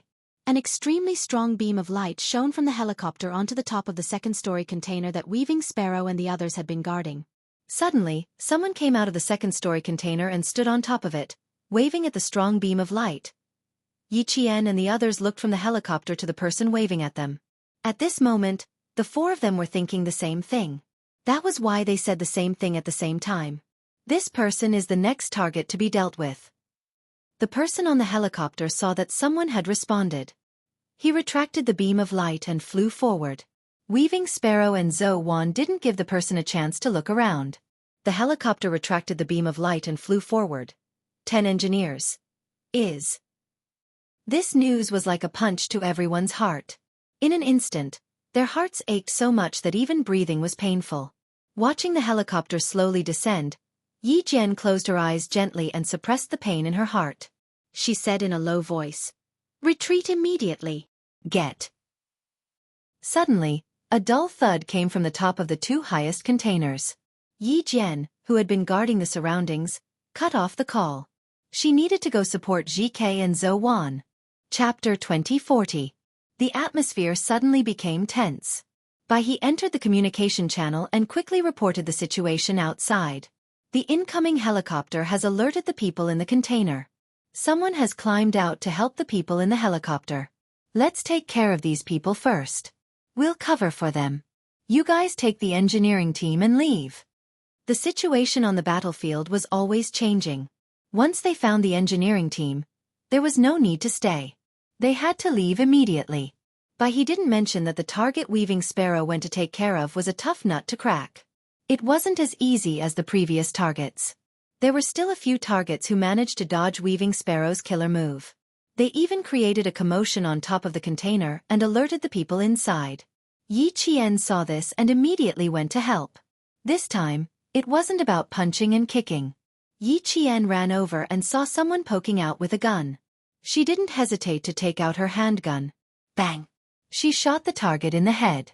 On the other side, Zhou Wan was only a second slower than Yi Qian. She shot the target that came after her. Although the pistols were equipped with silencers, the 2 targets who were shot fell back into the container through the exit. The people inside stared blankly at their own people whose heads were bleeding. Someone shouted, turned off the light source, and fired back at the same time. Gunshots rang out. Long Ying, who had climbed out of the container, reached out and grabbed Feng Gong, who was brought up by his comrades. He held Feng Gong's arms tightly and carried him out of the container. Feng Gong was already dead. There was only a trace of warmth left in his body. Long Ying carried him out with bloodshot eyes. He hoarsely said to Bai He, who was guarding below, "Help, Bai He." The cooperation between comrades was tacit. The white crane was already prepared, and the eagle carried Feng Gong out and immediately carried him out of the container. Feng Gong, who did not forget to work before his death, was carried away. Then, the unconscious Feng Gong was successfully rescued from the container. Pigeon, who was still in the container, repeatedly warned the engineering team, "Follow them. Don't look back." He didn't want to see another engineer sacrificed. He wouldn't allow another engineer to be sacrificed under the protection of the Snowfield Brigade. He could already hear the gunshots outside. The situation was tense. He had to evacuate with the engineering team immediately. The bullets pierced through the metal of the container, one after another. The people inside couldn't see outside and didn't know what was happening outside. In order to survive, they could only shoot blindly upwards, left, right, front and back, trying to scare off the people outside. They didn't dare to come out of the container to counterattack. They were afraid that if they came out, they would end up like their two companions who had their heads blown off. They were shooting blindly, but Yi Qian was not going to shoot blindly. She picked up the M16 that she had used to kill the target, went around to the front of the container, and crouched down. She aimed at the center of the container and fired continuously. Bang, bang, bang. 10 bullets were fired consecutively. Yi Qian had blasted a bowl-sized hole in the front of the container. This hole was the only passageway through which Yi Qian could clearly see through his scope. 1, 2, 3. Yi Qian aimed at the targets and pulled the trigger of her FAMAS rifle. After 3 consecutive shots, she hit 3 of the people inside. Without stopping, Yi Qian rolled to the side and left the shooting range. After killing 3 targets in a row, if she stayed in the same spot, she would also become a target. All the engineering team retreated into the forest. Yi Qian and the other 3 who received the notice did not want to continue fighting. They put away their rifles and quickly retreated. In front of them, the helicopter had already landed. Without the sound of propellers, they could clearly hear the sound of gunshots coming from the front. The group of people who got off the helicopter reacted very quickly. They instantly took out their pistols and surrounded the man in the middle to protect him. Chapter 2041. From the way they held their guns and their reactions, it was obvious that they had received professional training. The well-protected man in the middle was not tall, but his physique was very strong. His eyes, which were staring in the direction of the container, were like a wolf that had been hungry for a long time, emitting a ferocious light. He used the local language and said slowly, "Perhaps there are guests from afar. Tell everyone to take good care of the guests from afar. Especially friends from Chinese enterprises. For God's sake, you need to treat them well. Remember, I need their help, so you must treat them well." The man who spoke was very confident, and he was certain that no one on the island would be able to escape. One of the men who looked like an assistant took out his mobile phone and dialed a number. After the call was connected, he spoke quickly, as if he was conveying the man's instructions to the person on the other end of the phone. Although gunshots were coming from the front, the man in the lead was not afraid. There was even a faint smile on his deep-featured face. It was not a good smile, but a smile full of viciousness and bloodthirstiness. As an arms dealer who smuggled all kinds of guns around the world, he was used to the sound of bullets. To him, listening to the sound of bullets was no different from listening to a piano piece. There was no need to be afraid. Although he was not afraid, he did not want to stay on the island where there was a crossfire. He told his people again, "I need their help very much." Then, he left with the driver and his assistant. The reason he was not worried was that 2 speedboats carrying nearly 20 armed bandits were about to land. As a lone island, it was surrounded by water on all sides. It would be difficult to escape if they were trapped. Moreover, it was his territory, and there were so many of his own people. It would not be difficult to capture a few people. The sound of waves hitting the reef became louder and louder as the speedboats flew over. One after another, huge waves surged over, hitting the reef for a few meters before quickly retreating. Knowing that someone had entered the island, dozens of figures jumped down from the speedboats and ran toward the island after exchanging fire with each other. These people were all well trained. After running off the speedboat, some of them stood by the side, waving their hands and repeating the local language, which probably meant something like, "Hurry up, hurry up." Pigeon, who had retreated to the forest with our engineers, shouted retreat to her comrades who were still suppressing them with firepower. Weaving Sparrow, who was in charge of covering them, said in a deep voice, "Qing Niao Bai He, you guys retreat first. Zhou Wan and I will cover the rear." After he finished speaking, the dense rain of bullets suppressed the firepower in the container. Yi Qian and Bai He did not hesitate. They put away their rifles and quickly retreated towards the forest. After retreating a few meters, the 2 of them found cover and aimed their guns in the direction of the container, reminding Weaving Sparrow and Zhou to retreat and follow them. Retreat! Zhao. Zhao, who was slightly behind, signaled for Zhao, who was at the front, to retreat first. Weaving Sparrow did not hesitate. She put away her rifle and rolled several times on the ground, avoiding the bullets that streaked across the darkness. She retreated from the first position. In order to prevent the people in the container from rushing out, they had to take turns retreating. The sound of their comrades communicating with each other constantly came from the radio. The two engineers who were the first to be rescued had already met up with Pigeon and the others. They did not even have time to celebrate. They did not even say a word as they held hands and rushed to the helicopter under the cover of the Snowfield Brigade. Chapter 2042. Gunshots were heard from behind. Yi Qian's pupils constricted as he whispered, "The pursuers are here. Pigeon, run." Their original plan was to rescue the engineers secretly, but now that they had attracted pursuers, the entire plan was ruined. The Snowfield Brigade was made up of highly trained special forces, so they were exceptionally calm when their plan was ruined. No one panicked. Pigeon immediately asked Xianxia, "The helicopter can only carry 7 people, including the pilot. Xianxia, do you know how to fly a helicopter?" There were 22 engineers and the Snowfield Brigade, including the sacrificed Fang Gong. The helicopter could only carry 7 people, including the pilot. Pigeon intended to let Yi Qian retreat first. However, Yi Qian did not know how to fly a helicopter. "No, by he, Zhou, and I will bring up the rear. Weaving Sparrow will catch up with you guys. Let him take the 6 engineers and leave first." "Okay, you guys be careful. Sparrow Hawk, you and Xianxia will bring up the rear." Pigeon's eyes dimmed when she heard Yi Qian's reply. She immediately agreed. Yi Jian and Bai He were originally assaulters, so they were assigned to cover the rear, which was still according to the original battle arrangement. Following the gunshots, the atmosphere became even more tense. Fortunately, the engineers were all soldiers, so they did not panic when they heard the gunshots. They followed the special forces that were protecting them across the island and kept running forward. The trees on the sea islands all had a common feature. The roots grew and emerged from the ground, meandering and exposing the surface, like the tentacles of an octopus clinging to the surface of the ground. When there was soil, they would take root again. These exposed and thick roots that were integrated with the ground became an obstacle for the engineers when they ran.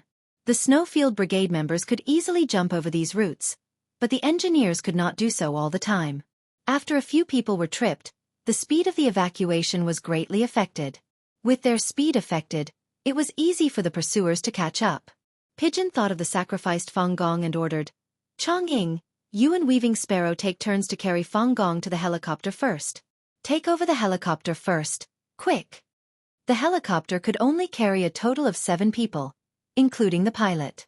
The sacrificed engineer Fang and the injured engineer Jiang would definitely go first. The other 4 had already decided in the basement. Now, they just needed to run in the direction of the helicopter. The eagle, who had just handed Fang Gong over to the Weaving Sparrow, suddenly raised its head and looked to its left. Just now, it had seen a flash of light pass by. "There's a situation at the beach. I saw a flash of light." He reminded all his comrades that there were pursuers behind them. If something happened at the seaside, it would be even more difficult to escape. Yi Qian, whose face was as dark as water, had a ruthless look in his eyes. He said in a low voice, "The 3 of us will run towards the beach. Turn away all eyes. Pigeon, hide the remaining engineers and send 2 more members to guard them. Then, come and support us from the rear. We must first ensure that Weaving Sparrow successfully takes off." Yi Qian was a command-type military school student. Even though he had only been in school for 1 semester, he had started learning the basics of military operations in his first year. As a command-type military school student, he naturally knew how to plan for battle. Now, the enemy did not know how many people they had. They only knew that they had taken all the engineers with them. So they split into 2 groups. One group would retreat secretly, and the other group would attract all attention to protect the engineers. Chapter 2043. I think it's a good idea. Pigeon, follow Xianxia's plan. Weaver Sparrow, fly the helicopter and leave. I'll meet up with you guys later. Chongqing agreed to Yi Qian's plan. He didn't stop after realizing the situation. Instead, He continued to run forward with Weaver Sparrow. In this way, the 10 special forces of the Snowfield Brigade were divided into 3 groups. Yi Qian, Bai He, and Zhou Wan were in one group. They were responsible for attracting all the firepower. Chong Ying and Weaver Sparrow took turns to carry the sacrificed Fang Gong. Qi Lu and Lun brought up the rear and escorted Jiang Gong and the other 4 engineers to the helicopter. Sparrow Hawk, Pigeon, and another comrade codenamed Bloodswallow protected the remaining 6 engineers as they hid on the island. At the same time, the sound of helicopter propellers came from the sky above the island. The 10 Snowfield Brigade members didn't look up. Instead, they worked together to evacuate as quickly as possible. The helicopter was very arrogant. It turned on a blinding light as it circled in the sky. It seemed to be looking for something. Yi Qian glanced at the helicopter. He said to Bai He and Zhou Wan, "When the helicopter turns around, we'll take a look under their noses." Since they were attracting all the firepower, they naturally had to let the enemy know where they were. When the beam of light flashed across a relatively open area, the bodyguard and assistant who had been observing the situation below quickly whispered to the man who had his legs crossed and didn't have the slightest bit of worry on his face, "I saw a guest from afar." "Very good. Tell the people below to treat the guests well." The man had his eyes closed the whole time. He looked quite relaxed. "For those disobedient guests, let them enjoy being surrounded by the sea. Send them to meet God." Soon, the man's words were transmitted to the ground. The 3 people who were illuminated by the light entered the forest and ran in the opposite direction of the other 2 groups. Just as they passed through a few wild coconut trees, Yi Qian suddenly shouted, "There's someone in front." Yi Qian smelled the smell of low-quality perfume in the salty sea breeze. It wasn't just one type. There were several types mixed together. It was so strong that it was pungent. The 3 of them quickly circled behind the leaves. Through their night vision goggles, they saw a few people slowly approaching from the front. There were 3 people before 12 o'clock, 2 at 10 o'clock, and 3 at 2 o'clock. These people should have come up from the beach. From the looks of it, he should have just arrived. "His pants are wet." Yi Qian, who was observing them, spoke softly. She did not need to speak too loudly. Her bone conduction earpiece was able to transmit her words clearly to the ears of her comrades. "I have good stuff on hand. I'm in charge of the 2 o'clock area, Qing Miao is in charge of the 10 o'clock area, and Bai He is in charge of the 12 o'clock area. We didn't know how many people they had, so we came here first." Zhou Wan's lips moved, and at the same time, she moved closer to the 2 o'clock area. Yi Qian pulled open the silver wire and slowly approached the 10 o'clock position. He slowly leaned against a tree and held his breath as he waited for his target to approach. After chanting 3 times in his mind, the silver wire was like a snake hidden in the leaves. It silently wrapped around his neck and tightened, then pinned him against the tree trunk. Yi Qian, who had 1 foot on the tree trunk, used all his strength to tighten the silver wire. The man in front of the tree trunk kicked his feet a few times, and then there was no sound. The other target who was with him did not notice anything strange. He only saw his partner's back pressed against the tree, and his feet kept kicking, as if he was trying to kick something off the bottom of his shoes. Chapter 2044. This kind of sneak attack was very dangerous. Once discovered, the person would be exposed. If the person on the other side still had a gun, it could be said that he would be treated as a live target. The reason Yi Qian dared to make a move like this was because the 2 targets were walking separately. There were 2 trees between them, and the other target's line of sight was obstructed, so he wouldn't be able to spot her immediately. As a Special Forces soldier, she had to learn how to win a chance of survival in the most dangerous environment. Excellent professional skills were the guarantee of winning a chance of survival. Yi Qian was a daring and careful Special Forces soldier. In addition, she had been hunted down by Yi Ying in her previous life, so she had an instinctive ability to avoid danger. She could quickly determine the most advantageous move for herself and the least likely to arouse the other party's suspicion. At this moment, even though the second target was only 2 trees away from her, her daring move didn't arouse any suspicion until the first target was taken care of. Yi Qian, as a Special Forces soldier, was able to deal with the situation calmly and without batting an eyelid. The second target saw that his companion was still leaning against the tree, but her feet weren't moving. She seemed to be leaning against the tree to rest because she was too tired. He shushed his companion softly, then used his gun to sweep the surroundings. Sensing that there was nothing out of the ordinary, He walked around the two trees between them and walked over. As he walked over, he said something in a low voice.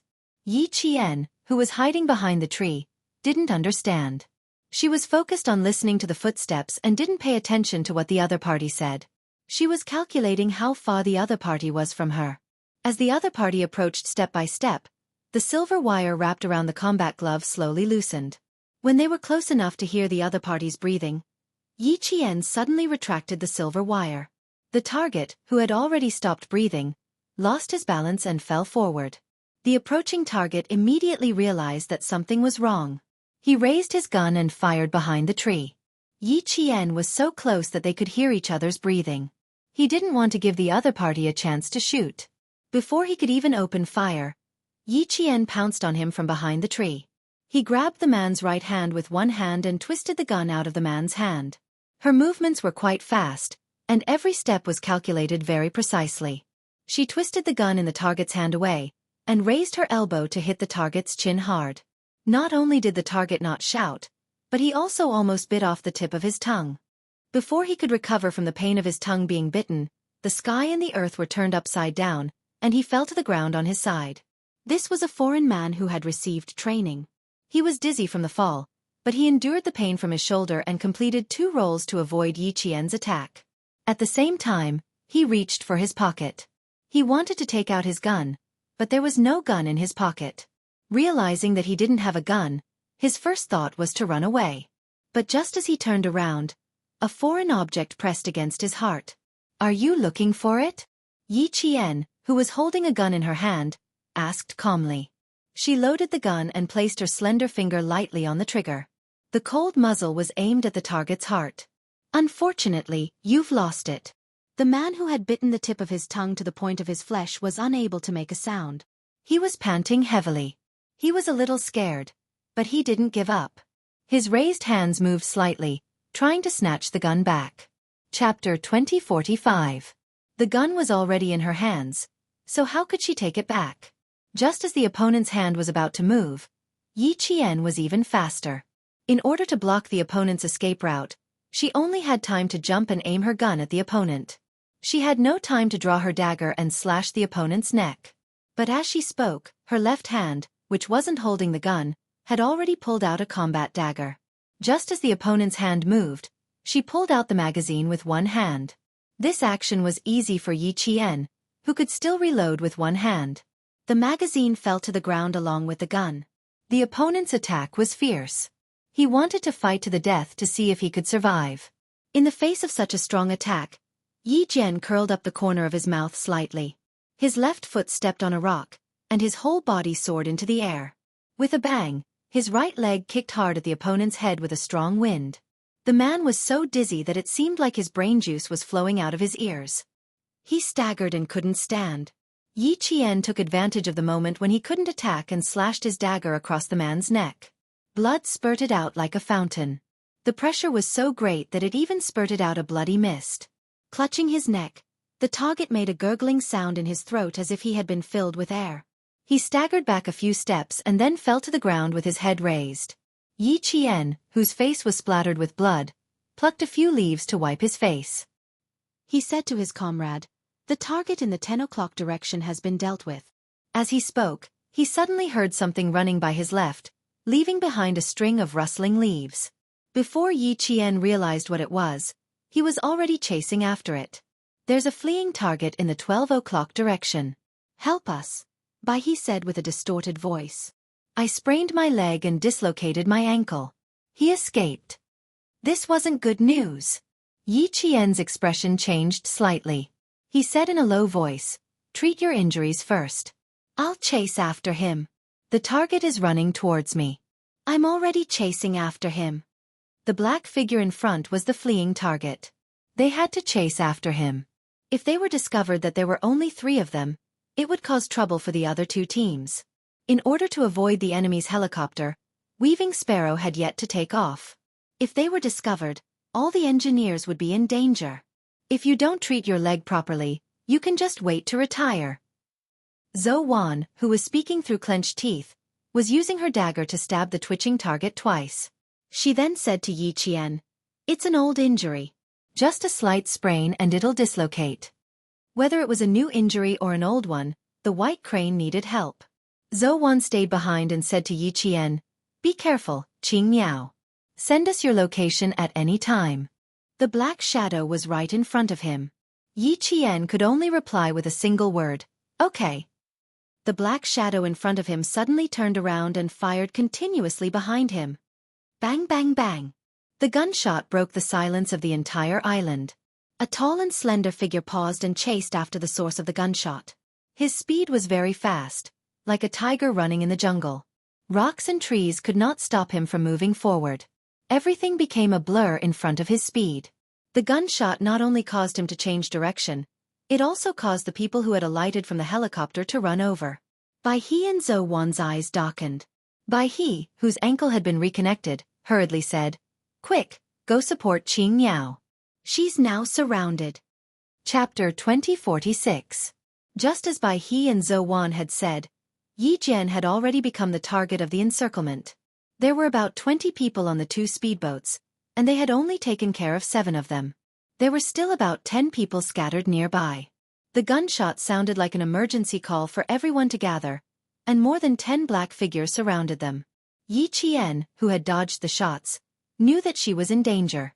Since the enemy had already opened fire, there was no need for her to hold back anymore. The moment she dodged, the enemy slyly dashed a few meters away. Yi Qian's eyes were locked on the black figure in front of her. Listening to the sound of the black figure running, she chased after it like an arrow released from a bow.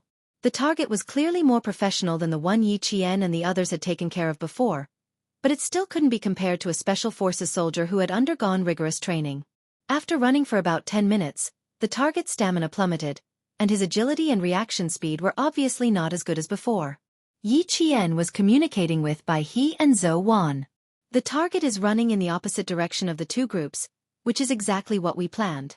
You 2 continue to attack from the shadows, but I'll come out in the open." Although it was a little inappropriate to attack from the shadows, for the safety of the engineers, it was worth the risk. From the moment the 3 of them intentionally allowed themselves to be swept by the helicopter's beam, they were already taking a risk. "The 2 of us are about 100 meters away from you. We found 3 targets. Qing Miao, the 2 of us won't be able to support you in time, so be careful," Zhou Wan reminded her in a low voice. There were a lot of targets to take care of, so she would have to fight alone.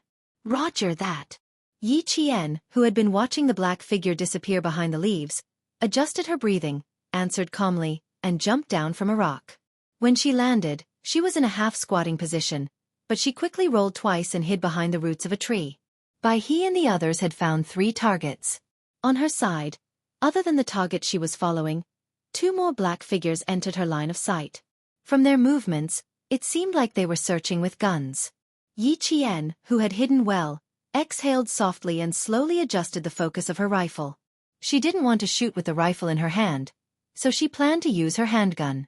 The target was very close, so shooting with a rifle would be overkill. Furthermore, she didn't know how many people there were, so she needed to ensure that she had enough ammunition and couldn't waste bullets. The FAMAS rifle in his hand had an effective range of 300 meters. It was equipped with NATO-made warheads, and there were only a pitiful 25 bullets in the magazine. However, the FAMAS rifle had a very big advantage. It was quite effective when firing in 3 bursts. Now that there were only 2 targets, it was better to save the bullets and use a pistol instead. Unfortunately, the pistol in her hand could not fire automatically. She had to pull the trigger once to fire a bullet, but it was fast. The rifle in the other party's hand was a Canadian C-Series rifle. Its effective range and speed were much faster than the pistol in her hand. 2 targets meant that she had to fire 2 bullets. In order to prevent the other target from having a chance to fire when she fired the first shot, she needed to use a side jump to complete 2 consecutive shots. Yi Qian let out a sigh of relief when he saw the gun in his opponent's hand. He slowly held his breath and raised his pistol. Bang! Bang! The 2 bullets were like continuous shots. The first target hit in the head didn't even make a sound. He was still holding a C-Series rifle and fell to the ground with a bang. Chapter 2047. Although the second target reacted, all he saw was a shadow flying past him. Just as he was about to shoot, he heard something exploding in his chest. It was the bullet that pierced through his heart with great force. His beating heart was severely damaged, and its mission was interrupted. There was no chance for his opponent to slow down, nor was there any threat to his consciousness. 1 second, he was breathing fresh air, and the next second, he was facing death. Yi Qian, who had fired 2 shots, was the first to fall to the ground with his right hand. By the time the gunshot disappeared, he had rolled 2.5 times on the ground and was leaning against a tree. He was panting slightly. The gunshot wasn't loud. It was as low as the sound of a drum being struck twice. It didn't have any frightening power. Even the smell of gunpowder was blown away by the salty sea breeze. In less than a minute, it was blown away without a trace by the sea breeze. Yi Qian, who heard the sound of someone falling to the ground, didn't immediately come out to check. Instead, he leaned against the tree quietly. He counted to 5 in his heart before he left. The black figure, who had fled at least 50 meters away, ran too fast. He didn't hear the footsteps behind him. He cursed under his breath and sat on the ground with his hands on his knees. Before he could relax, a cold voice came from behind him. "Stand up." The person who spoke pressed a hard object against his temple. "Put down the thing in your hand. Otherwise, I can guarantee that the thing in my hand will not be polite to you." The voice was low and slow. It was obviously a threat, but there was an indescribable elegance to it. It made people's hair stand on end. "God!" The black figure, who was so shocked that he almost peed in his pants, breathed a sigh of relief when he heard the voice. Even his tense shoulders relaxed. "This damn Huai. One day, I'll send you to God." The Western man who looked down on Yu Huai could only curse in his heart.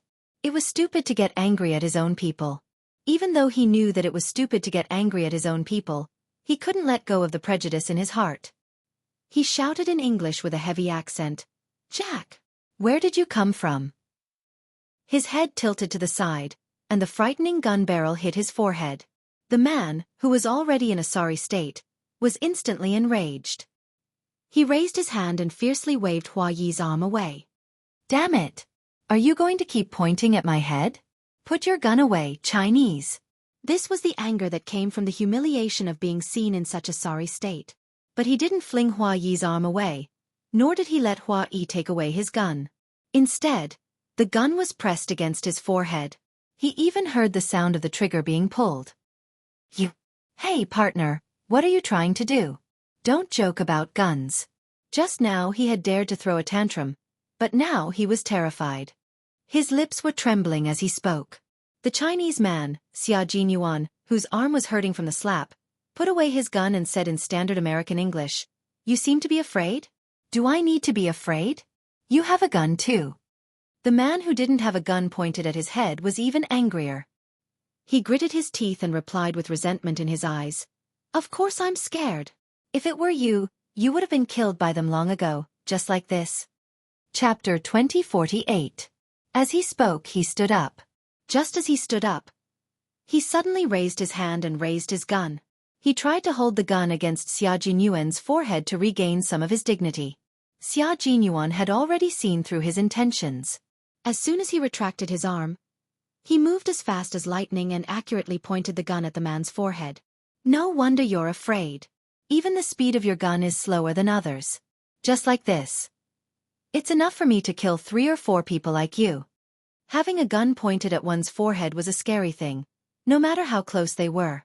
What's more, this man didn't have a good relationship with Xia Jinyuan, so he was even more afraid. The man who had lost his arrogance stammered, "Yes, I'm very afraid. So, partner, we need to work together." "Yes, we need to work together. I don't know where they came from, but they're very, very powerful. There were 8 of us, but I was the only one who escaped from them alive. They were very fast. If I hadn't reacted fast enough, I would have been killed like Bieber. There was nothing more terrifying than watching one's partner get killed. If he hadn't escaped fast enough, he might have died like Bieber.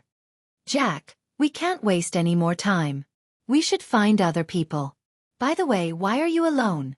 Where are the others? Where did they go?"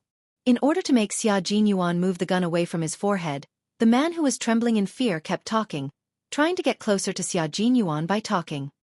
Hearing light footsteps about 3 meters away from him, Xia Jinyuan covered the man's chattering mouth and chuckled coldly. Shut up if you don't want to die. Someone is coming. The man was so scared that he didn't even need to cover his mouth and automatically shut up.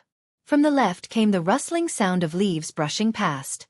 Under the dim light of the sky, through the sparse trees, he saw 3 black shadows walking with their backs bent. All right, we'll wait here. We'll wait here. You take this side, I'll take this side. Climb up the tree. It sounded like they were lying in ambush for someone to come. The man who was with Xia Jinyuan was overjoyed because the 3 of them were none other than his own people. Boris, it's Boris's voice. That's great. With them, we don't have to be afraid of those people chasing after us. He was very happy, so happy that his face showed joy. He even wanted to raise his voice to greet them. However, Xia Jinyuan's words almost shut him up. Do you think the 3 of them are a match for those people? If so, you can say it at once. If not, arrogant job, you had better shut up. Do you understand what I mean? I don't want to die with you. Understand? That one sentence extinguished Job's hope. He even wanted to leave as soon as possible, but he did not say it out loud. He didn't want a Chinese to look down on him. Just now, it was already embarrassing enough. Xia Jinyuan didn't pay attention to him. He wanted to know who on earth dared to come to the private island of an arms dealer who even the highest authority in the country didn't want to provoke, and who dared to exchange gunfire on the island. At this moment, Xia Jinyuan didn't know who he was about to meet. At this moment, he just wanted to watch and not get involved. Yi Qian, who was chasing after the enemy, didn't know who she was about to meet. After separating from Bai He and Zhou Wan, she carefully passed through the dense foliage of the unknown trees and stuck close to a curved tree. She didn't move forward. Chapter 2049. There was danger ahead, so she couldn't go straight ahead. She had to take a detour. It was dangerous to fight alone without support. She could only rely on her own abilities to solve the problem. She could only rely on herself to solve the problem. No one would tell her what to do, and no one would appear when she was in danger. Yi Jian, who was very clear in her heart, moved very carefully. She instinctively sensed the danger and immediately changed her direction. Instead of going straight ahead, she took a detour. With the help of Phelan's equipment, Yi Qian kept her rifle trained. She looked through her night vision goggles, searching for her target in the monochromatic green world. She heard GK's voice in her earpiece. 35 degrees north latitude. The wind is from the southeast. The pilot's code name is G Quebec. The Bell 407 helicopter will take off at 11:20 p.m. Local time. Roger. Roger. Take off immediately. Take off immediately. Take off at 11:23 p.m. Local time. Take off successfully. GK finished her conversation with Pigeon. The rest of the team listened to the conversation and smiled faintly. Shit, that's our helicopter. Did the guy who flew it take it away? Damn it! Where did they all go? Does no one know what happened? A bearded man cursed on his phone. He made several calls in a row. Every time he made a call, he scolded the person who answered it. Who the hell took the helicopter away? Hurry up and go see what's going on. Damn it! You'll die a horrible death. You've angered the boss, so you'll all die a horrible death. Even the helicopter had been taken away. They didn't need him to remind them. They knew that it would be difficult to explain things to their boss. I know we'll die a horrible death, including you. You too. If you have the time to scold us, why don't you go see what's going on? Also, we don't know the pilot of the helicopter. Goodbye. The man who answered the phone was livid. He also scolded back. Bang bang bang bang. Someone fired directly at the helicopter that was taking off, trying to shoot it down and make it crash. Long Ing and Pigeon guarded the helicopter until it reached a safe altitude. When they heard the gunshots, they looked at each other and ran towards the source of the gunshots. On the other side, Yi Qian heard someone talking in a low voice. She slowly searched the area and saw someone lying on a tree through her night vision goggles. There was a rumbling sound of a helicopter flying overhead. Yi Jian, who had a faint smile on her face, pulled the trigger. Accompanied by a series of rumbling sounds, she shot the person hiding in the tree and made him fall from the tree. She only saw one of the 3 targets. When the other 2 heard the gunshots, their necks instinctively shrank. Then, they immediately raised the rifles in their hands and fired continuously. The dense bullets drew out streaks of fiery red as they pierced through the air. Bang, bang, bang. Some hit trees, some hit rocks, and some passed through the lush foliage and landed somewhere unknown. Yi Qian held his breath as he rolled twice before crouching on the ground. He waited for the barrage of bullets to finish. Up ahead. Quick. Not far away, Bai He and Zhou Wan heard the gunshots and quickly came over. In front of them was the Qing Niao. It must be the Qing Niao exchanging fire with them. The gunshots were very loud and attracted the attention of the bandits who were still searching in the dark.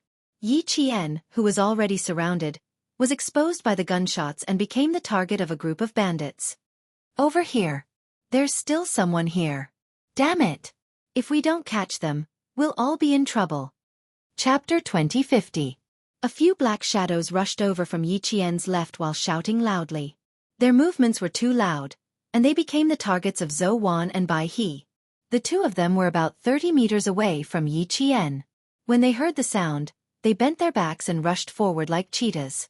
In the blink of an eye, they had covered several meters. We are still 20 meters away from you. Qing Niao, hide well. The two people who attacked kept in close contact with Yi Qian at all times, so that Yi Qian would know that she was not fighting alone. After Bai He finished speaking, Zhou Wan said, "Don't expose yourself so easily. Leave the target who just spoke to us." Although the island's terrain was complicated, it was only so big. These people were also familiar with the island's environment. Now that they had locked onto Qing Niao's range of movement, if she moved again, her hiding spot would be completely exposed. She would become a live target that would be shot full of holes. Attracting firepower was to ensure the safety of the engineers, but they also needed to ensure their own safety. The only thing that made them feel at ease was that although these people were well trained, they were only at the level of elementary school students. Although they had powerful rifles, their skills were limited. Even if they locked onto Qing Niao's approximate range of movement, it would not be easy to find Qing Niao. Understood. You guys be careful. Yi Qian, who was hiding behind a tree, said calmly, "Don't worry. Pay attention to your surroundings. There are many targets that came ashore from the beach. I've taken care of 5, and you guys have taken care of at least 5. There are still targets that have not been taken care of. I suspect that they came ashore on a boat. I plan to capture one of them alive and ask him about the exact location." "You plan to steal the boat?" Bai He heard the movement ahead and hid behind a tree while Zhou Wan stood guard in front of him. The two of them had been moving forward alternately. This way, not only could they ensure the safety of their comrades, but they could also discover the target immediately and quickly engage in battle. "Yes. This way, we can all leave the island." Yi Qian gently brushed away a leaf in front of her. After she spoke softly, she shushed her comrades. This was to tell them that she had discovered the situation and could not speak. "She is safe for now. Let's go and take care of the guys in front of us first." The white crane lightly made a hand gesture, and the two people hiding behind it crept towards the direction of the movement. The Snowfield Brigade was familiar with fighting on land, sea, and air. Although the terrain of the island was unfamiliar, the environment was familiar. Soon, the two of them saw a dark shadow flash past behind the leaves, heading towards where Yi Qian was. "You shoot from that side, and I'll shoot from here. Give them the illusion that we're lying in ambush all over the island." The white crane stared coldly at the black figure shuttling through the monotonous green. "In this way, we can disperse the danger on Qing Niao and also attract the target who might still be hiding." Once these people thought that there were many ambushes on the island, they would not dare to approach the Qing Niao again. Secondly, they would not dare to open fire at will. This would make it easier for them to meet up with Qing Niao. Yi Qian heard their plan. As she watched the black figure move away, Yi Qian whispered, "Be careful." Then she carefully moved forward. She wanted to go around the two hidden targets in front of her. The gunshots coming from the left did not distract her. Judging from the sound of the bullets, it was Zhou Wan and Bai He who fired. The FAMAS was equipped with SS-109 NATO standard ammunition. Because the FA was a light machine, the barrel of the gun was slightly louder when it was fired. Therefore, Yi Qian could tell who fired the shots just by listening to the sound of the bullets. Chapter 2051. Of course, she could not rule out the possibility that the enemy had an FAMAS. However, after the two shots were fired, there was no sound. Such a clean and efficient method was the combat method she was most familiar with. Gunshots rang out again. Just as Bai He said, the firepower concentrated on Yi Qian had decreased significantly. At this time, the 5 people in the helicopter and the remaining 3 people in the container were already quite close to Yi Qian. They were familiar with the island's environment and they moved very quickly. They were able to deduce the sound of the gunshots and maintain contact with the people in front, so they did not have to search for the exact location. When the gunshots reached their ears, a man who was walking at the front with a submachine gun cursed and yelled at the people around him. "Hurry up! If all the guests are killed by them, none of us will be able to withstand the boss's anger." Before they left, their boss had said that he needed guests alive. Everyone was afraid of this arms dealer who even the government did not dare to casually deal with. He was famous for his brutality.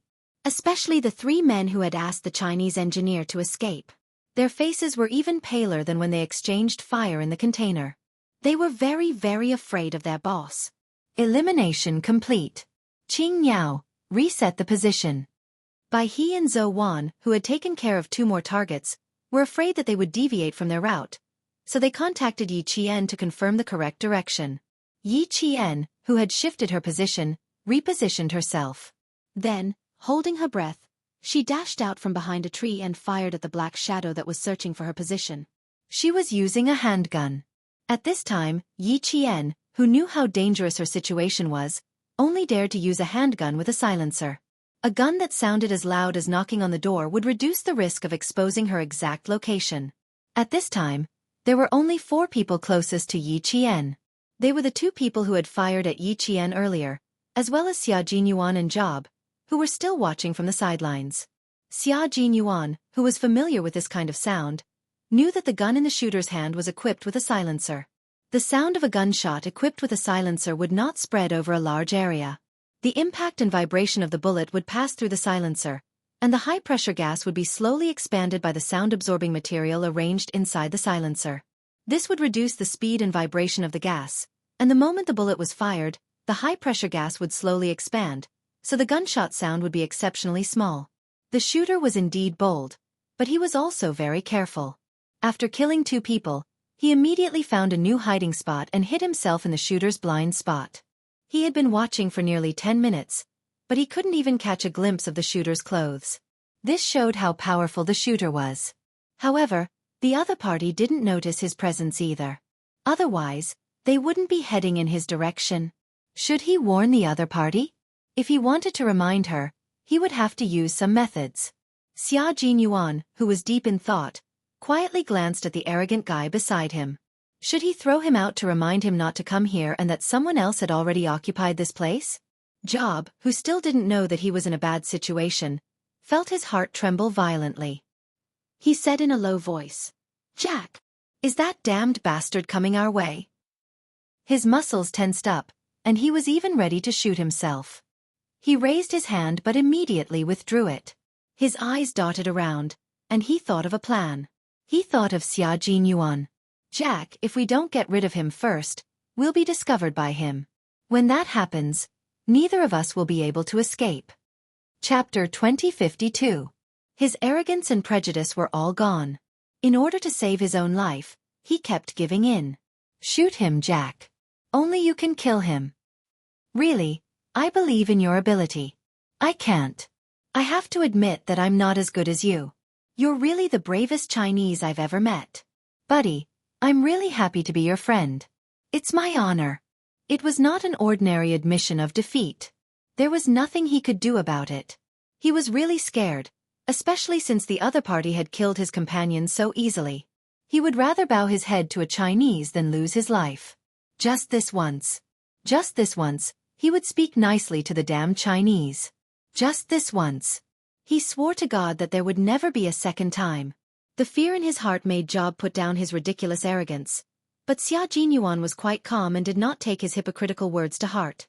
Hearing this, he smiled faintly and slowly mocked. "Boss, is the gun in your hand a display gun? Haven't you always been very powerful? You can shoot yourself. Also, you're the most powerful guy. How can a Chinese like me compare to you? Be brave and shoot. Don't make me look down on you. The enemy of my enemy is my friend. How could I shoot my friend?" Even if the other party killed everyone on the island, as long as I'm not exposed, I will never shoot.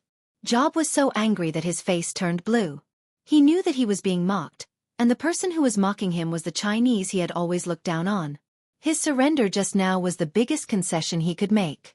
He thought that if he softened his attitude, the other party would be very grateful. Who knew that the other party would laugh at him for being a coward? With an ashen face, Job gritted his teeth and said angrily, "You damn Chinese! You will pay for your cowardice. Pay the price. If you don't go out, you will be killed by those guys. You will be killed." His clown-like behavior could not possibly make Xia Jinyuan angry. In exchange, Xia Jinyuan mocked him even more and said seriously, "Don't worry. Even if you are killed, nothing will happen to me. You can rush out. I will not stop you. As long as you are not afraid of being killed, or think that you have the ability to kill them, you can rush out and be a hero. A hero like Superman. Do you want me to kill you with this gun?" The arrogant Job raised the gun in his hand. How dare he mock me? Very well, he would let this damn Chinese know the consequences of angering him. The cold gun pointed at Xia Jinyuan's forehead. Job, who had always looked down on Chinese and black people, said coldly. His eyes were filled with murderous intent. He really wanted to kill Xia Jinyuan with the gun. Facing the threat, Xia Jinyuan curled his thin lips slightly. He was not afraid at all. He spoke softly and slowly.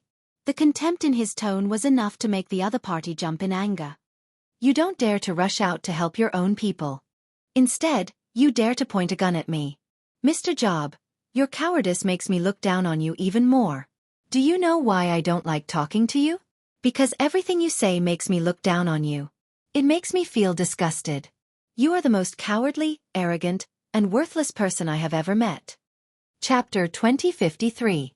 Thinking that he had been insulted, Job's breathing became louder and louder. It was especially clear in the tense and silent night. "Very good. Keep breathing like this."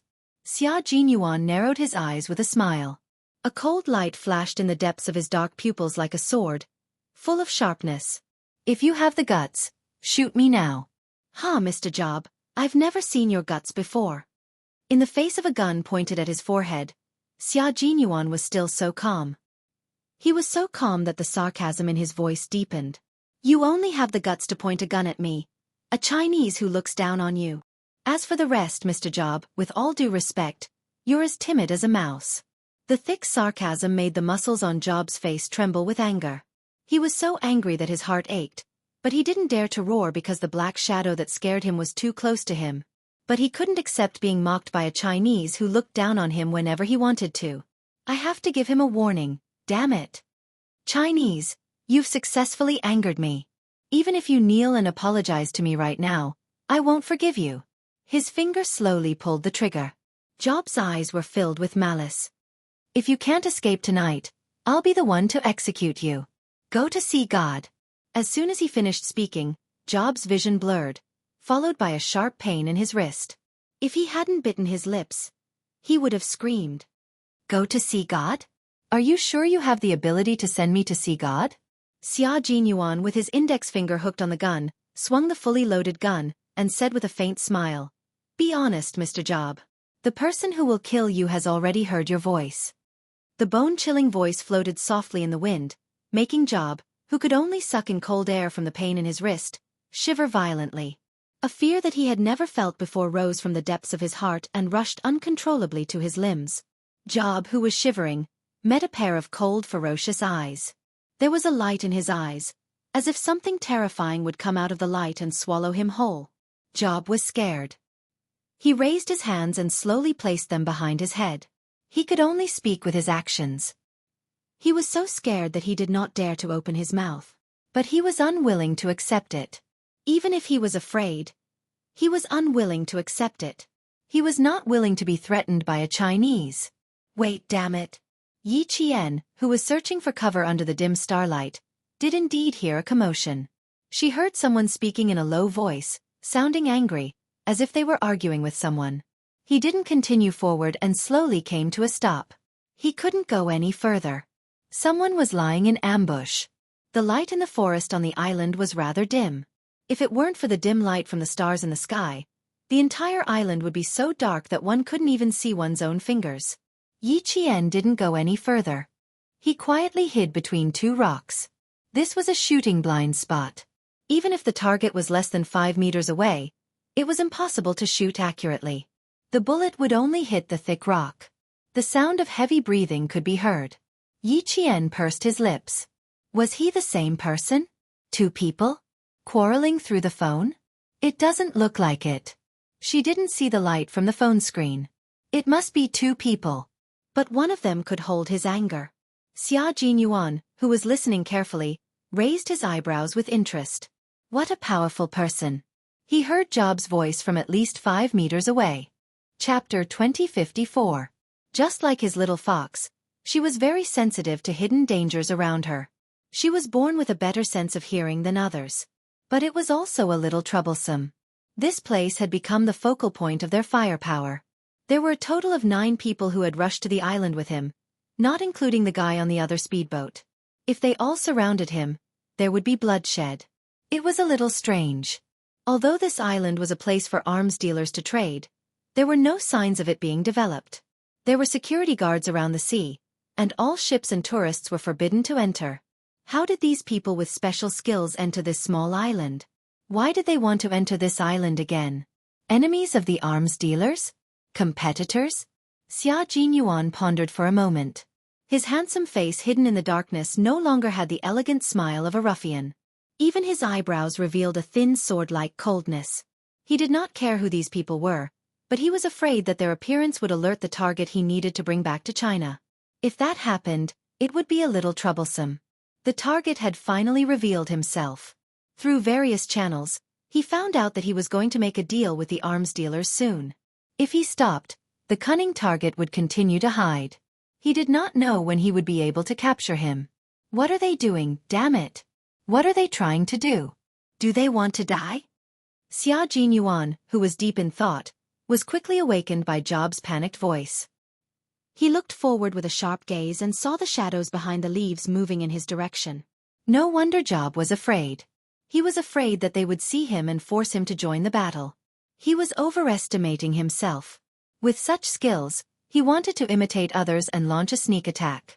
That was exactly what the powerful person wanted. He would wait for the target to come closer and catch them all in one fell swoop.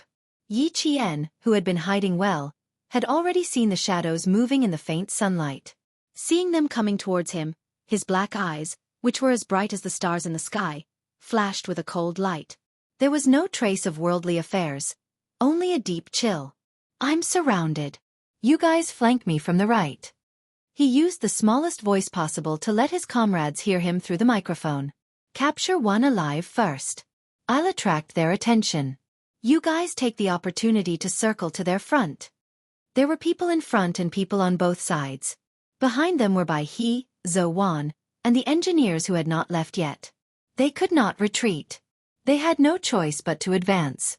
Knowing that there was an ambush nearby, Yi Qian's voice sounded like he was speaking in circles. He didn't say anything, but his comrades could hear him clearly through the bone conduction headset. Bai He, who was already close to Yi Qian, softly said, "Okay." The 3 of them formed an inverted triangle with Yi Qian as the center and Zhou Wan and Bai He as the extension points on the left and right. They would circle to the front of Yi Qian to surround the target and annihilate the enemy. The shadow was getting closer and closer to her. Yi Qian glanced to her left. Earlier, she had heard heavy breathing about 5 meters to her left, which meant that someone was lying in ambush there. But for some reason, she did not sense any danger. The other party should have been hiding there for some time, but they didn't show up, nor did they shoot at him. It was as if they were an outsider who didn't want to get into trouble. The cautious Yi Qian didn't sense any danger, but she didn't believe that there was no danger. With cold eyes, she saw through the cracks in the rocks that the shadow was getting closer and closer. She heard Bai He and Zhou Wan's voices. They had successfully circled around.